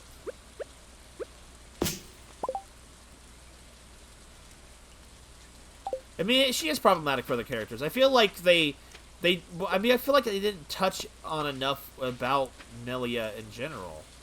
Or sorry, Melia, Fiora again in general. It's like, she has so little screen time. When she's there, she's mostly there for pure plot advancement and to continue to push the Shulk Fiora love thing.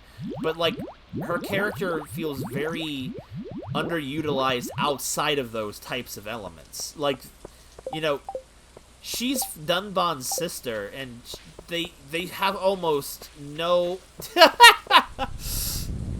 they have almost no like real on-screen chemistry, Dunban and Fiora. Also, the fact that they don't start off with near max affinity just because of gameplay nonsense is a shame. I think it should be that way. Hi, Space. How's it going?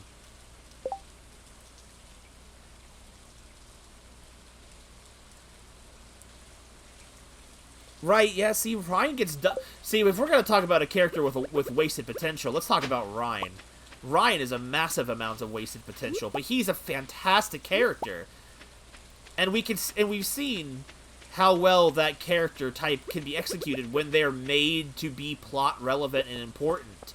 AKA, we'll just look right over here at Lance from number 3. It's like Lance has all the same energy and personality as Ryan, but actually has purpose outside of the best friend trope. I did hear about that, yes, because he was gonna mess up with time to save Fiora or some shenanigans like that, which sounds like it would have been really interesting. It was funny because I brought it up the other day to my stepdad because he was joking about how Ryan's actually the final boss, and I'm like, actually, funny you say that type of situation. It was kind of fun. I didn't hear about it until way later, though. Absolutely still love Ryan, though. What a mastermind. My stepdad definitely has a Xenoblade-shaped hole in his heart now, because we finished it today. But I told him, there's still the Future Connected episode, which I never actually played. I should play it on stream sometime, I think, as well. Now that number 3 is done, maybe to kill time and waiting for DLC stuff for number 3. I don't know. I don't know if it's really worth playing on stream. Worth playing, I'm sure, for sure, but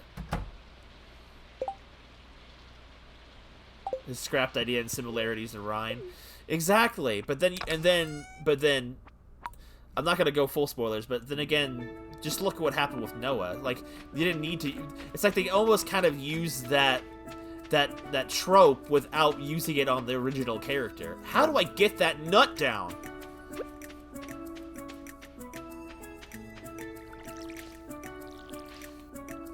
I definitely didn't need to.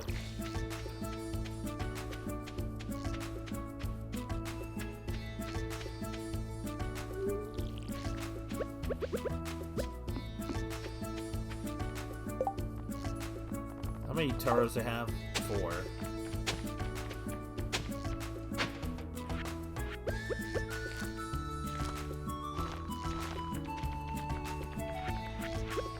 Do I need to water these? No, I do not. Truly one for the ages. I think Lance ended up being a way better character than Ryan, unfortunately. Like, I love Ryan, but Ryan was like... See, this is what I mean. It's like I always struggled, like... We have both dudes here. They sound so similar. I love it.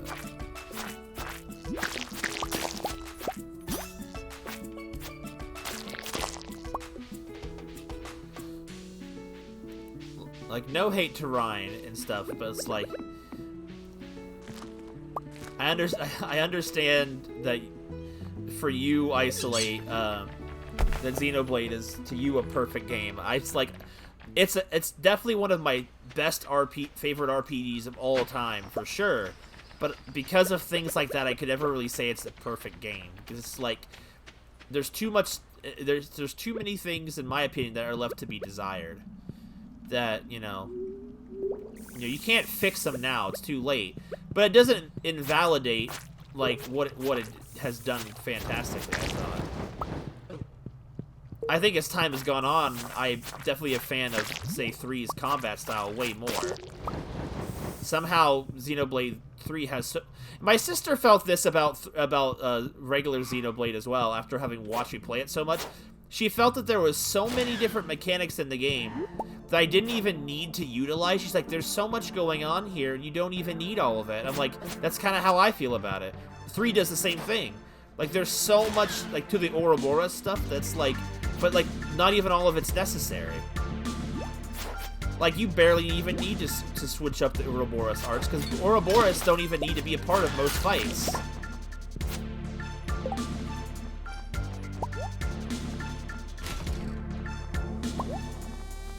What is that? Tiger slime egg.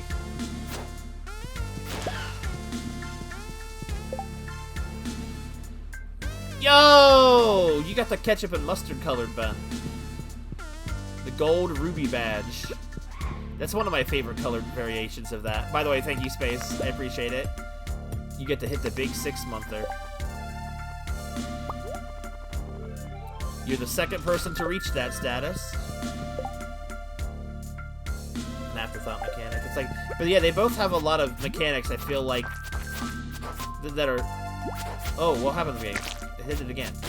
That are like just underutilized. What is that? I can't reach it from this side. Doesn't make it bad or anything. It just, you know, it's an observation. Oh, it's an Omni Geode.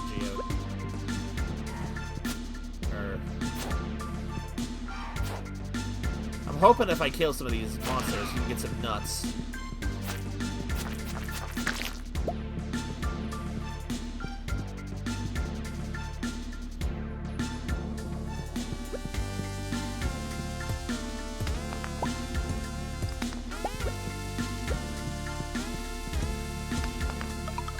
Nuts!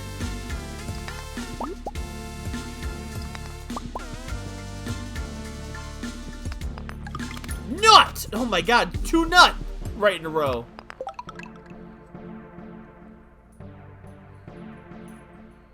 Wait, what? Are you talking about the stream file? We didn't relocate. Unless someone did something while I was gone.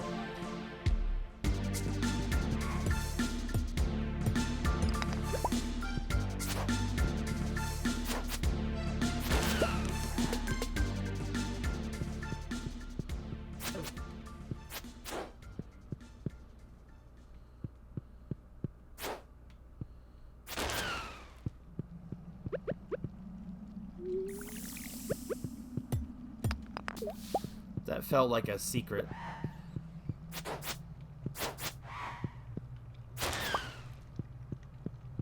Better head back, you're getting late.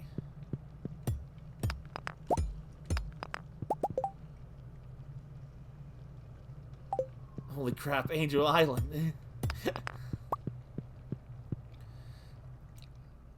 It was cool finding a whole bunch of new things like in a game that I felt I had fully finished, but I knew I had never went back for super bosses in Xenoblade 1.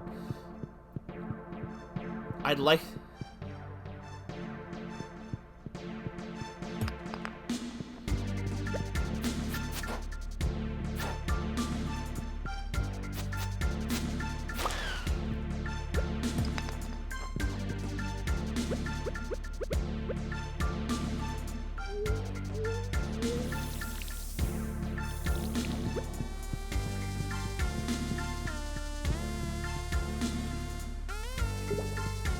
push it up to achieve that.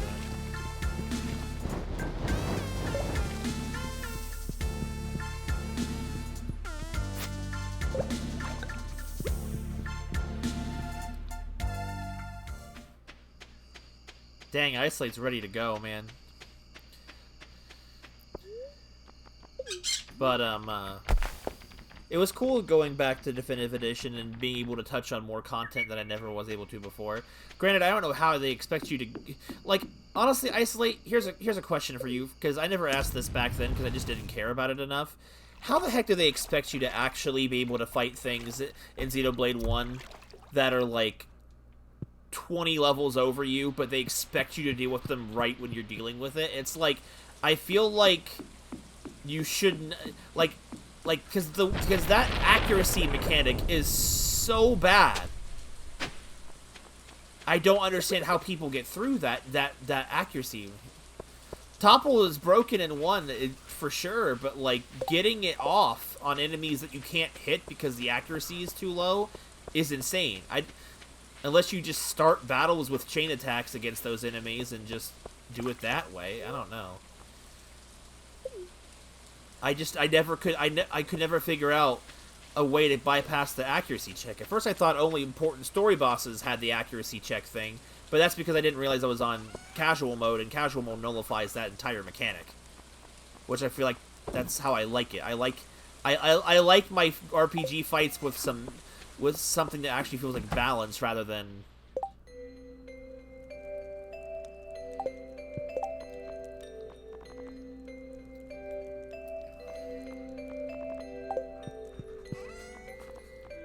I guess I just never really truly dove that deeply into it. Maybe that's my fault.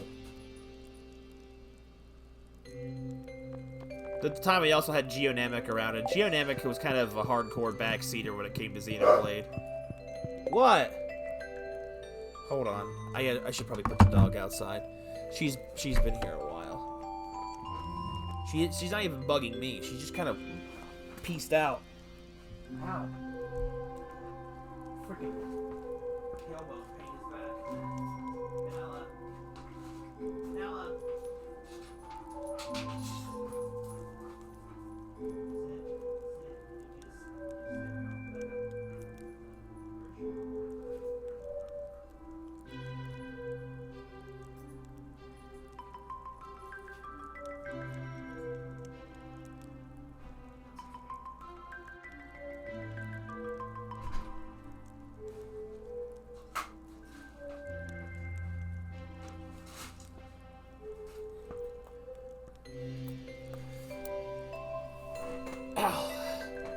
Dog gaming.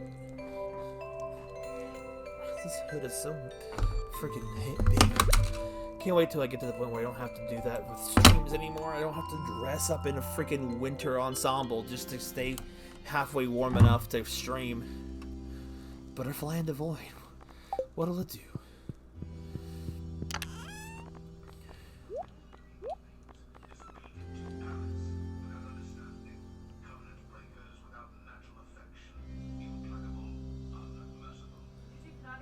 I just put her out.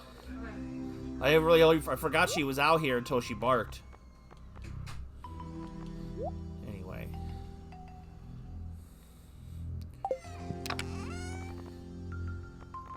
Certainly became quite the Xenoblade chat there for a little bit. Because I was reliving the game because I had just recently finished it, like I was saying, and it's like...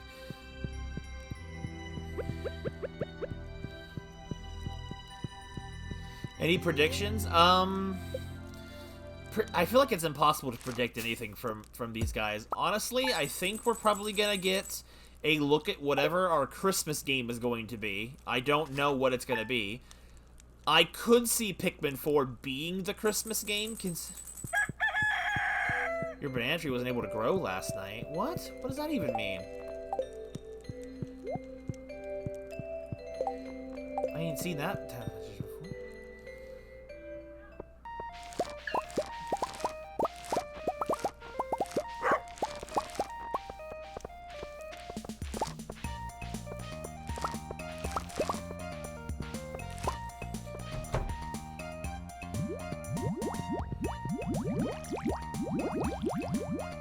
Oh, did it? I didn't look that closely then. Well, then who knows? Well, we may not get anything for what's coming out this Christmas. We're probably going to watch it together in the Discord server tomorrow. So if that's interesting to you, I'll probably do a little watch party. I'm not going to stream it. I just feel like experiencing it is the main thing. As long as I don't forget tomorrow. I'm not planning on streaming tomorrow, so I tend to get caught up in my days off with all kinds of things.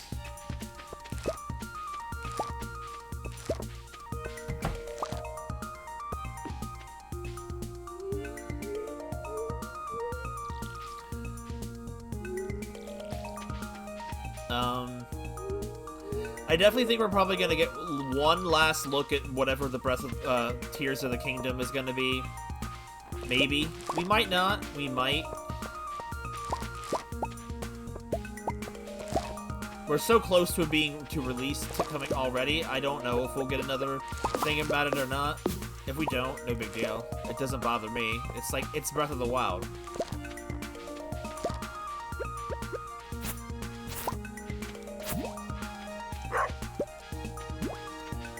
Or it's Zelda. Kirby would be cool. I haven't heard of any Kirby games that were on the up and up. The problem is, like, nowadays, Directs seem to just massive dump a bunch of small games nowadays. And, like, who the heck knows how much stuff is gonna be... Oh my god, my inventory is massively stacked. What happened?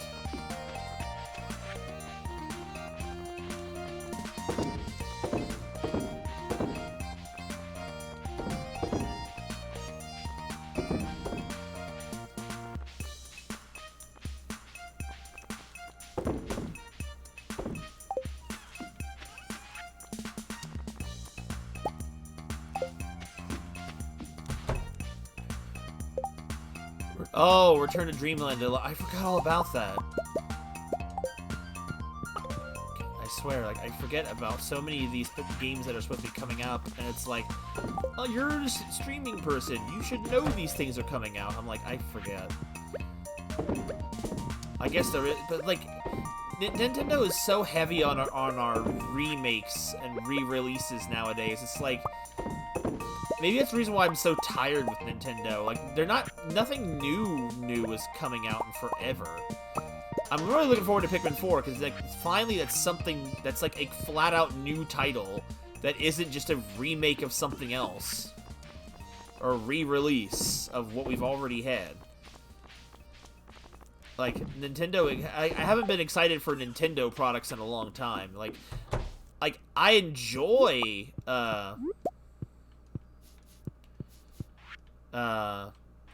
what am I trying to say? I enjoy, like, say, for example, Splatoon, and that's, like, one of the newest big games from Nintendo I bought that wasn't a multi-plat game. But it's like, I feel like they haven't put out anything in a while that I'm, like, just really happy about. You can be a hater. I'm not a hater. I'm not a hater when it comes to Nintendo. I don't hate the Switch. Like, I bought a new OLED and everything, so it's like, I don't hate... Like, honestly, I'm the type of person that if I hate something, I won't mince words. If I hate it, I hate it. There's nothing you can do about it to make me like it, if that makes sense.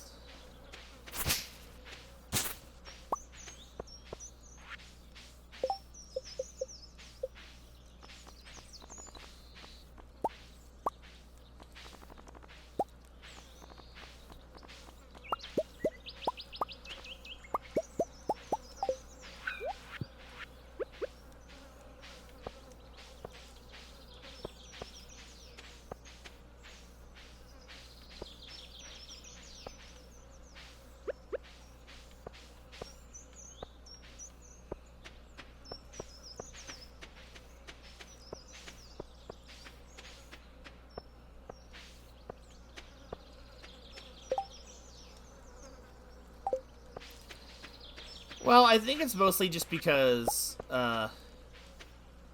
holy crap, what happened to my fence?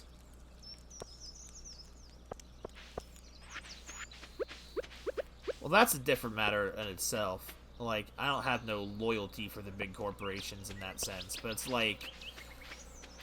I don't like wasting my time being negative. It's like, I try to be positive about all kinds of things. So it's like, you know, I don't like to spend that time...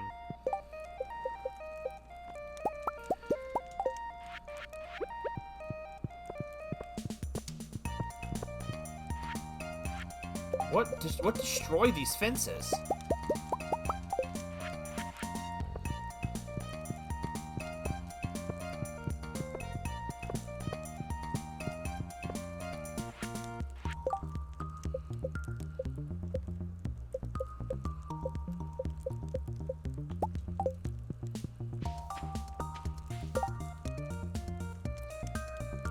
Not letting them live rent-free in your head is greatest victory. Very true. I'm just like, man, you know what? Like, there's lots of things that Nintendo does that I hate, but I don't feel the need to be an active hater on it. Not because it's like, you know, it's like, I don't know. I love a lot of their games, but lately, like, I've not been a fan of the Switch era. It's been great that we've had a long stretch with only one console, because buying more consoles is always a big pain. So I'm glad it's been a success enough that I don't have to justify to buy more systems. But I feel like... Okay, here's a weird comparison. The Wii U did not have more games. So, let's not get that confused. But I feel like I was excited for more of the Wii U's releases than I was the Switch's, if that makes sense. Like, I have probably more games that aren't even from Nintendo on my Switch than games I do.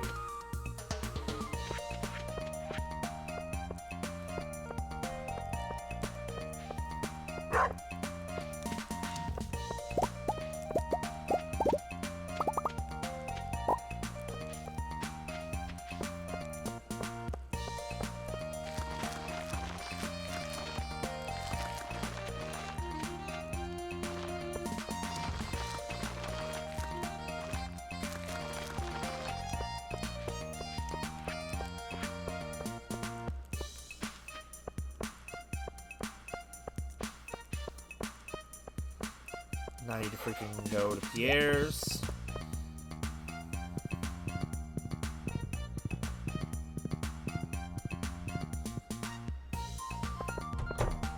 But I feel like I was more excited for good things. I felt like the Wii U had more games that felt like they actually had to try harder to get you to buy their stuff. They actually had to show the work.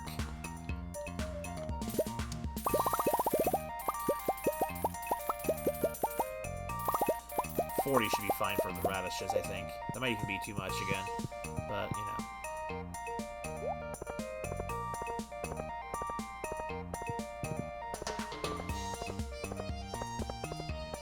It's more a bit about quantity than quality. Like, in Nintendo's... Yeah.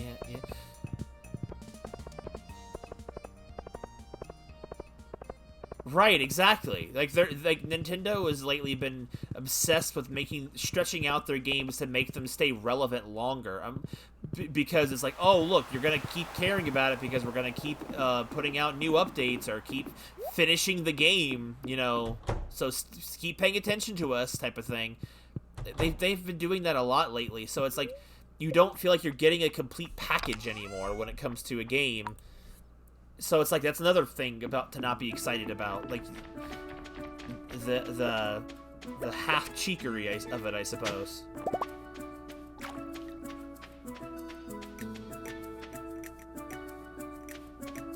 Like back when Nintendo actually had to try, they made such better products, I think. It's like they realized they hit a gold mine. I think it's also partially due to the new Nintendo presidents as well, having a very anti-consumer mindset about them. Like, Nintendo's become very anti-consumer. I don't understand why, outside of the fact of, like, we've made our mint, we don't have to try harder anymore, type of thing. Like, why try when giving minimal effort makes more money? That's just what it's come down to. It's sad. So I need 3 more nuts!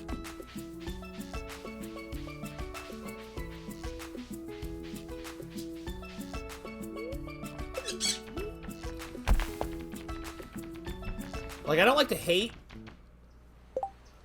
but I have no problems complaining about Nintendo.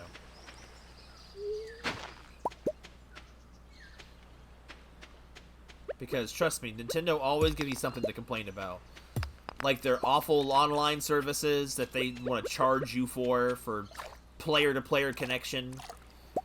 Because they don't actually use servers. Everyone knows that. Oh, here's another thing to add to the list of reasons why Nintendo is becoming a piece of scum of a company. Did anyone ever hear about that class action lawsuit they've tried to file over the Joy-Cons and everything? Like, that was big on the internet for a while. So I'm sure you guys have probably heard of it at the very least, even if you didn't follow it. Well, they finally ruled in that, and they ruled in Nintendo being the victor, because it says in the fine print, basically anyone who buys our product is not allowed to pursue legal activity against us for grievances. They say, oh, you got a complaint? You're not allowed to sue us. And the only reason why for so long it was up in the air was because the kids, the people making the claim were children, and the parents were making the claim on their behalf. Whereas, and they were too young to understand the terms of service or whatever. So they were saying you were preying on kids, which are not held by the law. So they're saying, oh, nope, the parents bought it, so that's what counts. Also, I want to see what Mel's still making games like 3, Kirby Breath of the Wild 2, Metroid Dread. Saying they're making more flawed games. Okay, I don't hold Pokemon against Nintendo because Pokemon is its own like thing. Basically, they're essentially their own company. They just choose to put their stuff through Nintendo, I think. Unless Nintendo owns a share. I don't remember which. But it's not like Nintendo has a say in how the Pokemon games are made. 2, I liked Legends Arceus. I don't think that was quite the flawed game people want to say it is.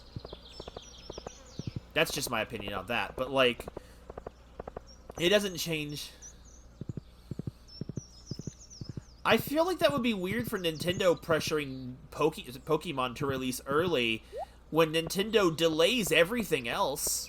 They've delayed everything that was coming out.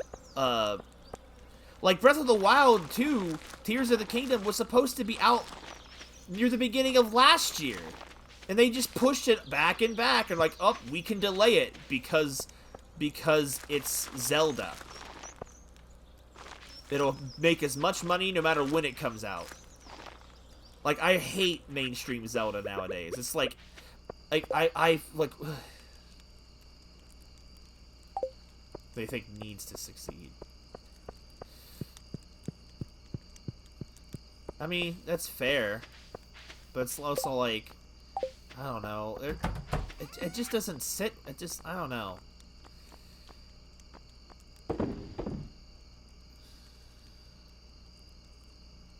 My brain is stopped again for a second. Sorry about that. The graphics and the performance, you were 100% right. They are not great on they're not great on the Switch, but I think, again, I don't think that's really Nintendo's fault on that one.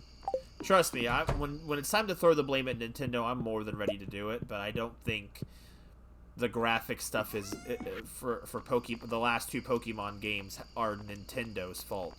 That's just Pokemon not needing to try hard enough to do it.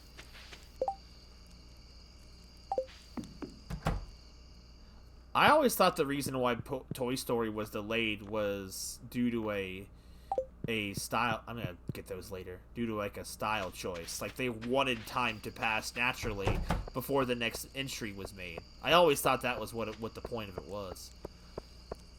If it was actually delayed that long, that's a different matter.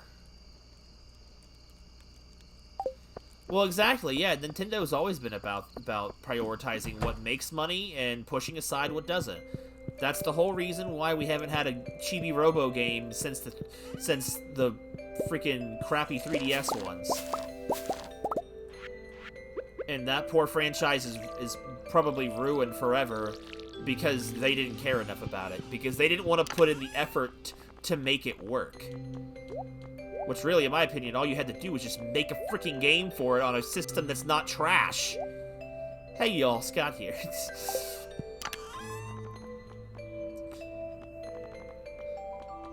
Scott's a person that does definitely cares about Chibi Robo. I care about it a lot too, but it's like it's something it's hard to care about anymore because of how dirty that franchise has been done.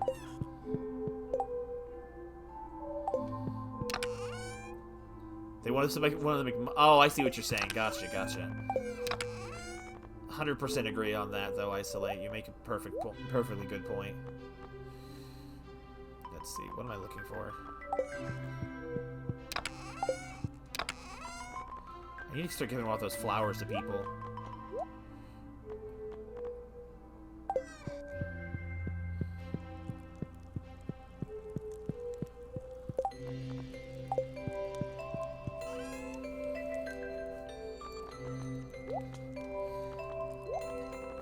Complaining about Nintendo always feels very liberating depending on the context of how you're doing it.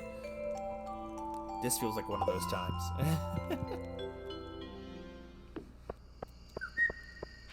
Yeah, I don't know. I feel like modern Nintendo lost a lot of the magic of what their video games invoked. And I think that, that comes from, I really truly do. I don't think a single person can make a difference in a company, but like I feel like Nintendo's recent massive success, coupled with the fact that they had to change presidents both in America and in Japan, was a death sentence for the values of the company. Like, think about it. Like, everybody remembers Reggie for what he did to make Nintendo special in America. What's Doug Bowser even done for the company, other than one meme joke that they did on the very first Direct he was a part of about the Bowser name? And they joked about it on social media for a little bit. Outside of that, what's Doug Bowser really done to do for Nintendo? Nothing. It's because they don't need to do anything. And they know that, and it hurts.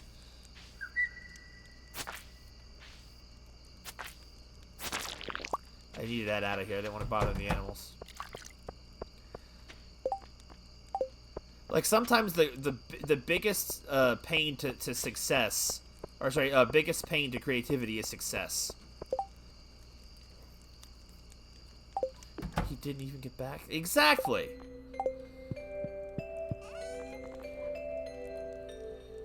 Exactly. That's a great way to say it, Isolate. You were saying what I was trying to say. Oh, you meant what Space said. Yeah, never mind. My brain doesn't work at all cylinders all the time, especially not at this hour of the day. Well, what am I saying? This is more like my personal 7, 8 o'clock at night. I don't need to make that excuse.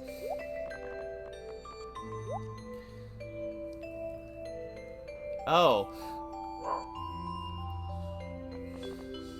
You said what I was essentially trying to say. What's this? Fishing info. Oh, okay. Thank you for turning in to the FIBS, the Fishing Information Broadcast Service. Despite our unfortunate name, FIBS, you can be rest assured that we will provide them only the most trustworthy information about this season's fishing opportunities. Give me a second. Ice needs it right now. Sora probably took it to bed. Maybe no.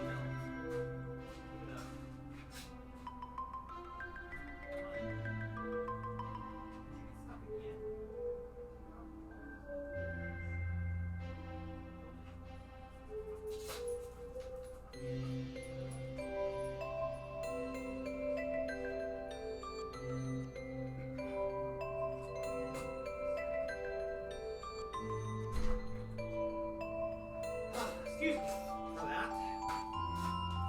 Otherwise, you're gonna hear barking till the end of the stream. I don't think anybody wanted that. Ow! But yeah, yes, success makes complacency, and it's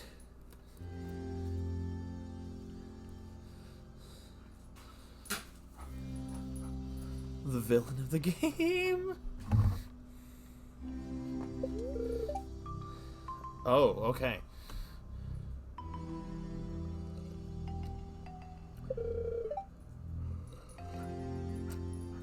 Huh.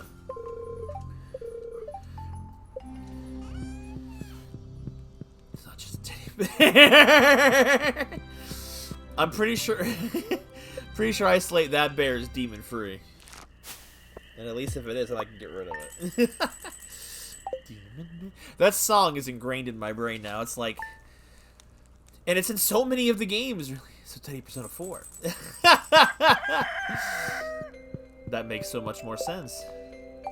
Just as bad.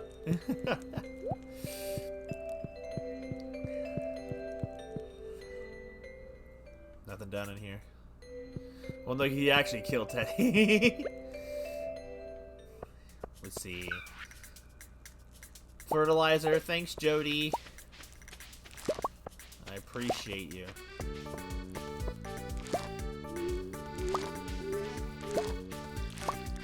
Oh, starfruit is done.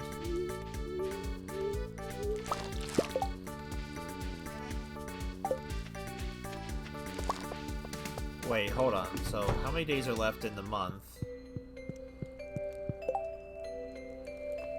1, 2, 3, 4, 5, 6, 7. 14 days exactly left. Do I have the starfruit seeds I need? I bought a crap ton of them.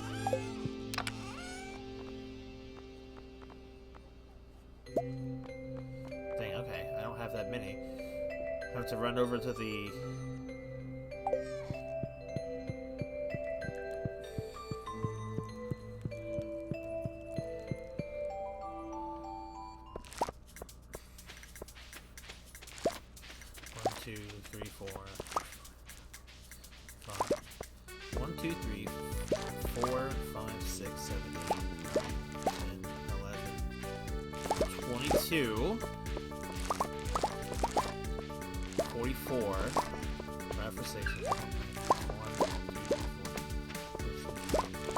So it's about 60 starfruit I'm gonna need.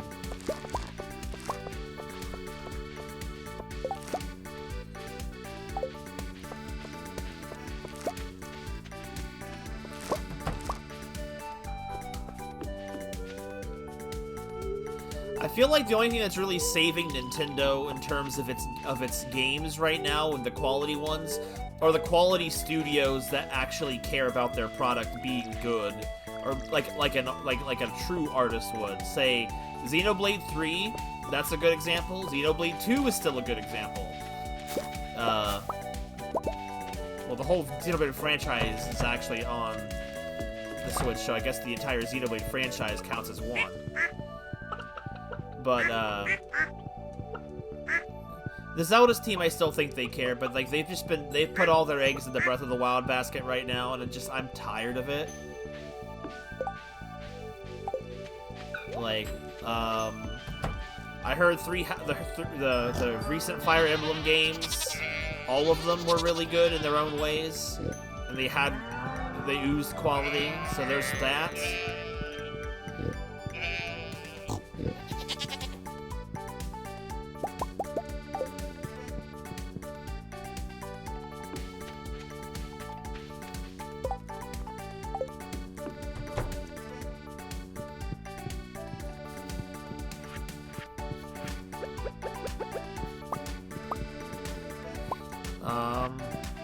Okay, you guys can help contribute to this conversation. What are some Zelda games? Oh, that Junimo is glitching. What are some quality games from the Switch that have come out that you felt like they did the Nintendo name justice? What?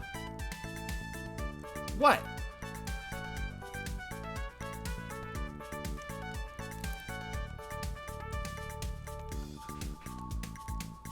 What is that supposed to mean?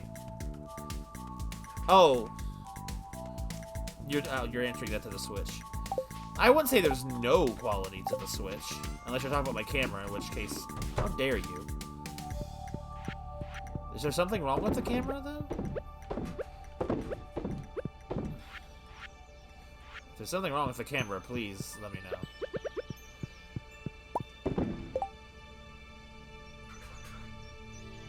Really? It's been acting a little weird, like acting like it's been unplugged and plugged back in a couple of times, so maybe... Huh. Hold on,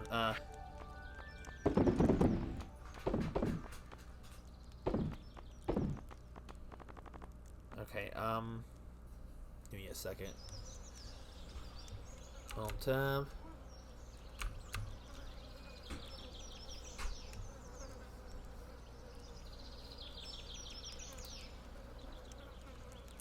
Tab. Hold on. I need to. I can't. Why is that crop dead?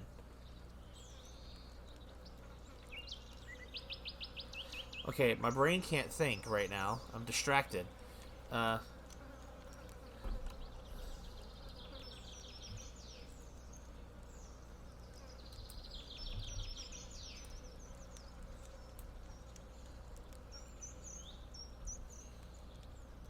can't access my desktop because this is in the way.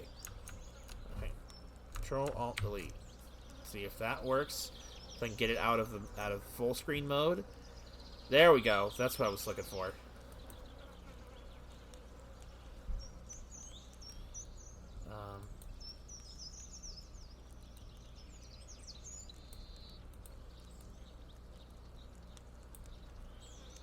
I don't know if that works or not. Let me know if that helps anything. If that still didn't fix anything, then there might be a different problem with it.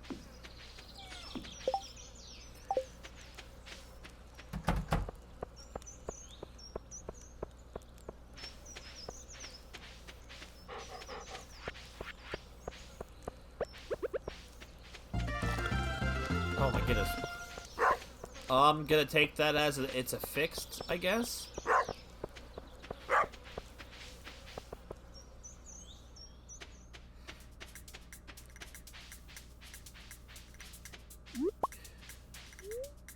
Good, good, good.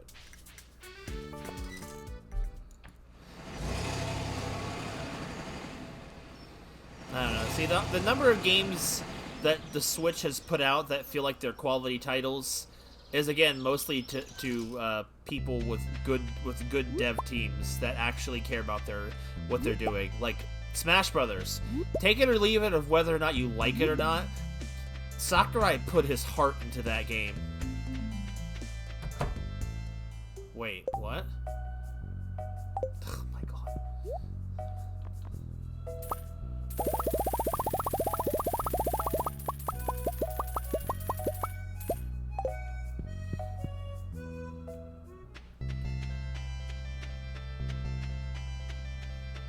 I'm so glad for right now I don't actually have to come back to this stupid place outside of buying seeds.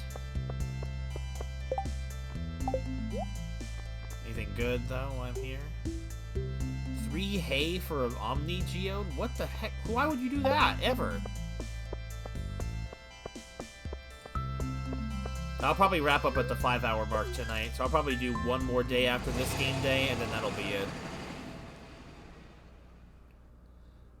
And then we won't have a stream again until Saturday.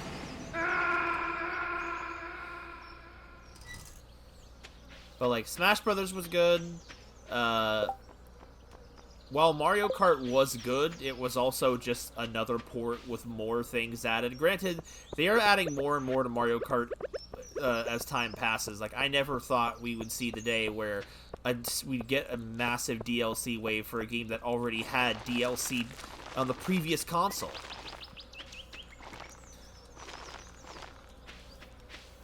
So I do think that's kind of impressive.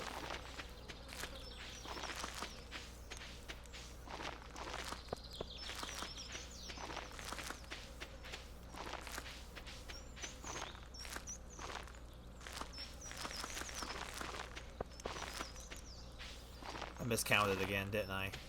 By the exact same amount, too.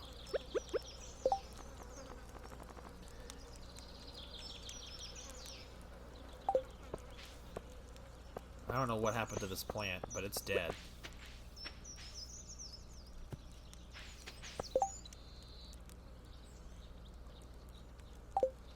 I don't mean that DLC. Dude, what keeps happening to the freaking fences?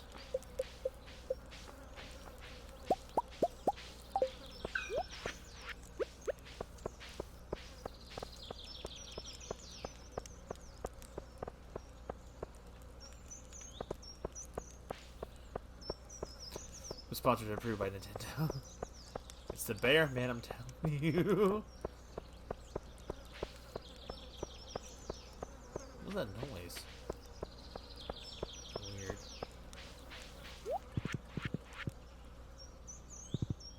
Cocaine bear.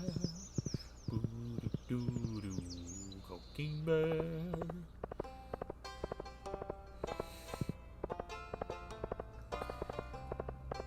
I don't know if you do a lot of outside of the stream shenanigans space on Twitch, but I do hope that the emotes come used to you. We did I updated the emotes this time around, so you got a different batch now if you haven't noticed. I don't know if you're an emote type of person. I'm not normally, but I also can't pass up the chance of using Aqua emotes when I can. In Discord, anyway. I'm condiment colored. I love the condiment colored badge, honestly. It's one of my absolute favorites. Like, I really just like how the color design worked with it.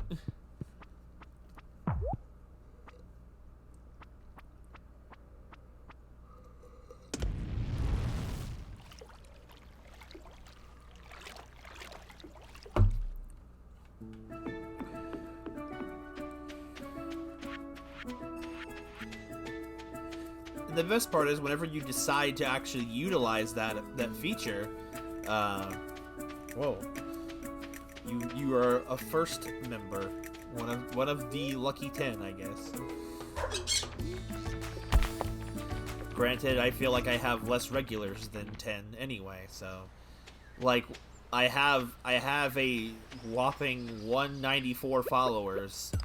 But I can't remember the last time I've had more than 10 people in one stream. Which, you know, there's nothing for it. There's nothing I can do. But it's...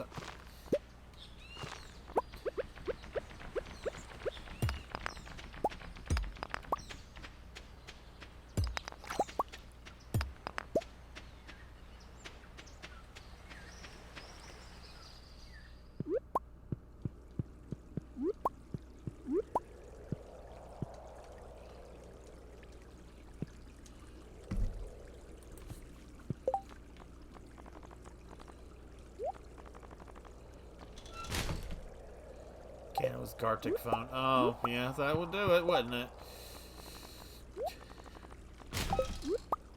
Like, Gartic Phone's weird for me. It's a game that I absolutely love to partake in the chaos of, but I get so frustrated and I'm so bad at drawing that it's like...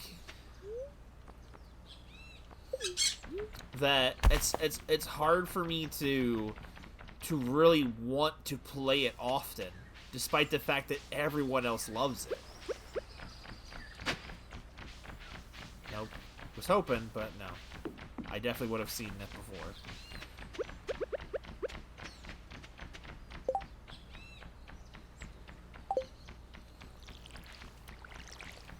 I guess so, but when I can only draw on my phone, it just kind of frustrates me more than anything, I guess. Maybe I'm just part of the problem. Maybe I am not fun.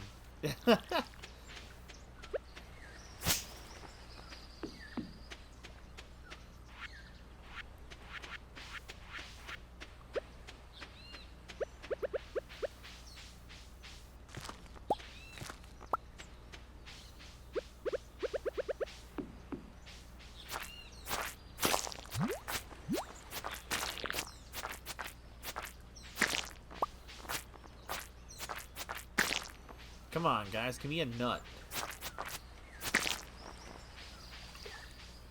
You gotta get creative. I mean, that's true. I think that I can't help it. I get frustrated when I'm forced to try to put something to reality that I'm not happy with how it turns out because of just, you know, skill limitation. It frustrates me too much, which it shouldn't be, but it does. Oh, the beats.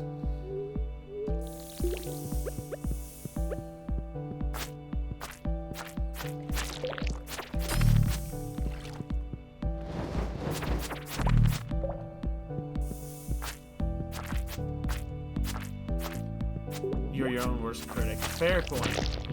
Like no one else cares. It's something that frustrates me, and because of that skill difference, I also have a hard time, like, like relaxing. Like it's like because the execution of it is difficult for me. It ends up not being fun. It ends up being a chore. Which that, you know, it shouldn't be.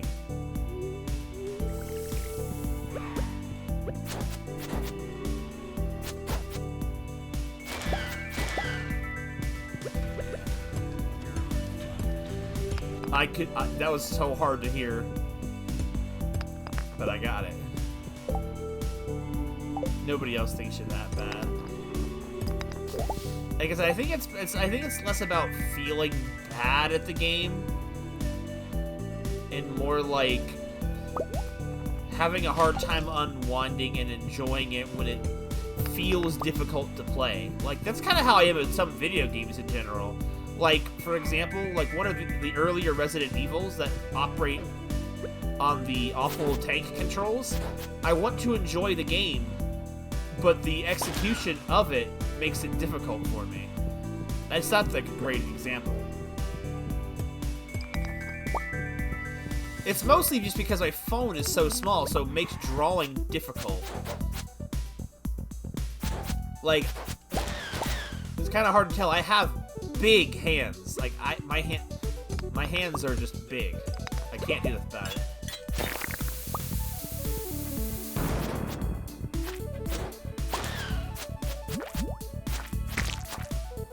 Man, I need some nuts, man. Give me some nuts. Give me the nut.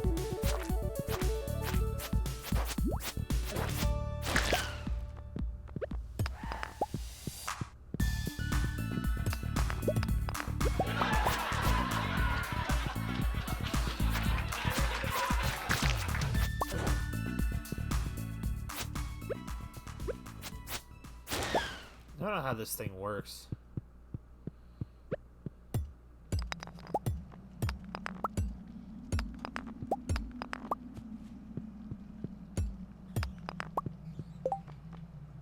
I need to get out of here. This is the one dungeon you have to make your way back through, so it could be real pain. Yeah, I'm surprised I don't have Vine Boom, to be honest. But we already have sound effect syndrome, or sound effect slot syndrome, where we just don't have enough sounds to do everything we want to do. I don't know why I'm still wearing this sailor hat. I guess I've been doing a lot of sailing, I suppose.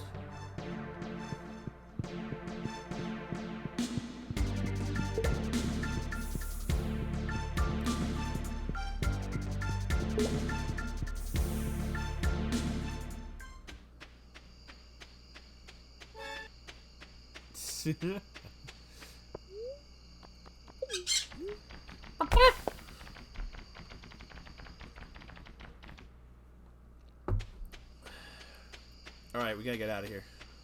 Gotta go home.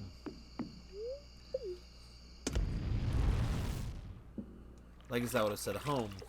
Where you're meant to be. The way you were meant to be. Girl, don't make me a kid again.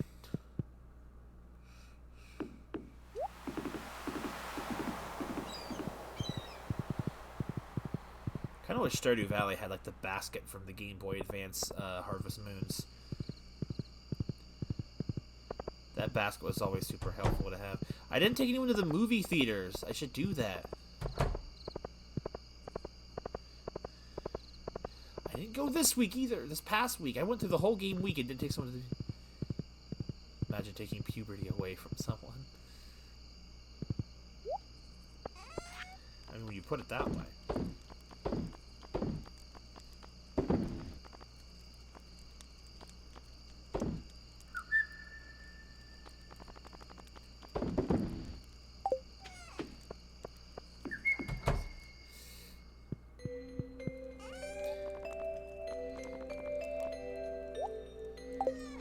Refrigerator.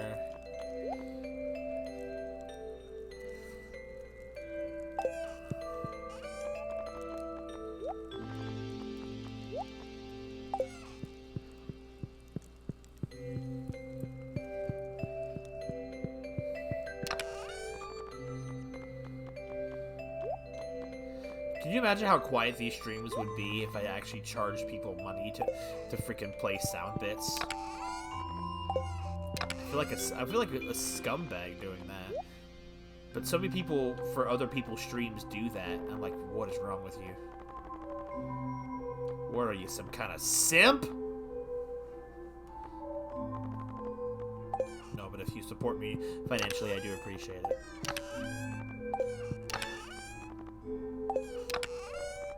Drip. The Drip Master, Goku. He approaches. I'm dripped out of my freaking mind.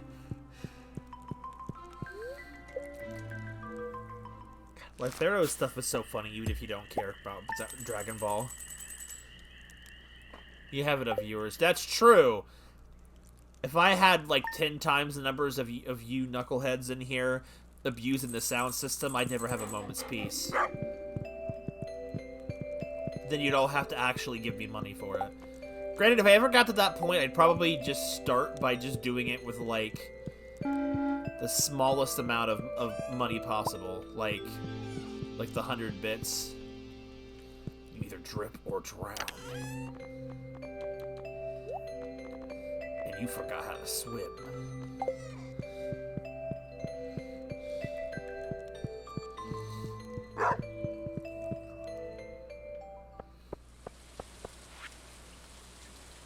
Gosh, Jordy, you give me so much of this stuff.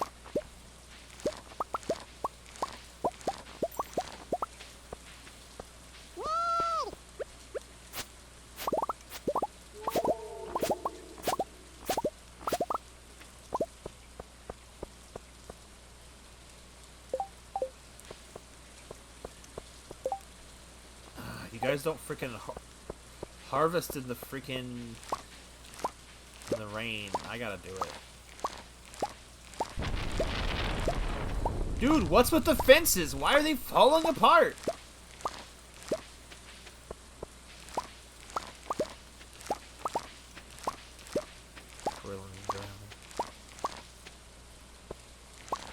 I like that noise. It's a good noise. Melt's made a great suggestion with the Pikmin noise.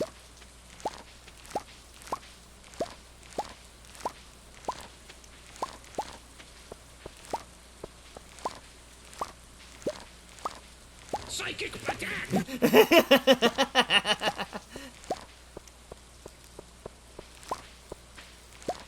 These freaking psychic monsters come out at night on my farm, just causing pure chaos.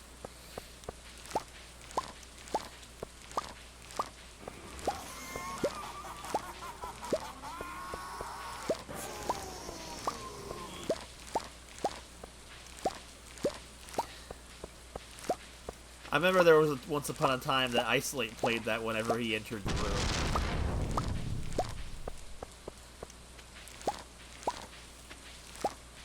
I feel like the video games make summer thunderstorms super common, and it's like I don't remember that being a thing as much in real life.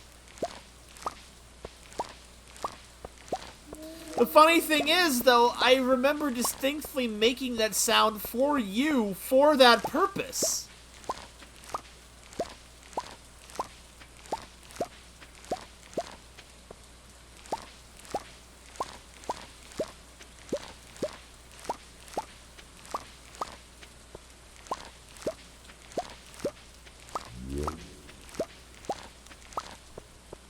Get a load of this! Now Space is just figuring out what all the buttons do. What does this button do? Bloop. I love sounds. Sora was the one using it. Sort of like, she took my stick. Honestly, one of the most iconic Eggman sounds ever made.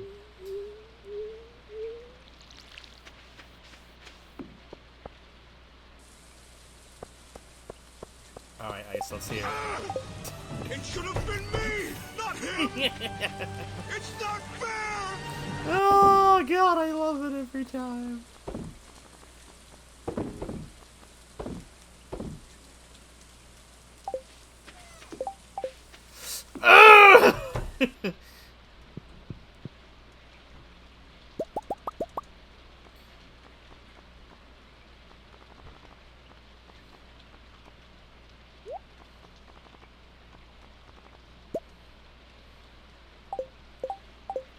I don't know.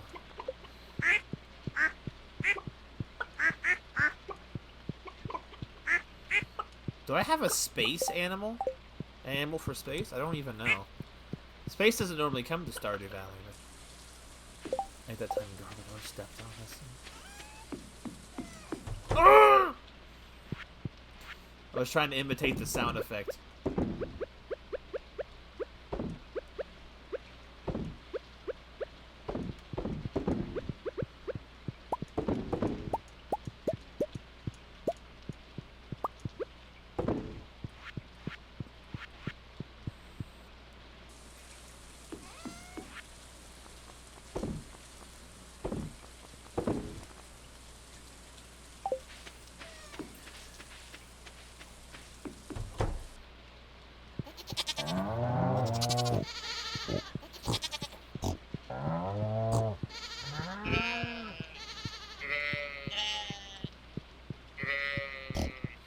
The whopping 179 uses.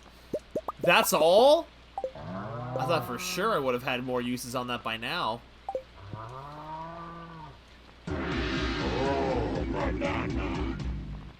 It's easy to understand why.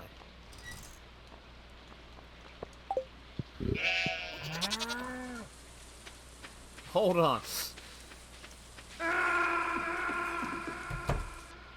God, I love that one.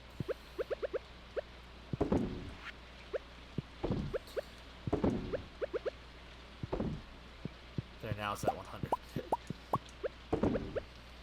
Man, that snake sound is quickly climbing the ranks then. Goodness. If those numbers are accurate.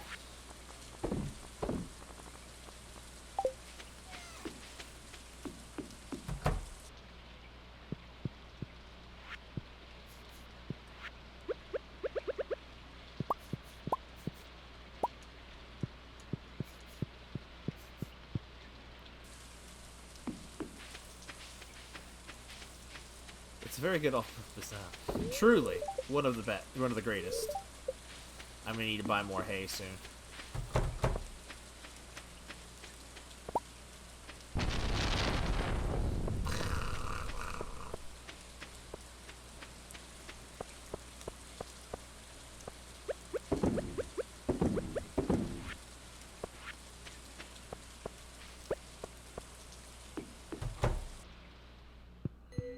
I hoard all these food ingredients, but yet I never do any cooking in the game. I wonder why I do this. I hoard food like this in real life too, it feels like. Just like Mom used to make. I love that one, even if it's a very rare to use sound. Just like Mom used to make. Your mom. Chuck Green is such a great video game character. I miss him already. That's why I played his game with my sister, like over the last 2 weeks, or last week or so. I don't know what you want to call it now.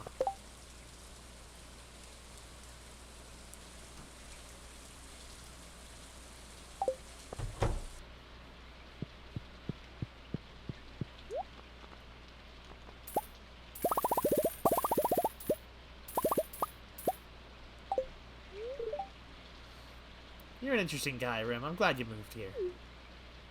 Well, thank you. Hey, how do you know I was hungry? This looks delicious. Delicious pancakes. Yeah! You should make some.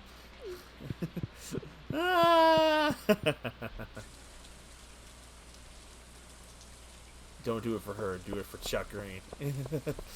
Chuck Green, action hero.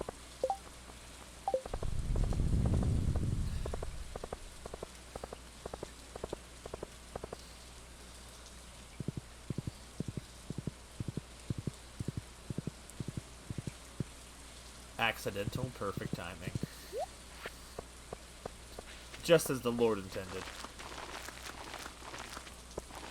You know what I need to go back and do? I need to finish the Utopia post-game. I have yet to go back and do that. It's been greater part of over half a year, I think. Hold on, what was I doing today? Out of here! I really wish I could get the other out of here sound effect, but that one's kind of grown on me. It's just not very loud or long.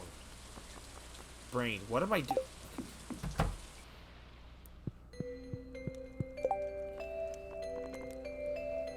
Carbs, hash browns, rhubarb pie, nice cream, maple bar. That's a donut. Oh, okay. There's some weird items in this game. Cranberry sauce, festive treat, stir fry, radish salad. Wait, where's the pancakes at? Survival burger. Bread, a cave carrot, and an eggplant. But I'm not gonna be surviving when I eat it. Where's the delicious pancakes? Maki roll. No food or movies. I'm out of here. Oh, I remember what I was doing now. Thank you. That actually reminded me. I know I can make pancakes. I've done it before. I don't have any eggs. Oh yeah, baby! Maki roll.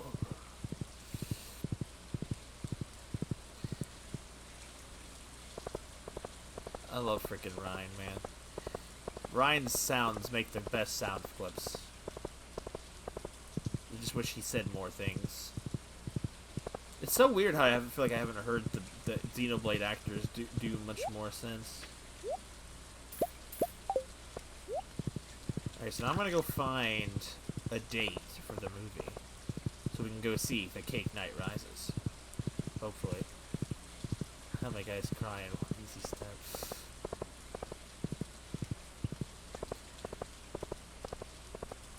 I really missed my mods in this game. So I could just track people down like a creepy stalker when I need to see them. That's so loud.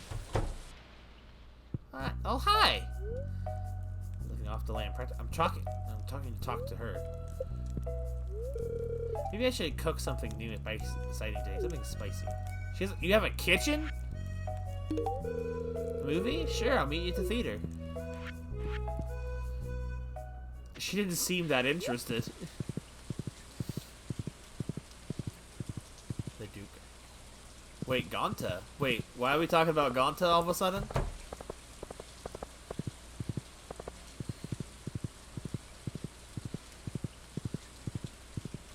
They do Gonta so dirty, yes, but...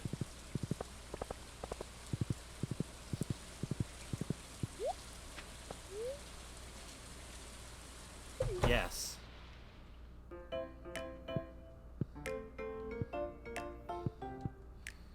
I can't talk to her.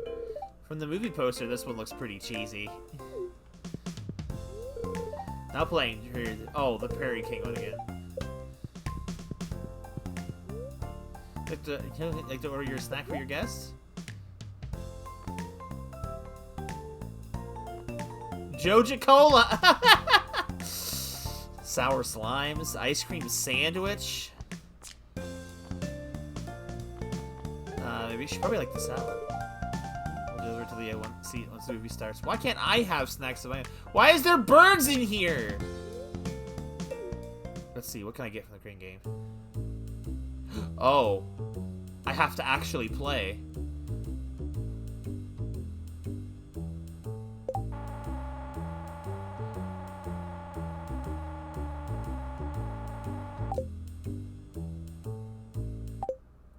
Wait. Did I hit the wrong button?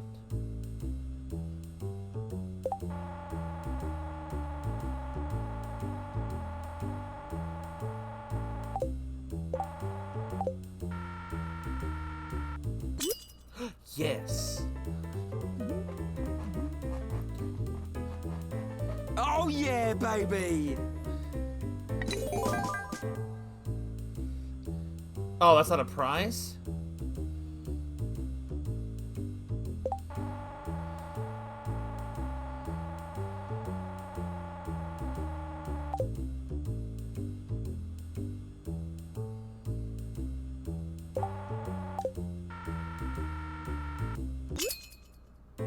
Oh.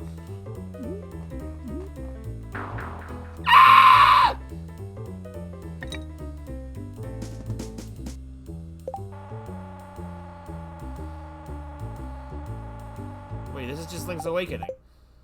I hit the... Oh, I do... It is a plush.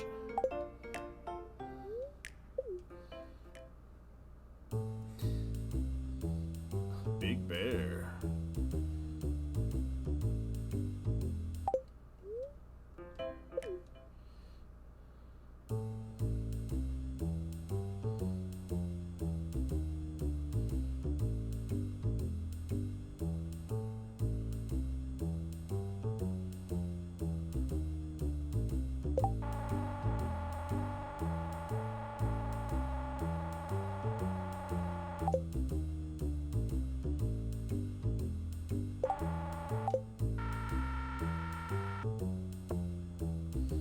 That timing sucks.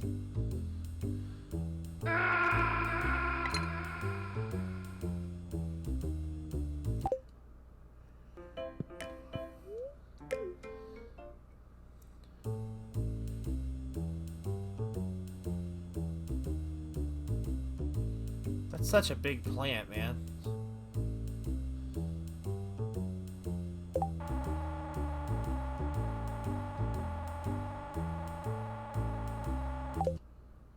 I hit the wrong button again!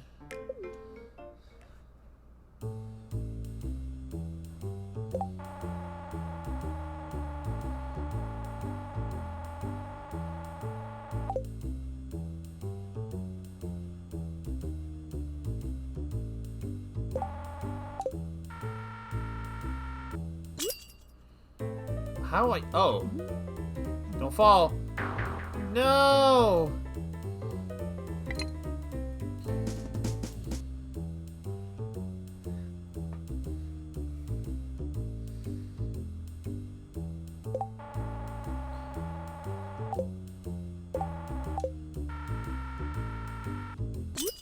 Oh.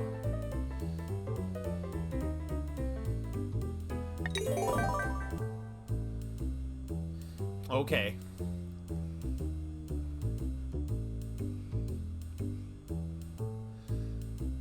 I want that painting.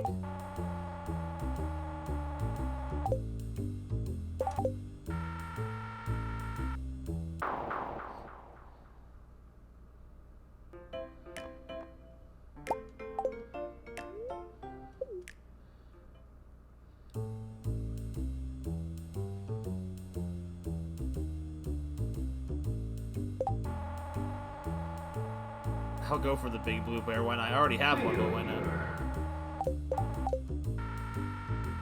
Whoops.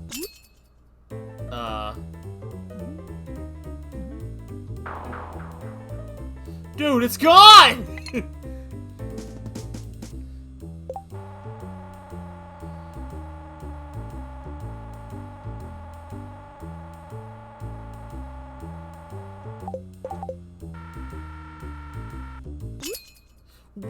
What?!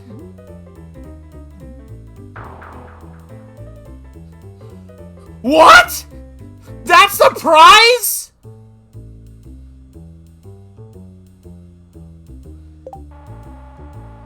That's a tree!!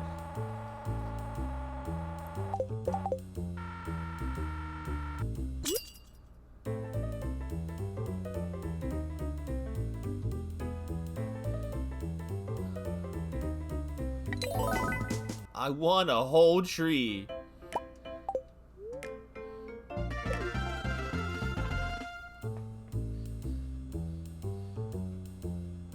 So this is supposed to be the fabled game you can get the dinosaur egg from then. I won! I hit the wrong button again! I always hit the B button.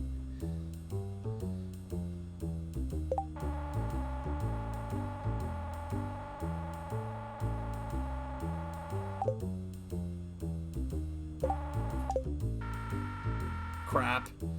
I got a green Junimo.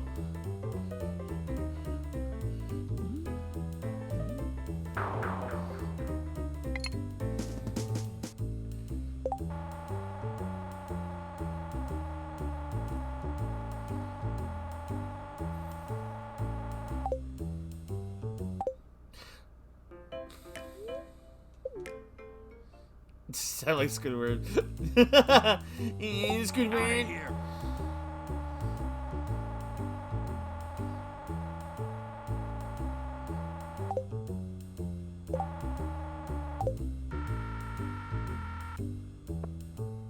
Okay.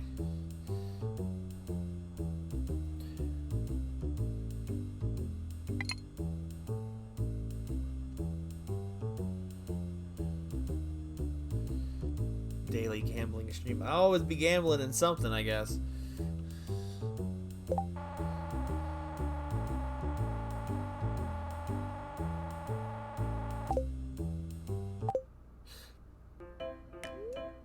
A heap. Why does it let you do that?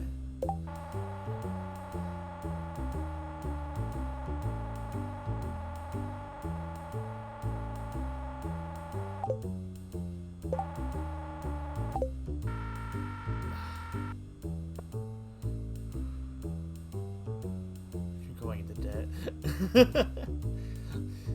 It's okay. I'm a freaking rich man.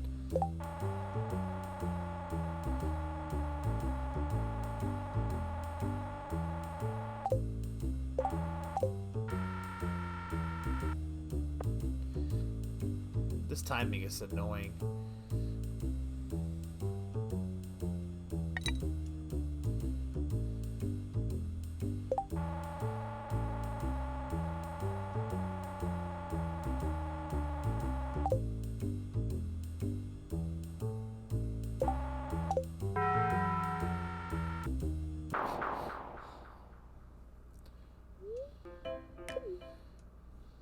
I'm having fun, quote unquote.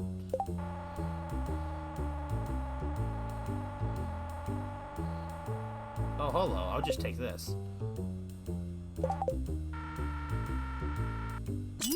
Hello, tree. You're mine. I'll just take some trees, bruh. Oh no, the copyright music. I need to do something about that stupid thing.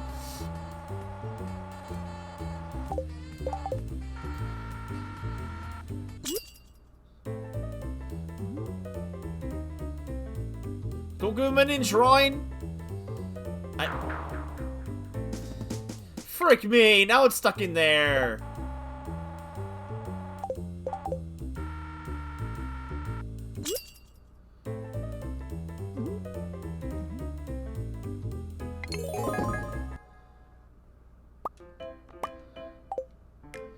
Leah's over there patiently waiting. Is time passing in here? I don't think it is.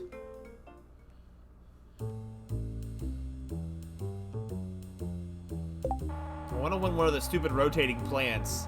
This is just Link's Awakening though, but it's just so much harder.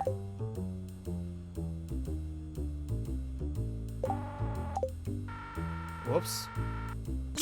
I've got the bear! Bear the big blue house. Bro, I flawlessly grabbed this bear right by the scruff. Bear deployed.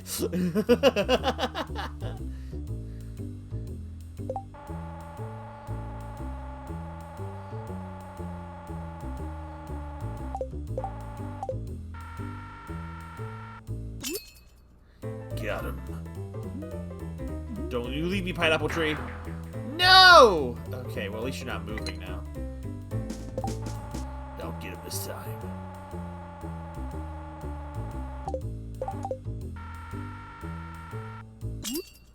Get him. Hold on, don't lose him. No! Large futon bear.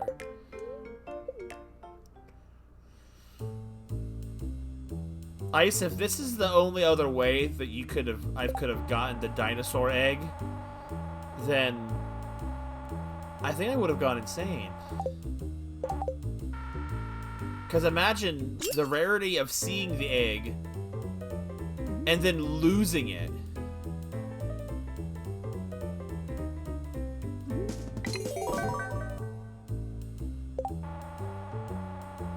Why do you need so many trees? I don't know, man. I like trees. You should see me in real life. I have so many plants in my real life house.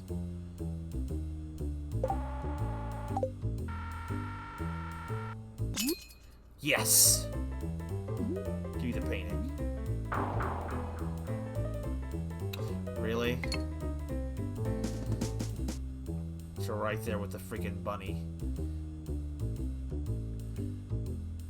Which one am I gonna get if I get it?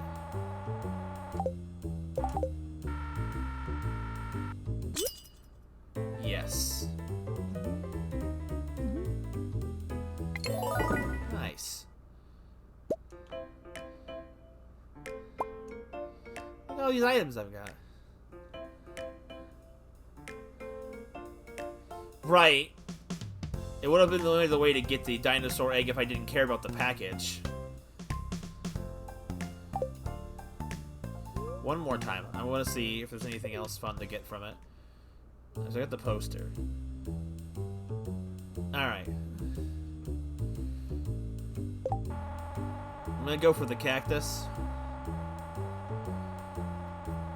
If we don't get it, no big deal.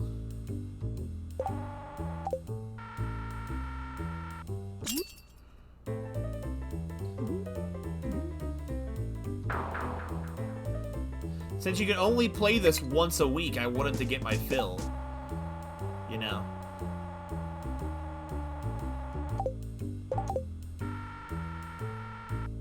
Insanity-inducing art. What? Bro, it's right there. I should have had that.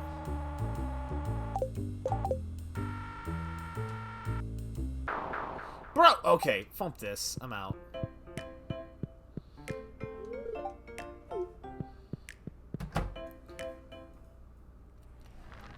Yo, look at, oh look, there's so many of us in here.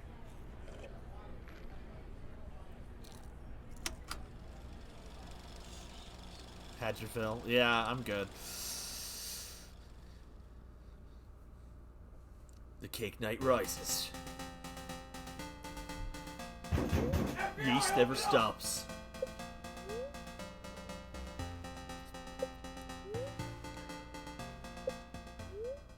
That face.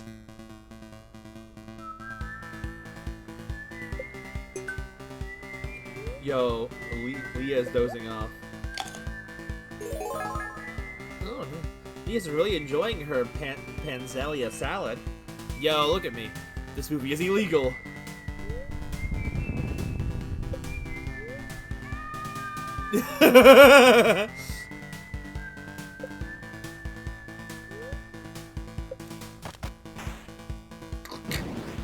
Dude, what an explosion.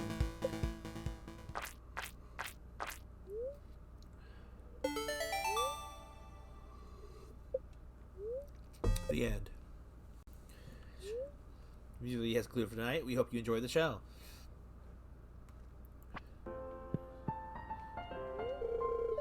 This is engaging lively discussion about the film.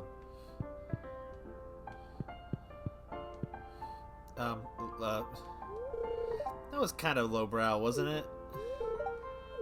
You're welcome.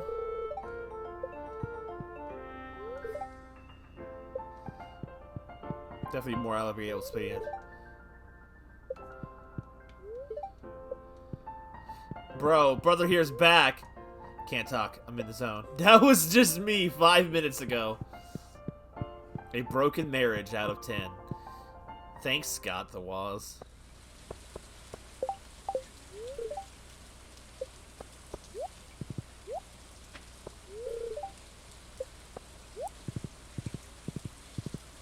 It's a fun little thing. I just kind of wish you actually could do it more than once a week. Like, come on.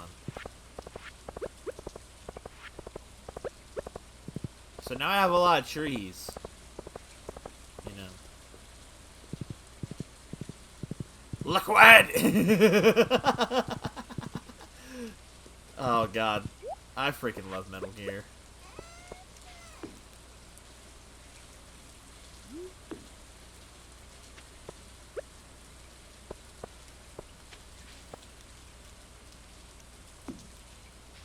Oh, them little pretty trees now. just what my outside needed. More nature.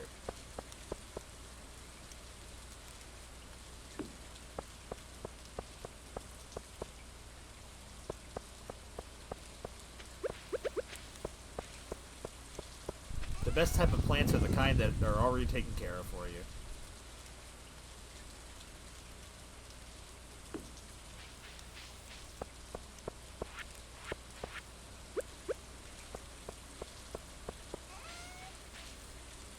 Cocaine Bear can sit back there.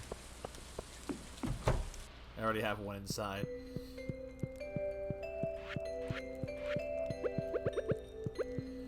Yeah, I have a plushie collection. Yes! Do you have any other ones? Just the two.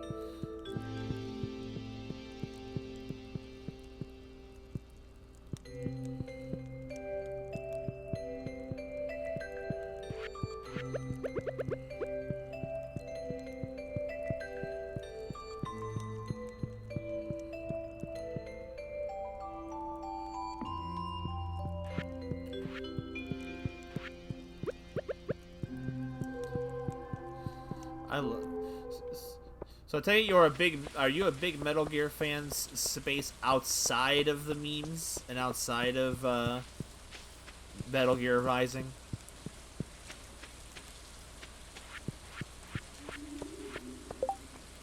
I recently, through the last 2 years, played through the entirety of the series up to, well, series is 1 through 4 and then Rising. I've yet to touch 5 just yet, but I will be doing it eventually. Left games on your plate. Understandable response. My sister was looking for a game to fill the void after we were done with the Red Dead series. And she wanted something kind of mature with a gritty, cool protagonist, so... They were always a big fan of, like, Snake in general from, like, Smash and stuff.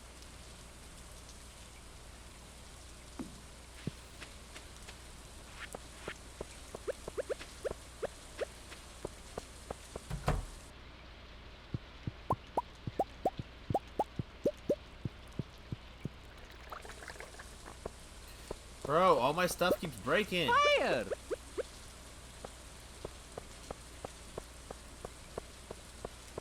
Throw kids into a helicopter simulator. Poor Isolate. You got the raw deal, man.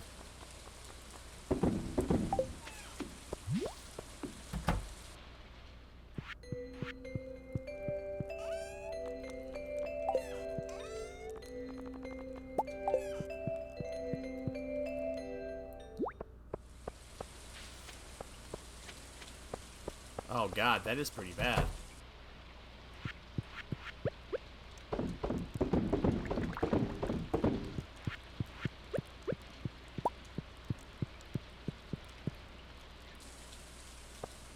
If you want to hate children.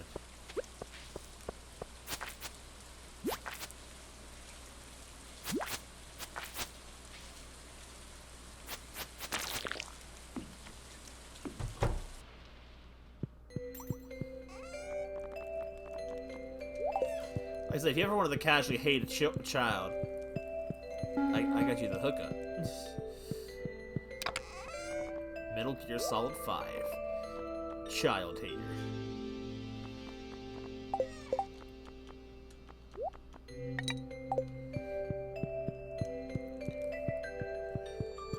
I think this is where our stream is going to end today. I have played a lot of this game.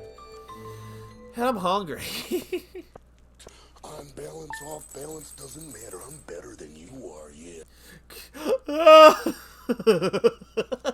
That's a good one. I completely forgot we had that sound clip. I forgot. I started hearing that breathing. I'm like, what is that? And then I realized it was Randy.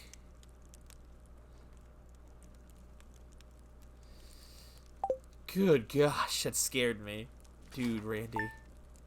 Death 2. If we ever made a sequel to Death.